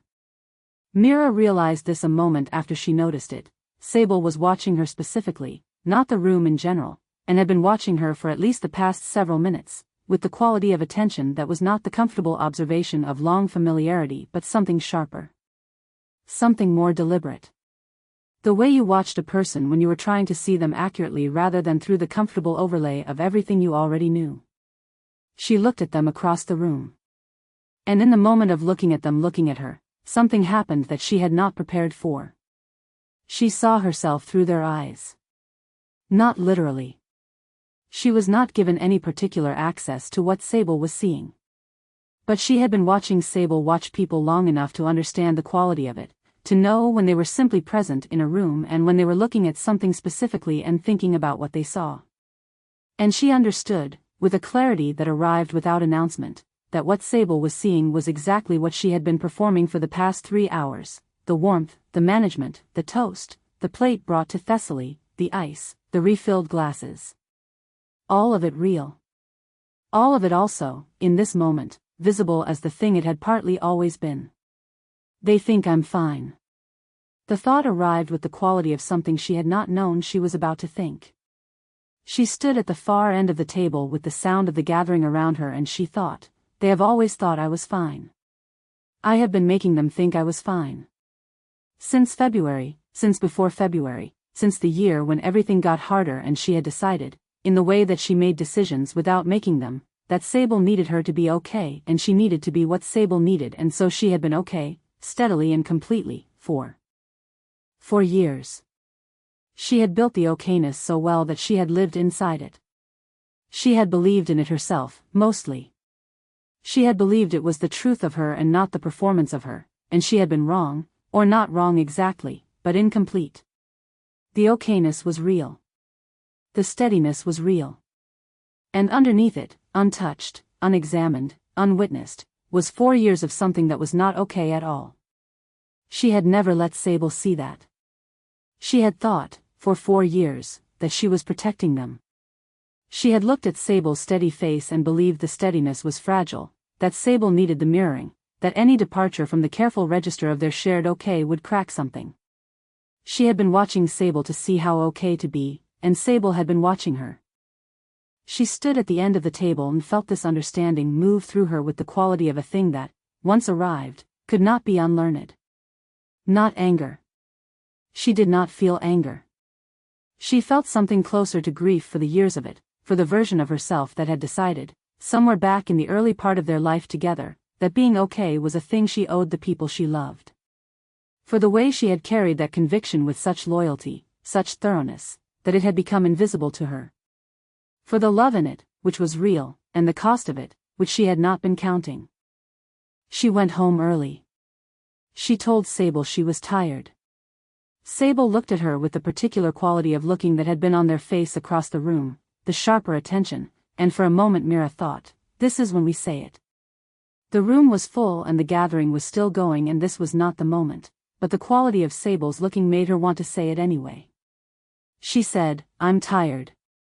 I'll see you later. Sable said, okay. They said it with the quality of someone who did not think it was entirely okay but who understood she was not ready. She walked home across the dark property in the warm night. The land trust was behind her with its lights and its noise. The path was the one she had walked hundreds of times in all weathers and she navigated it without thinking, the dip near the fence post, the overhang of the hawthorn. The house was dark except for the kitchen lamp. She went in. She did not turn on any other lights. She sat down on the sofa, not because she needed to sit but because the sitting felt like honesty, like allowing the weight of the thing to be acknowledged. She sat in the dark room with the small lamp in the kitchen behind her and she let herself, for the first time without managing it, feel the full shape of what she had been carrying. February. The 2 before February that had come earlier and that she had decided were too small to claim. The way she had sat on the bathroom floor and looked at Sable's careful face and understood that careful as instruction. The way she had kept the nail polish because she was still trying to deserve the night Sable had first called her beautiful. The years of being fine, so thoroughly and convincingly fine, that she had lost track of where the fine ended and the grief began. The grief was large. She had known this in the abstract and she had not known it until now in the specific, and the specific was large. Large enough to have been sitting in the room with her for 4 years without diminishing. Large enough that the room had needed to be considerably emptier than she had ever allowed it to be before it could declare itself. She sat in the dark and did not cry and did not stop the grief from being the size it was. She simply sat with it.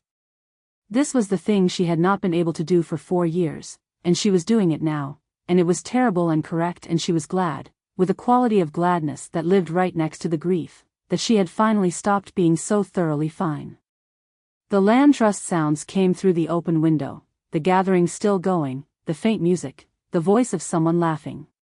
Somewhere in the birches, the owl. She sat in the dark until she heard Sable's footsteps on the path. She did not move. She did not put on a lamp, did not compose herself, did not perform anything.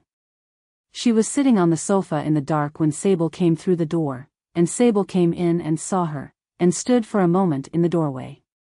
Hey, Sable said. Hey, she said. Sable came in and sat beside her.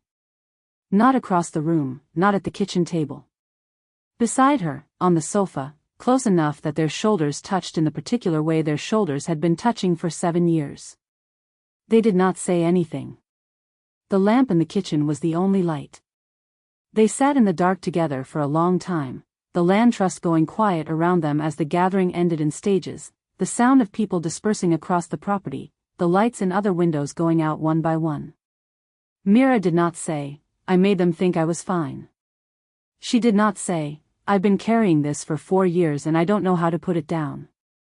She did not say any of the things that were true, because she was tired and the moment was not the right moment and they were sitting side by side on the sofa in the dark with their shoulders touching, and that was enough for tonight. That was what tonight was. But she had sat in the dark room and she had not been fine, and she had let Sable see that she was not fine, and Sable had sat down beside her, and that was the beginning of something. She touched the chip on her thumbnail in the dark, her finger finding the familiar small edge. The night continued outside. The land trust settled into its quiet. The owl called once and stopped. Mira sat beside Sable on the sofa and let herself not be fine, and the house held them both. Chapter 18. The 11-day weather. Sable loaded the kiln at 10 o'clock. This was not unusual. Kiln firings ran on the kiln schedule rather than a human one, which meant that if you wanted the work to come out of the fire in the morning you put it in at night, and you stayed with it through the temperature climb and the holds and the beginning of the descent, and you went to bed at 2 or 3 in the morning with the pyrometer still ticking and the knowledge that you would wake to either success or the particular disappointment of a firing gone wrong. The kiln did not care what time it was. The kiln cared only about heat and duration and the precise chemistry of the materials inside it. Mira was asleep when Sable went out. Or not asleep, they had been lying in the dark together on the sofa for 3 hours, and then Mira had said she was going to bed, and Sable had said they'd be in soon, and they had sat in the dark kitchen for another hour not going in soon. When they finally went to the bedroom the light was off and Mira's breathing had the slow quality of someone finally, carefully asleep, and Sable had stood in the doorway for a moment and then gone to the studio to load the kiln. There was work that needed firing. This was true. There was also the fact that the studio was the one place that was entirely their own, and tonight they needed the one place that was entirely their own, and the kiln gave them a reason to be in it without having to explain the reason to anyone, including themselves. They loaded methodically. Cone 6 firing, the mid-temperature stoneware that had been the backbone of the gallery work for years, reliable in a way that higher temperature work was not, predictable chemistry, consistent results, work that came out close to what you expected. They loaded the bisqued pieces in the order that maximized the kiln's internal circulation, large pieces on the bottom shelves, smaller toward the top, the kiln furniture arranged so the heat could move freely between every surface. This was second nature. Their hands did it while the rest of them went elsewhere. The gallery bowl was on the shelf. They had not loaded it tonight. It was bisqued now, had been bisqued for 3 days, sat with its bisque surface the particular pale orange tan of high-fired clay after the first firing, the surface slightly roughened, ready for glaze. They would glaze it this week. They would put it in the next firing. This was decided. But not tonight. Tonight was for the other work. They started the kiln at 11, set the program, and sat down on the studio floor with their back against the warm exterior wall of the kiln body. This was the position they always took for long firings. The floor was cool but the kiln wall was warm and would get warmer as the temperature climbed, and there was something about the back of your spine against a warm wall in the dark that settled the nervous system in ways that chairs did not. They had spent a great many hours in this position over the years. They had done some of their clearest thinking here, in the dark, with the kiln working behind them. The studio was dark except for the small red glow of the pyrometer display and the ambient light from the kiln's peephole, which was bricked closed but leaked a thin line of orange along its edge. Outside, the land trust was completely quiet. Not even the owl. The owl had a range it worked through systematically and must have been elsewhere in it. The trees were still. The window above Sable's worktable showed a sky of the specific deep blue that preceded the darkness before dawn, when the sky was still itself and had not yet begun its lightning. They sat with their hands in their lap and let the kiln begin its climb. For the first hour they thought about practical things. The gallery's deadline. The market in 3 weeks. The glaze recipe for the bowl that needed one more test before they committed to it. The fence on the eastern boundary that Reuben had mentioned would need attention before winter. These thoughts moved through them in the way of practical thoughts. They arrived, were noted, were filed, and passed on without particular weight. Then the practical things were done and what remained was what had been there all along, waiting for the practical things to clear. They thought about Mira's face in the dark of the living room. The particular quality of not fine that Mira had let be visible, which was not a quality Sable had seen in 4 years, not since before February, not since Mira had decided, and Sable had understood her to have decided, that not fine was not on offer. Mira had been sitting on the sofa in the dark and had not composed herself when Sable came in, and Sable had sat beside her and held the weight of it and understood that something had changed, that a door had opened somewhere in the walls of their careful maintenance. And they had not said anything. They had sat beside her in the dark and not said anything, because they also did not know how to begin. This was the truth of it. They had known what Reuben said was true, had said I know to Reuben, had stood in front of the bowl with their hands open, had been within arm's reach of the unsaid thing for days now, and they still did not know how to begin. The I know that they had said to Reuben in the afternoon was a private truth.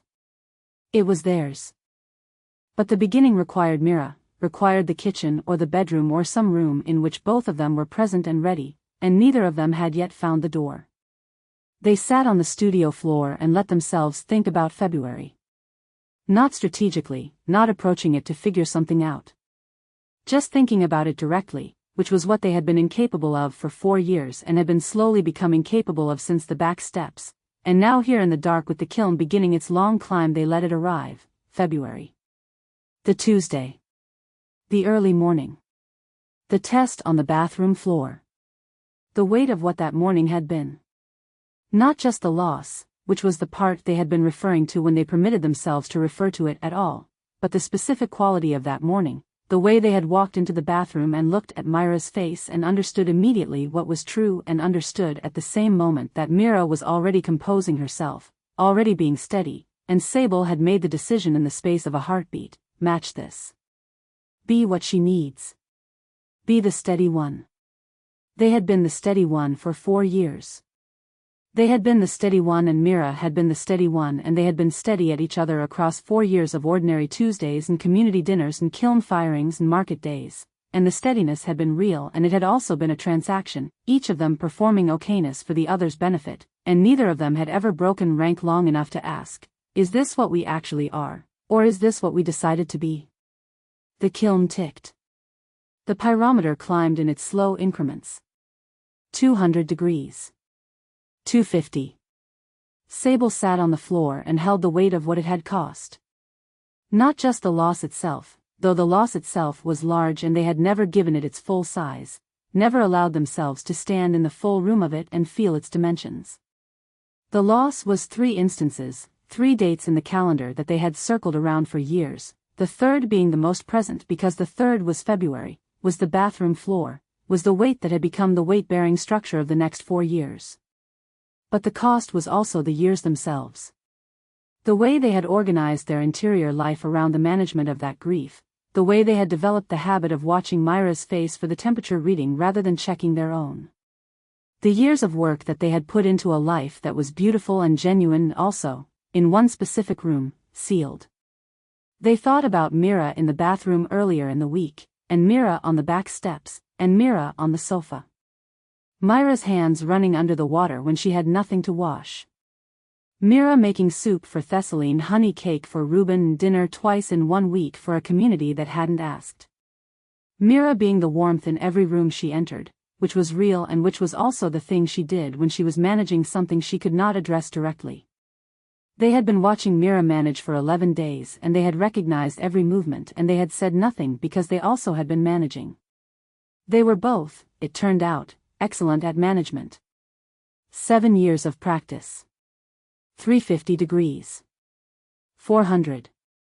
The heat through the kiln wall was substantial now, the warmth coming off the exterior in waves. Sable pressed their back against it and felt it and thought about what it meant to work with fire. You did not put your hands in the kiln. You built the conditions and closed the door and you waited and the fire did what fire did, and what came out was never entirely what went in. Because fire changed things, and the change was the point, and you could not control the change more than a certain amount. You could load correctly. You could set the atmosphere correctly. You could manage the rate of temperature increase so the clay did not crack from thermal shock. But at some point you had done what you could do and the rest was the fire's business. They had been trying to manage the rate of increase. They had been trying to avoid the thermal shock. For 4 years they had been keeping the temperature low so nothing would crack. And what they had made was not stability. What they had made was a firing that had been going on for 4 years at a temperature too low to change anything. Sable sat on the floor and held this. They did not cry. They were aware that there was something in them that wanted to, some pressure behind the sternum that was the grief looking for a door, but the crying had been unavailable for a long time and could not be forced. This was also information. The grief had been sitting at a managed temperature for so long that even the expression of it had become difficult. It was not blocked exactly. It was banked. The way a fire was banked when you wanted it to persist through the night, controlled, sustained, not extinguished. You could keep a fire banked for a long time. Eventually you had to either let it breathe or let it go cold. 550. 600. Outside, the sky had not yet changed. They sat on the studio floor with their back against the kiln wall and they held the full knowledge of the February grief for the first time. Not around it. Not the managed version. The actual version, the one that had been in the sealed room for 4 years, the version they had been building towards since Van said, "Do you ever talk about what you want on the back steps?" The version that lived behind the unfinished bowl and behind Mira's careful face and behind their own 7 years' habit of watching the temperature rather than feeling the heat.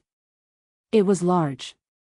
They had expected large and still the size of it was a surprise.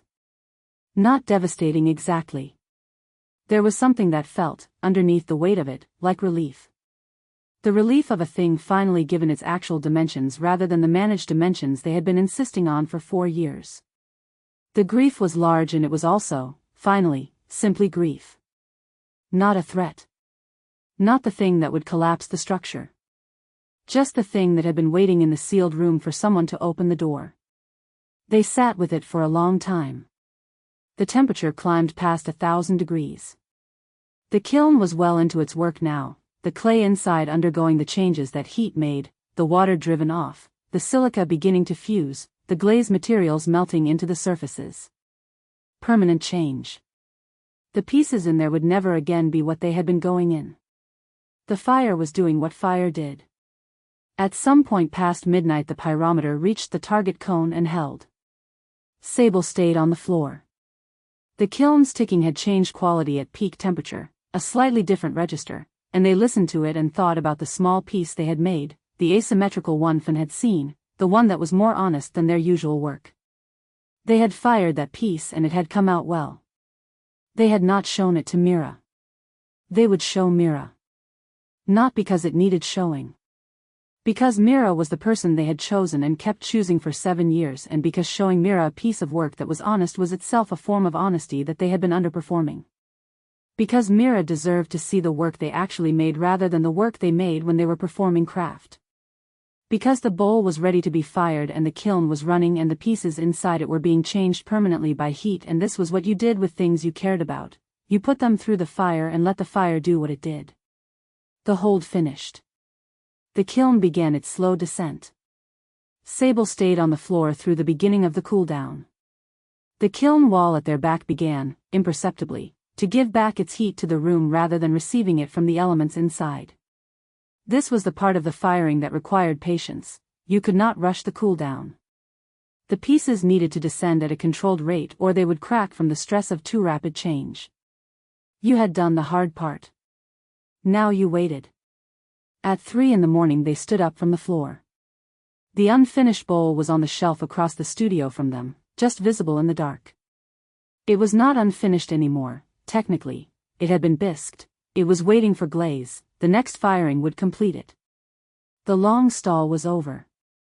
They had stood in front of it with their hands open and put their hand against its wall, and now they were going to glaze it and put it in the next firing and send it to the gallery, and it was going to be very good, and what it had cost them to make it was the cost of making work that was actually about something. They looked at it in the dark for a moment. Then they went inside. The house was quiet. The bedroom was dark. Mira was asleep in the way of someone who had finally, after a long time not sleeping, fallen deeply into it, and Sable stood in the doorway and looked at her in the dark. The slope of her shoulder.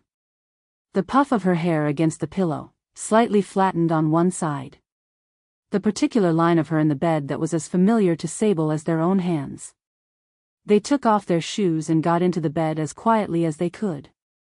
The sheets were warm from Mira's body. Sable lay on their side facing Mira's back and looked at the space between them, which was a few inches of cotton and 7 years and 1 February and 2 earlier and everything they had not said. They were going to say it. They did not know when. They did not know the exact shape of the moment. But they had been on the studio floor with the kiln at peak temperature and they had held the full weight of the February grief and it had been large and it had also been bearable, and bearing it alone in the studio was not the point. The point was that Mira was 4 inches away and had also been bearing it alone and they had been performing a careful distance at each other for 4 years, and the performance was finished. They would say it. They lay in the dark with the kiln cooling in the studio next door and Mira's breathing slow and the land trust entirely quiet, and they let the knowledge settle into them the way heat settled into clay, past the surface, past the managed exterior, down into the material itself where it could do its permanent work. The night was almost done. The sky outside the window had begun its first barely perceptible lightening, the deep blue moving towards something less absolute. Morning was coming. Sable closed their eyes and let it come. Chapter 19. The February 1. The kiln had been cooling for 3 days. Sable was aware of this the way they were aware of most things in the studio, not as a thought but as a condition of the room, a fact that had been true long enough to stop requiring acknowledgement. The bowl was glazed now and loaded, waiting in the cooling kiln for the temperature to drop to the point where the door could be opened safely. The firing had gone well. They had known it was going well by the 3rd hour, when the atmosphere inside had that particular quality of rightness that experienced kiln firers developed a sense for. They would open the kiln tomorrow morning, or the morning after if they were patient, which they were trying to be. Mira was washing the dishes. Sable was drying. The radio was on. It had been on all through dinner, a public radio station that played instrumental music in the evenings, something without words. Neither of them had been listening to it. It had been playing into the kitchen the way background sound played into a room that was very quiet in the way that counted, the way that had nothing to do with decibels. This was 3 days after Sable had sat on the studio floor through the night with the kiln at peak temperature. 3 days in which they had woken and eaten and worked and gone about the operations of the land trust and come to bed and lain beside Mira in the dark. 3 days in which the thing had been getting closer in the way that things got closer when you had decided they were going to happen, not dramatically, not through any visible approach, but through the accumulating weight of all the moments in which the conditions were almost right. Mira's hands were in the water. The window above the sink was dark. The kitchen was warm with the smell of dinner and the soap from the dishes and the particular accumulated warmth of a room that had been lived in all day. Outside, someone on the land trust was laughing. The sound carried across the still evening, high and clear, someone delighted by something in the dark. A dog barked once from the direction of the road. Then quiet. Sable dried a bowl. Set it aside. Mira said, without looking up from the sink, without preamble, without any of the small preparatory sounds that people made before they said difficult things, I still think about it. The February 1. Sable stopped drying. The words entered the kitchen and the kitchen was very still. The radio played its small undemanding thing. The window held its dark reflection. Sable stood with the dish towel in their hands and felt the words move through them, not as a shock, not as something unexpected, but with the quality of something that had been moving toward this room for a very long time and had finally arrived. The February 1. Like there were others, numbered and filed. And there were.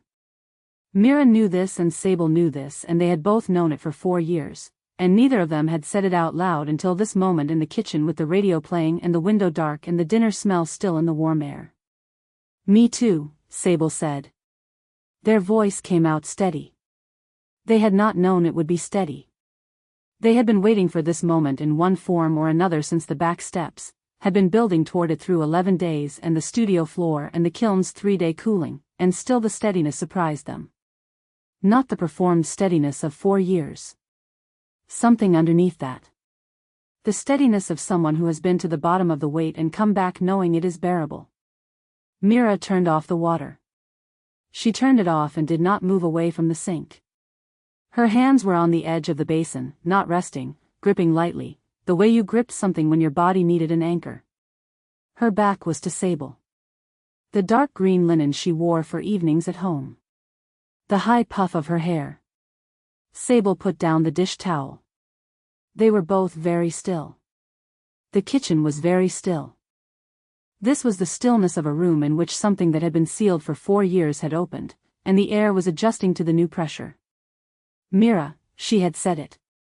She had not planned the exact moment. She had been washing the last bowl, the blue one with the rim chip from the move in year 2 that they had never replaced, and the bowl had been in her hands and she had been looking at the water running over it and she had said it. She had not planned to say it right now. She had simply run out of time. She had been running out of time since the back steps. Since the studio floor light going on at night and the way Sable had come to bed at 3 in the morning and lain beside her and she had been not asleep and known they were not asleep and they had been not asleep together in the same way they had been not asleep beside each other since Finn had asked his question. The room had been emptying for weeks. It was empty enough now. She had said it before she knew she was going to and now it was in the kitchen and she was not sorry. She waited. Me too, Sable said. She heard it and stood still. Me too, and Sable's voice was not what she had prepared for, though she had not known she had prepared for anything. She had braced for something. For a careful response, for the particular gentleness of Sable managing her. She had braced for the thing that would require her to then manage back, the maintenance response, the version of this conversation that went around the actual conversation because both of them were so fluent in the management that they could navigate directly toward the thing they wanted to avoid. Sable said me too, and she understood that this was not going to be that conversation. She turned off the water and did not move. Sable put down the dish towel. The kitchen held them.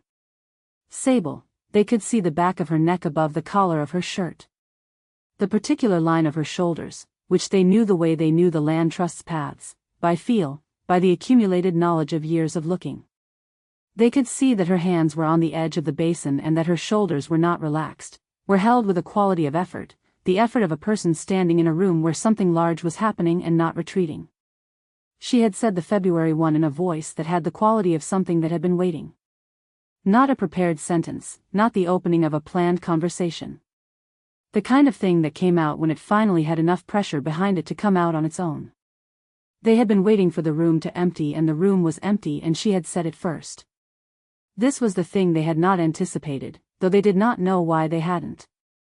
Mira, who had said I want to be okay the same way Sable had been okay, who had been performing steadiness as assiduously as Sable had been performing it, had run out of waiting first. They were glad.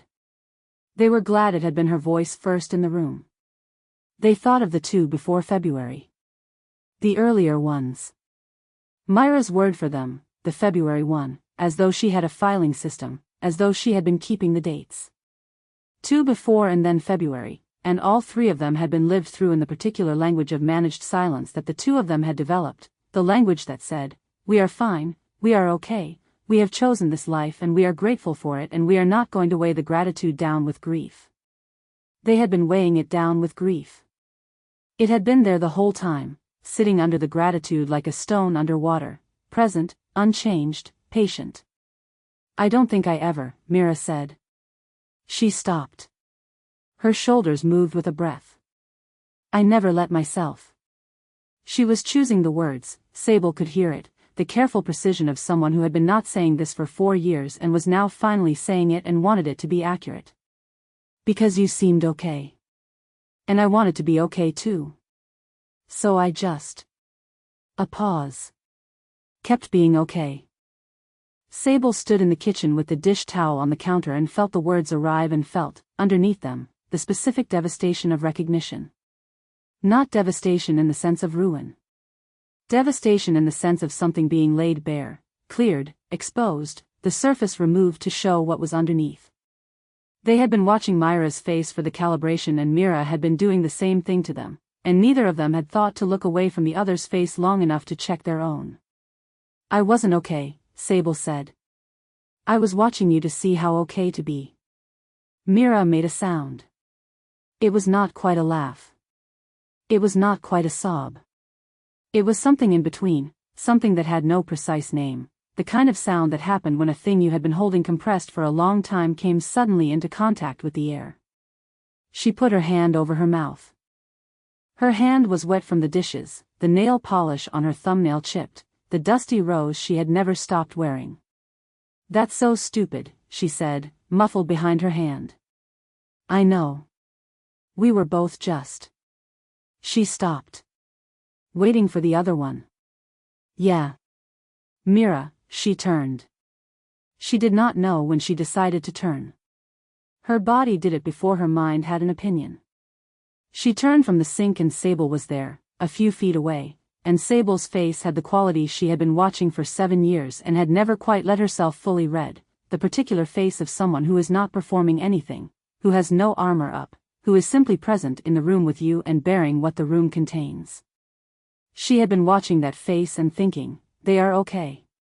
She had been wrong. Or not wrong, but not right either. The face had been the face of someone who was doing what she was doing, checking the other one's face for instructions. Her hand was over her mouth. The kitchen was warm. Sable was 4 feet away and the 4 feet felt like nothing and also like everything that they had been across from each other for 4 years. She said, "I think about the bathroom floor." "Sable, I think about the bathroom floor too." She said, "I didn't know if you did. You seemed so steady." "Yeah." Her voice was careful.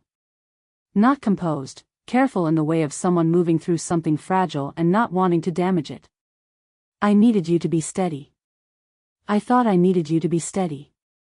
So I just..." She looked at her hand, the chip on the nail, the one she never fixed. "Performed steadiness back at you." "I know," Sable said. "I did the same thing." They looked at each other. It had been 4 years since they had looked at each other in this way, without the overlay, without the management, without the careful reading of the other person's face as a source of temperature data. They were looking at each other the way you looked at someone you loved when you were not performing anything, and the looking was uncomfortable in the way of things that had gone unused for a long time, a muscle that had stiffened from disuse and was now being asked to move. "I named them," Mira said. "To myself. In my head. I named all 3 of them and I never told you." "What did you name them?" Sable said. Mira was quiet for a moment. "The February one. The November before that. The very early one that I wasn't sure." Sable felt each date arrive. The November. They had not known she called it the November. They had been calling it the November also, privately, in the sealed room where they kept the things they managed alone. The same name. For years of carrying the same name in different rooms of the same house. "I called them that too," Sable said. Mira made the sound again, the not laugh not sob. Her eyes were wet. She had not been crying and now the edges of her eyes were wet and she was not stopping them. "That's so stupid," she said again, but quietly, not at them this time. At the years of it. At the particular exhausted absurdity of 2 people carrying the same names for the same things in the same house for 4 years without telling each other. "It's not stupid," Sable said. "We were both trying to protect each other." "I know." She looked at them. "I'm tired of protecting you from me." The words landed in the kitchen and the kitchen held them. Sable took a breath. "I'm tired of it too." They stood in the kitchen for a long time after that. They were not touching. They were not needing to yet. They were standing in the same air, the same room, the same belated knowledge that grief does not expire. It waits for a room that is finally empty enough to enter. They had been making the room emptier all summer without knowing it, and now the room was empty, and the grief had come in, and it was here, and it was large, and it was also just grief, which was to say, human, old, shared, finally witnessed. Outside, someone's screen door banged. A light went on in a window across the property.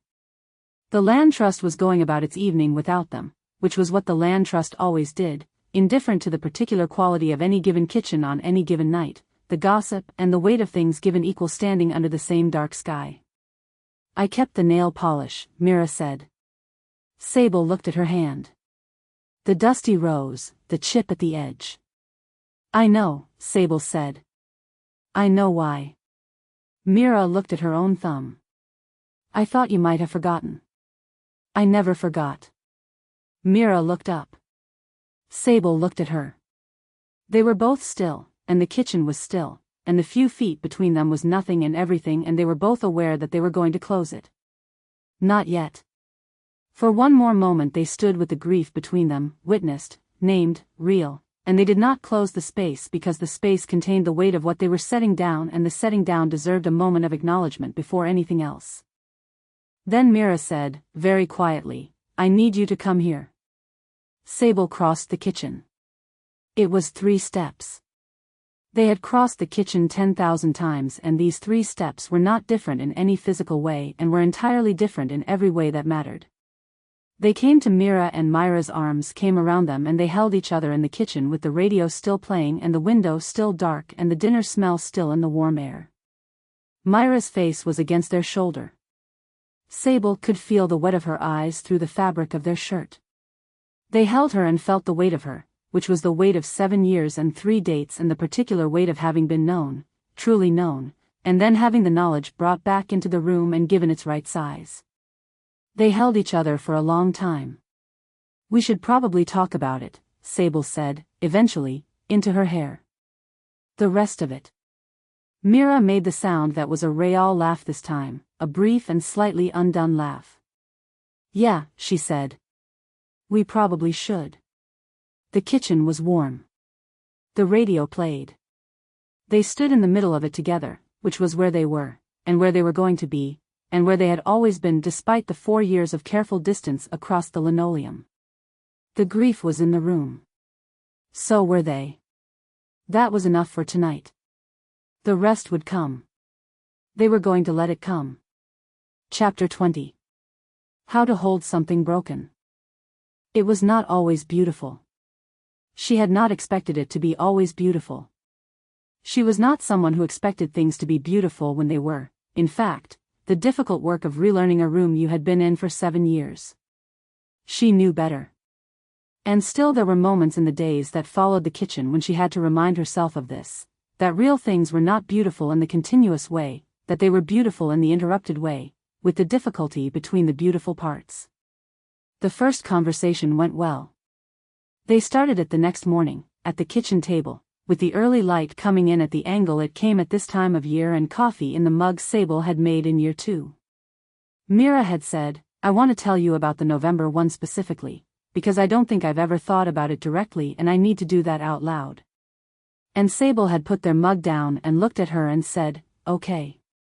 And she had talked about it, and Sable had listened with the quality of listening she had always known they were capable of and had rarely received because she had rarely needed to be listened to, or had decided she hadn't, which was not the same thing. After that conversation there had been a day that was very hard. She did not know why the very hard day had happened. There had been no particular trigger. She had woken and made coffee and gone about the morning, and somewhere around noon she had sat down at the kitchen table and felt the full weight of the years of it. Not just the losses themselves, but the 4 years of not grieving, the way she had organized her interior life around the managed version of those events and built a whole self on top of that organization. The version of Mira who had it together, who remembered everyone's birthday, who was the warmth in the room. It was not a false version. But it was incomplete, and the incompleteness had been doing work for years that she had not been accounting for, and when she sat at the table and felt the weight of it, the weight included the weight of all that unaccounted work.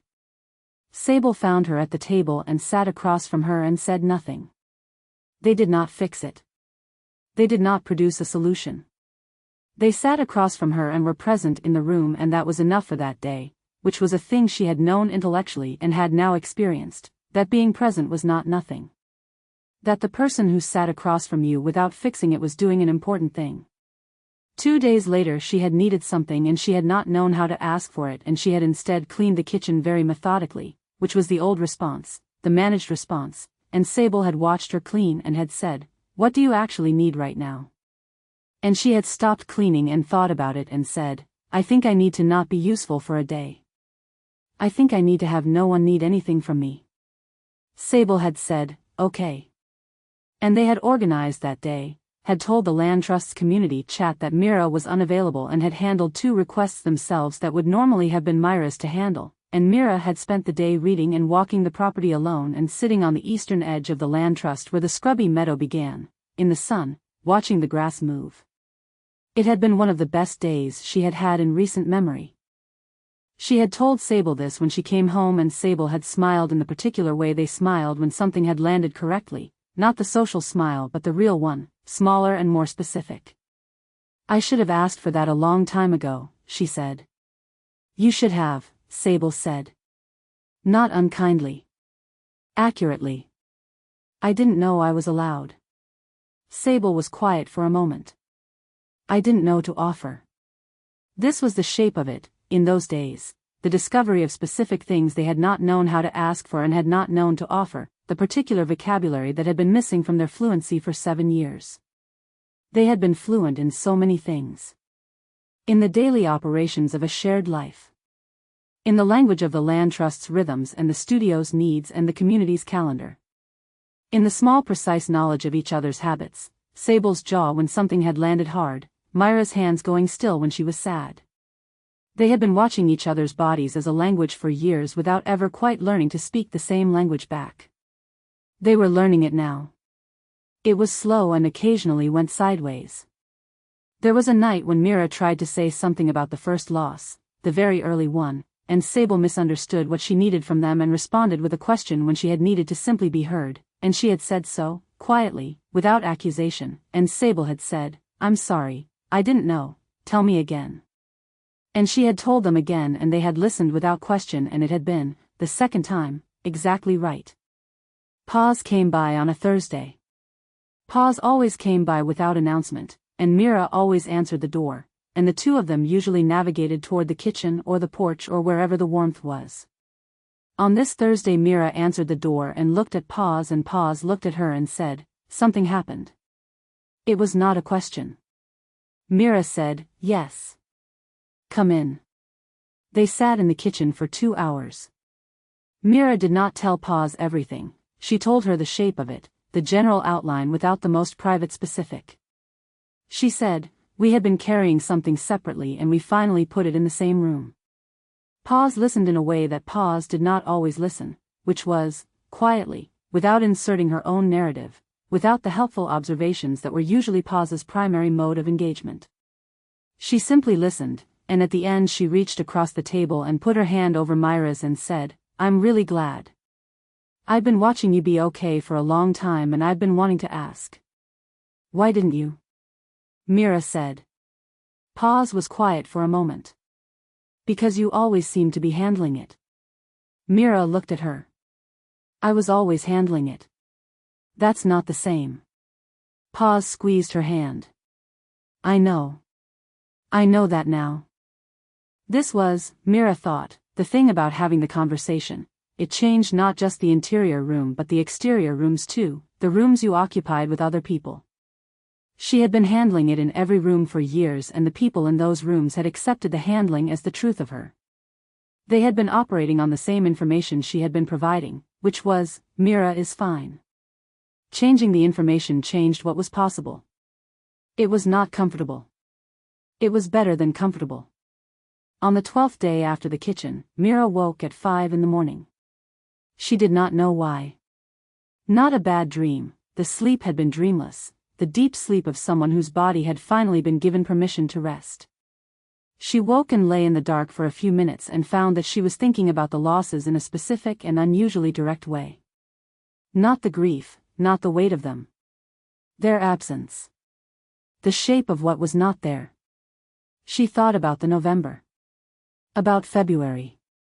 About the very early one whose date she had. She had been holding these things for 4 years in the sealed room of her own interior, and in the past 12 days she had opened the room with Sable and let the grief be what it was and let it be witnessed, and all of that was right and necessary. And now, lying awake in the 5 o'clock dark, she thought, I want to mark it. Not a grave. Not a monument. Not a ceremony that required anyone else to understand it. Just a mark. A physical acknowledgement that these things had existed and had mattered and that she had been there for them and had carried them and was still carrying them but was now carrying them with someone. She lay in the dark and thought about this and felt the thinking become a decision. She turned over. Sable was awake. Of course they were. Sable was often awake at 5 in the morning, the hour when the kiln work called or when they simply surfaced from sleep earlier than anyone reasonable should. "Are you awake?" she said. "Yes." She said, "I want to mark it." "Not a grave. Just a mark." Sable was quiet. She felt them take this in, turn it over, find its weight and shape. "Okay," they said. She had not expected anything other than this. This was the thing she had not known was possible, that Sable's okay could be this. Not the old okay, the managed okay, the okay that matched whatever temperature she was already presenting. A real okay. "I hear what you want and I am with you." "I was thinking," she said. "If you could make something. Something small. Not to keep. Just to have for the marking." Sable was quiet again for a moment. "I know what I'd make," they said. "Tell me." "Something small. Held in the hand. Unglazed. Not a vessel." She thought about this. Something that knows it was held. She felt rather than heard the quality of Sable's attention shift. "Yes," they said. "Exactly."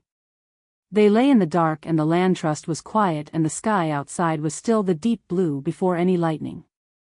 She lay and thought about the mark and about the meadow at the eastern edge of the property where the land trust dissolved into scrubby grass and on clear mornings the dew stayed until 8 o'clock. She had walked out there once in the early summer when she needed the space and it had been exactly the right kind of open, not dramatic, not grand, just a field at the edge of a piece of land where people had built something careful together, grass and sky and the far line of the trees. "The eastern meadow," she said. "Yes," Sable said. "Early morning, when it's quiet. Will you be ready soon?" "A few days." She nodded in the dark. She turned back to face the window. The sky was beginning, very slowly, to give up its deepest blue. "Mira," Sable said. "Yeah. I've been showing you the managed version of the work for years. The gallery version. There's a piece I made in July that I haven't shown you. I want to show you." She was quiet for a moment, feeling this arrive. Sable's work was the thing she had always known how to appreciate and had perhaps, without knowing it, been keeping at the same careful distance as everything else, receiving it as a visitor received art rather than as the person who lived alongside the person who made it. "I want to see it," she said.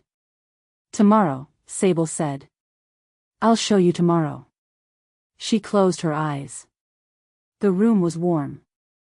Sable was beside her and the mark was decided and the meadow was waiting and tomorrow Sable was going to show her the piece that was more honest than the gallery work and she was going to look at it without the managed distance. She was going to look at it as the person who had been in the same house as the making of it and had not known. "Okay," she said. She slept. Chapter 21. The shape of the unfinished thing. The gallery bowl came out of the kiln on a Tuesday morning.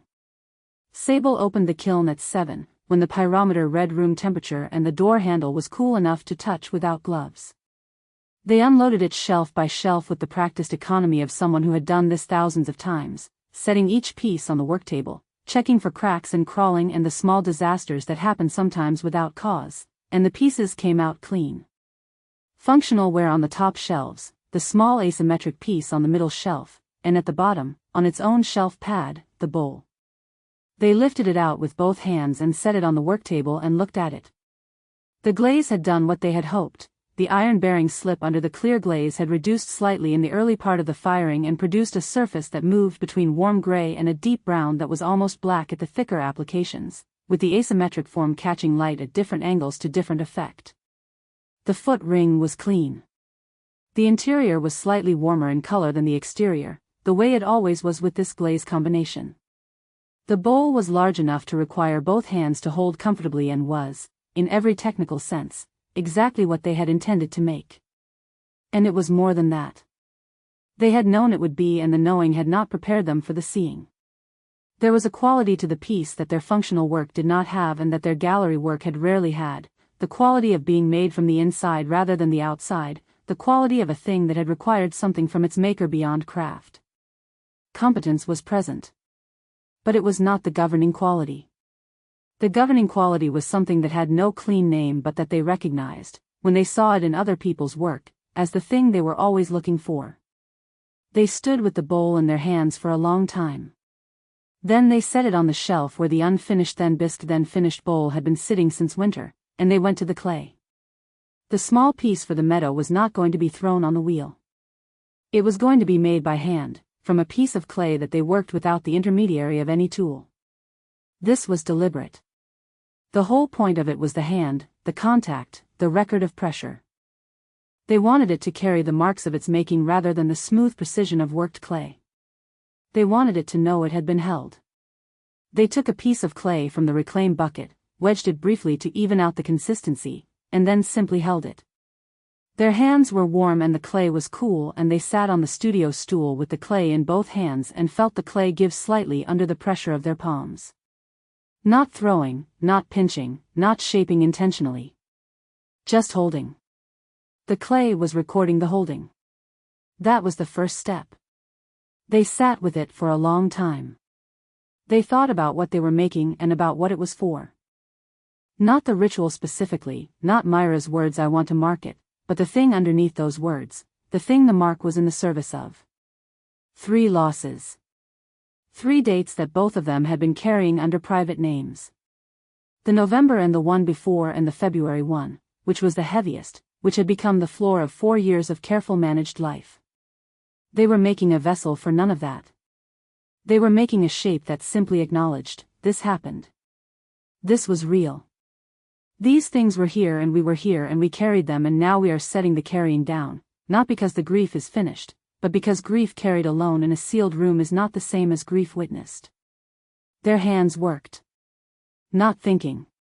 Knowing. The hands knew things the mind approached obliquely. This was the principle of the work and always had been, and it was the reason the unfinished bowl had been unfinished for 4 months. The bowl had required a knowledge the mind had not yet acquired. The small piece required a different knowledge, and the knowledge was in the hands and had been there, probably, for longer than they could account for. The form that emerged under their hands over the next hour was small, not much larger than a thumb doubled back on itself, with a hollow at the center that had been made by their right thumb pressing in a single sustained movement. The hollow was not a cavity. It was more like the inside of a closed hand, present, enclosed, a space that held the record of the pressure that made it. The surface was irregular with the marks of the making, the slight ridges and depressions of fingertips and palms, the places where the clay had been warmest and the places where it had been cooler. It was not smooth. It was not trying to be smooth. It was trying to be honest, which was a different thing. They set it on the work table and looked at it. It was not beautiful in the way that their gallery work was beautiful. It had a different quality. The quality of something that was not performing anything. A thing that simply was what it was and had been made by hands that were not performing anything either. They would let it dry. They would not bisque it, would not fire it. Firing would make it permanent in a different way, and this was not what the piece required. What it required was to remain what it was, a clay form, the record of held hands, placed into the earth at the end. Earth returned to earth. Not a monument. A mark. They set it carefully on a dry wooden board away from drafts and covered it loosely with a cloth so it would dry slowly. Then they went inside to show Mira the July piece. Mira was at the kitchen table with coffee and the Land Trust's shared notebook, going through the autumn work schedule. She looked up when Sable came in. "Ready?" she said. "Yes," Sable said. They walked out to the studio together. This was unremarkable. Mira came to the studio regularly, had been coming to the studio for 7 years, knew its rhythms and its smell and the particular quality of light through its north-facing window. But today was different in a way that they both understood without saying. Today Sable was showing her the work that mattered rather than the work that was ready to be shown. The July piece was on a shelf to the left of the door. Mira walked to it and looked at it without touching it. She looked at it for a long time. It was small, asymmetric, made at the wheel but pushed beyond the wheel's geometry by hand into something more irregular. The surface had a quality of texture that Sable's usual gallery work did not have, not rough but present, alive to its own surface in a way that smoother work was not. The form was neither entirely functional nor entirely sculptural. It occupied the space between the two categories in a way that felt intentional. It had been fired in a reduction atmosphere that gave the glaze a variation of color that moved across the surface in the way that weather moved across landscape, not uniform, not controlled, responsive to conditions. This is the one. Fan saw, Mira said. Yes. She looked at it. He was right. It's different. It's about something. She turned and looked at Sable. What is it about? Sable was quiet for a moment. I'm not sure I can say it in words. That's why it's a piece. Mira looked back at the work. I know what it's about, she said. Yeah? It's about the bowl. She tilted her head slightly, looking at the form. It's about why the bowl was hard to finish. Sable felt this land. They had not told her that. They had not told anyone that, including themselves, with full precision. But Mira had been in the same house as the making and had been watching, in the way she watched everything, and had put together what she had seen. Yes, Sable said. Mira looked at it for another long moment. Then she turned and looked at Sable with the quality of looking that had been in the kitchen on the night of the February one, without the overlay, without the management, direct and clear and as familiar as everything else about her and also entirely new. Thank you for showing me, she said. Sable did not say anything. They stood in the studio in the morning light and Mira was looking at them and they looked back, and that was enough. 3 days later, the small form was dry. They woke before the land trust. 4:30, 5 o'clock, the particular darkness before the first light. Mira was already awake, or had been lying awake waiting. They found her at the kitchen table with her hands around a mug and the kitchen dark except for the light above the stove. She looked up when they came in. Ready, she said. Yes, they said. They did not bring anything except the small ceramic form, wrapped loosely in a cloth that they unwrapped and folded and left on the kitchen table, and a box of matches. They went out into the dark of the property and across the path toward the eastern edge, past the garden beds and the hawthorn and the low fence where the land trust's cultivated ground gave way to the scrubby meadow beyond. The grass was silver with dew. The eastern sky had the quality of absolute pre-dawn, not black but the deep dark blue that preceded color, the sky at its most interior before it began to open. No one else was awake. The land trust behind them was dark and still except for the light in Dot's cabin, which was always on before dawn because Dot had been waking before dawn for decades and saw no reason to stop. They walked through the wet grass to the eastern edge, to the place where the meadow opened out and the trees were distant enough that the sky was wide overhead. Sable had the ceramic form in their hands. Mira was beside them. They stopped. The morning was very still. The wet grass. The wide sky beginning, almost imperceptibly, to show the first suggestion of the light that was coming. The distant tree line. No sound except the grass moving in the small breath of the pre-dawn and somewhere, far off, a bird beginning its first call. Mira said, February, 4 years ago. She said it quietly. Not performing it. Simply naming it. The naming out loud, in this particular air, in the presence of another person, in the field at the edge of the land they had chosen together, that was the mark. February, 4 years ago, Sable said back. The November. Mira said it. Sable said it back. The very early one. Mira said its date. Sable said it back, the year returned in someone else's voice, witnessed, real. Mira was quiet. The sky had moved in those few minutes from its deepest blue toward the first suggestion of gray along the eastern horizon. Sable looked down at the small form in their hands. The thumb-sized hollow shape, the record of the holding, the surface marked with the warmth of the hands that had made it. They crouched down in the wet grass. The earth at the edge of the meadow was soft. They pressed the form into it, not deeply, not burying it. Setting it down. The way you set something down when you have been carrying it long enough, not throwing it away, not hiding it, simply allowing it to rest in a place that would hold it. We don't have to leave it, Mira said. I know. They looked at the small rough form in the earth, sitting at the meadow's edge with the dew-silver grass around it and the sky opening slowly above it. I want to. Mira crouched beside them. She pressed 2 fingers to the top of the form, a brief pressure, the way you might press your hand to someone's forehead. Tenderness. Then she stood. They stood together at the edge of the meadow with the land trust behind them and the wide sky overhead and the 3 dates in the air between them, named and witnessed and set down at last in a place that would hold them. The matches had not been used. They put them in their pocket. They walked back through the wet grass. The dew was cold through the fabric of their shoes. Behind them the land trust was beginning to wake, a door opening somewhere, the sound of the rooster starting his daily argument with the morning, the smell of someone's coffee on the air. Mira's hand found Sable's. Their fingers interlaced the way they always did, Mira's thumb tucking over Sable's knuckle, the habit so old neither of them remembered learning it. The fit of it. The particular rightness of a hand that knew how to hold yours.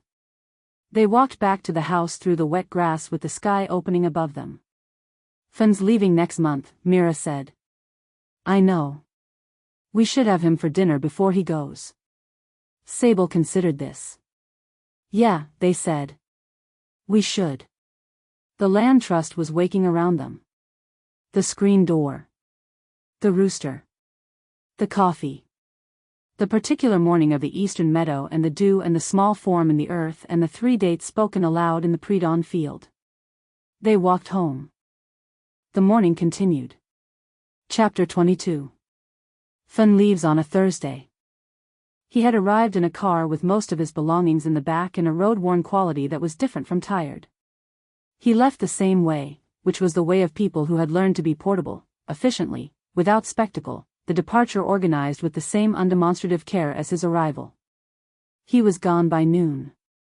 The evening before was not a party.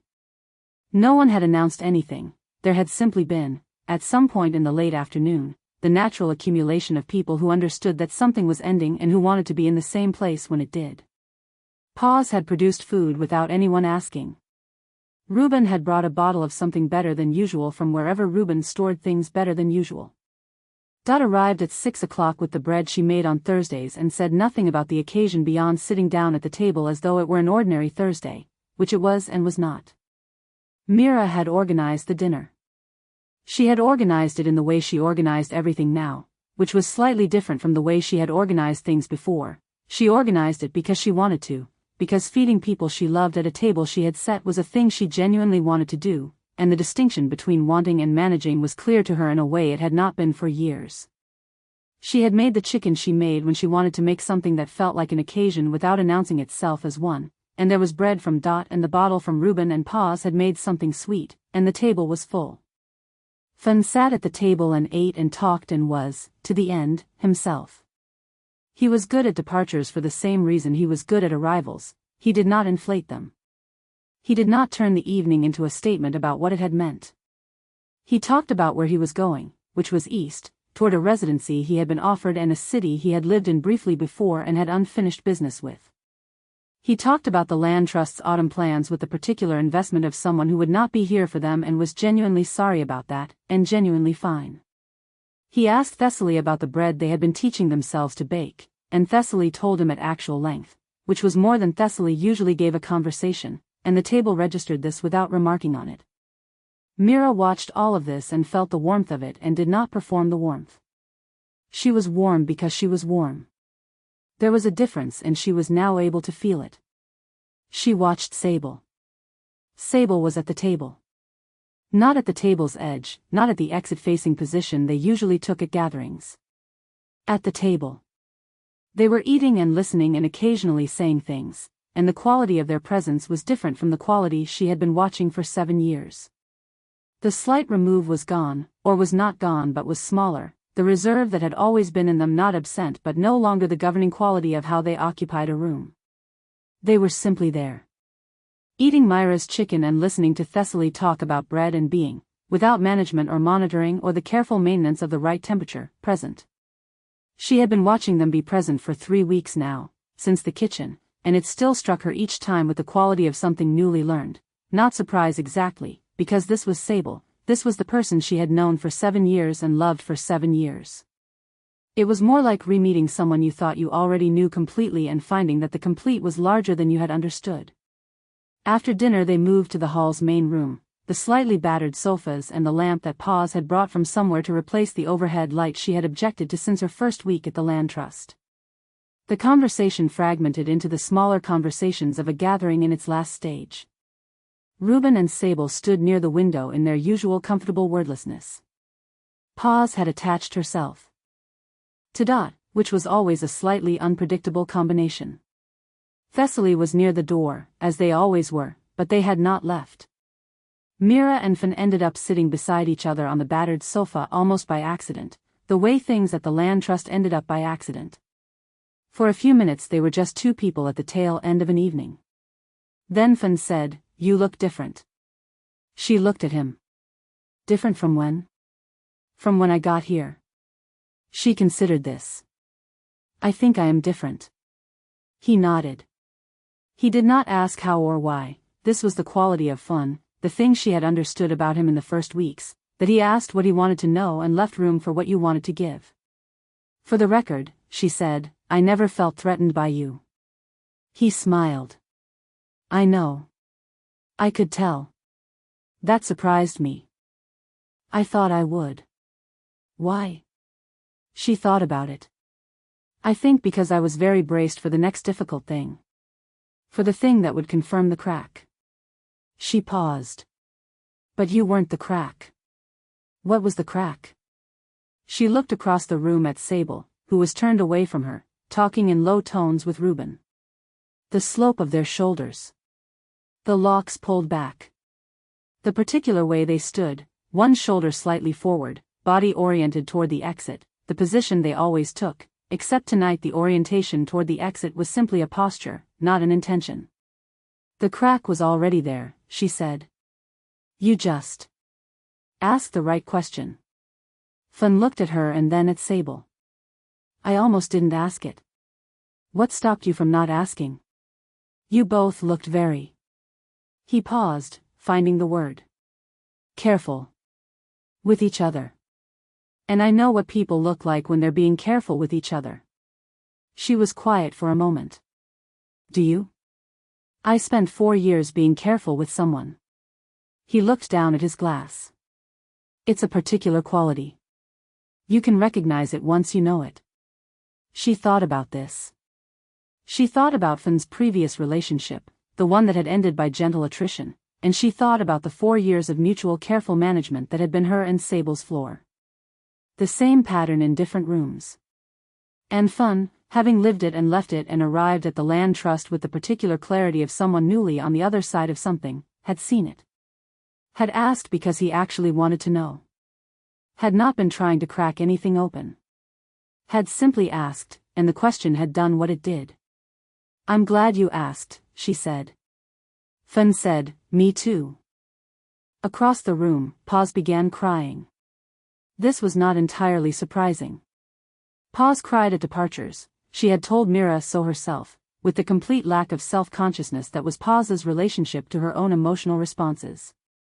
She was crying now with the particular quality of someone who finds crying inconvenient but also not worth stopping.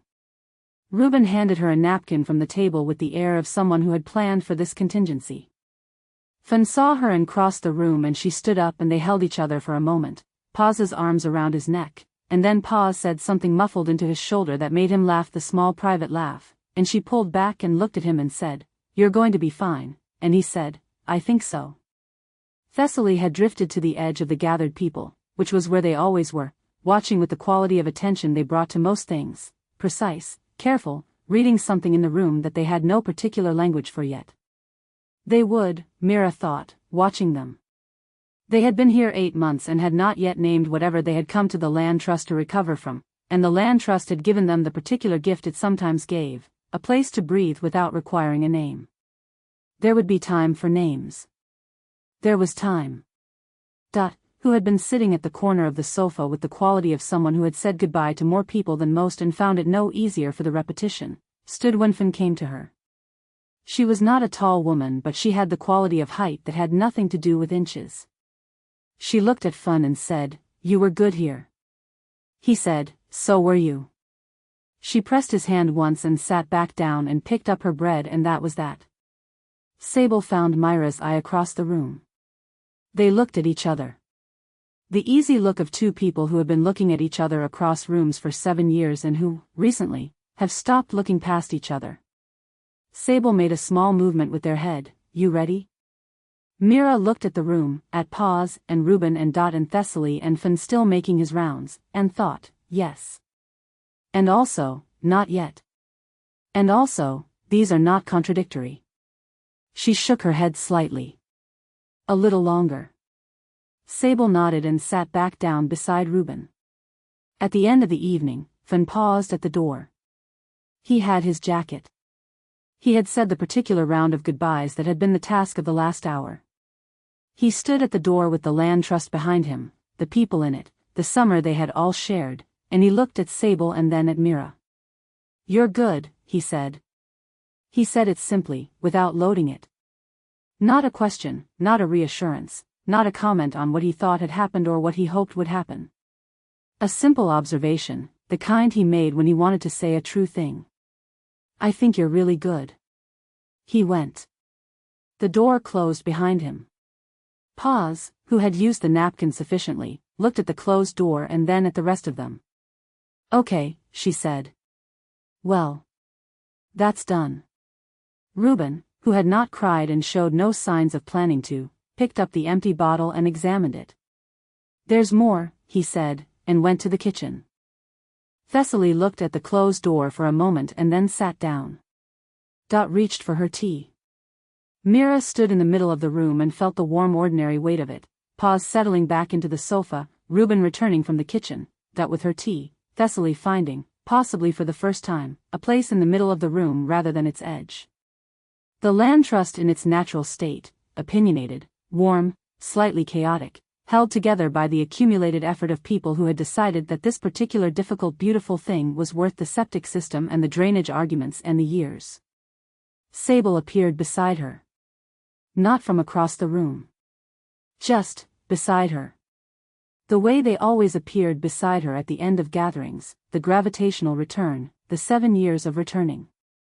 She felt their shoulder against hers. "He was good here," she said. "Yes," Sable said. "We should have him for dinner before he goes," she said. Sable looked at her. "Too late," she said. "We had him for dinner," Sable said. She smiled. "We did." She looked at the room, at the people in it, at the ordinary ongoing life of the land trust settling back into its rhythms. "We should write to him. After he's settled." "Yes," Sable said. "We should." They stood together in the middle of the room and the room went on around them. Paz was already mid-sentence about something. Ruben had poured.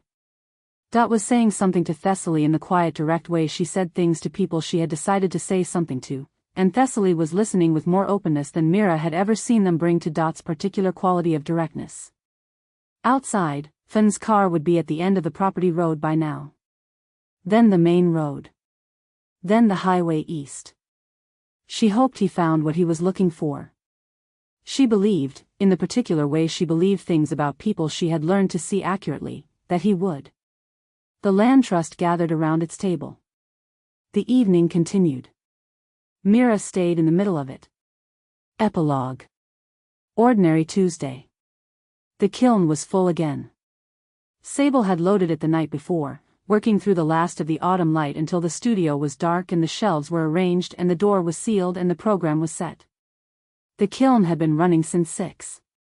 They could hear it from the kitchen table, through the studio wall, in the particular way they had been hearing it for years, the low ambient heat of it, the tick of the elements cycling, the kiln going about its patient work without requiring anything further from them. They sat at the kitchen table with their second cup of coffee. The morning light came through the kitchen window at the angle it came at in late autumn, low and sideways, cutting across the tile and illuminating the things on the counter the way a museum might illuminate an exhibit, each object made particular by the specific quality of the light. The tea towel on the hook. The library book 3 weeks overdue on the corner of the counter, which had been 3 weeks overdue for longer than 3 weeks because neither of them had gotten around to returning it and it had simply become a part of the counter's topography. The ceramic mug, the one Sable had made in year 2, the one that had survived every move and remained somehow, improbably, unchipped. Mira was still asleep. Sable had a habit of waking early, which had started before the land trust and would probably outlast it, and the particular quality of the morning in the time before Mira woke was familiar and unchanged, quiet, theirs alone, the land trust not yet moving, the day not yet having opinions about what it was going to be. The rooster, who had been the subject of a community governance discussion for 3 years running and who showed no signs of adjusting to anyone's preferences, was making his case in the middle distance. Sable drank their coffee and listened to the kiln and thought about the small ceramic form in the eastern meadow. They had checked on it twice in the weeks after the morning, not to retrieve it, just to look. The first time it had been exactly where they had set it, already slightly settled into the earth, the dew silver on its surface in the early morning. The second time the same. The third time they had gone partway to the meadow and turned back without needing to check. It was there. It was not going anywhere. It did not require them to go and confirm it. Some things you put down and they stayed where you put them. The bowl had gone to the gallery. The gallery had called within a week to tell them it had sold, which was faster than usual and to the kind of buyer Sable preferred, someone who had stood in front of it for a long time and then come back. The new piece, the July piece, was on the shelf in the studio, where it was going to stay for now. Not for sale. Not for anyone.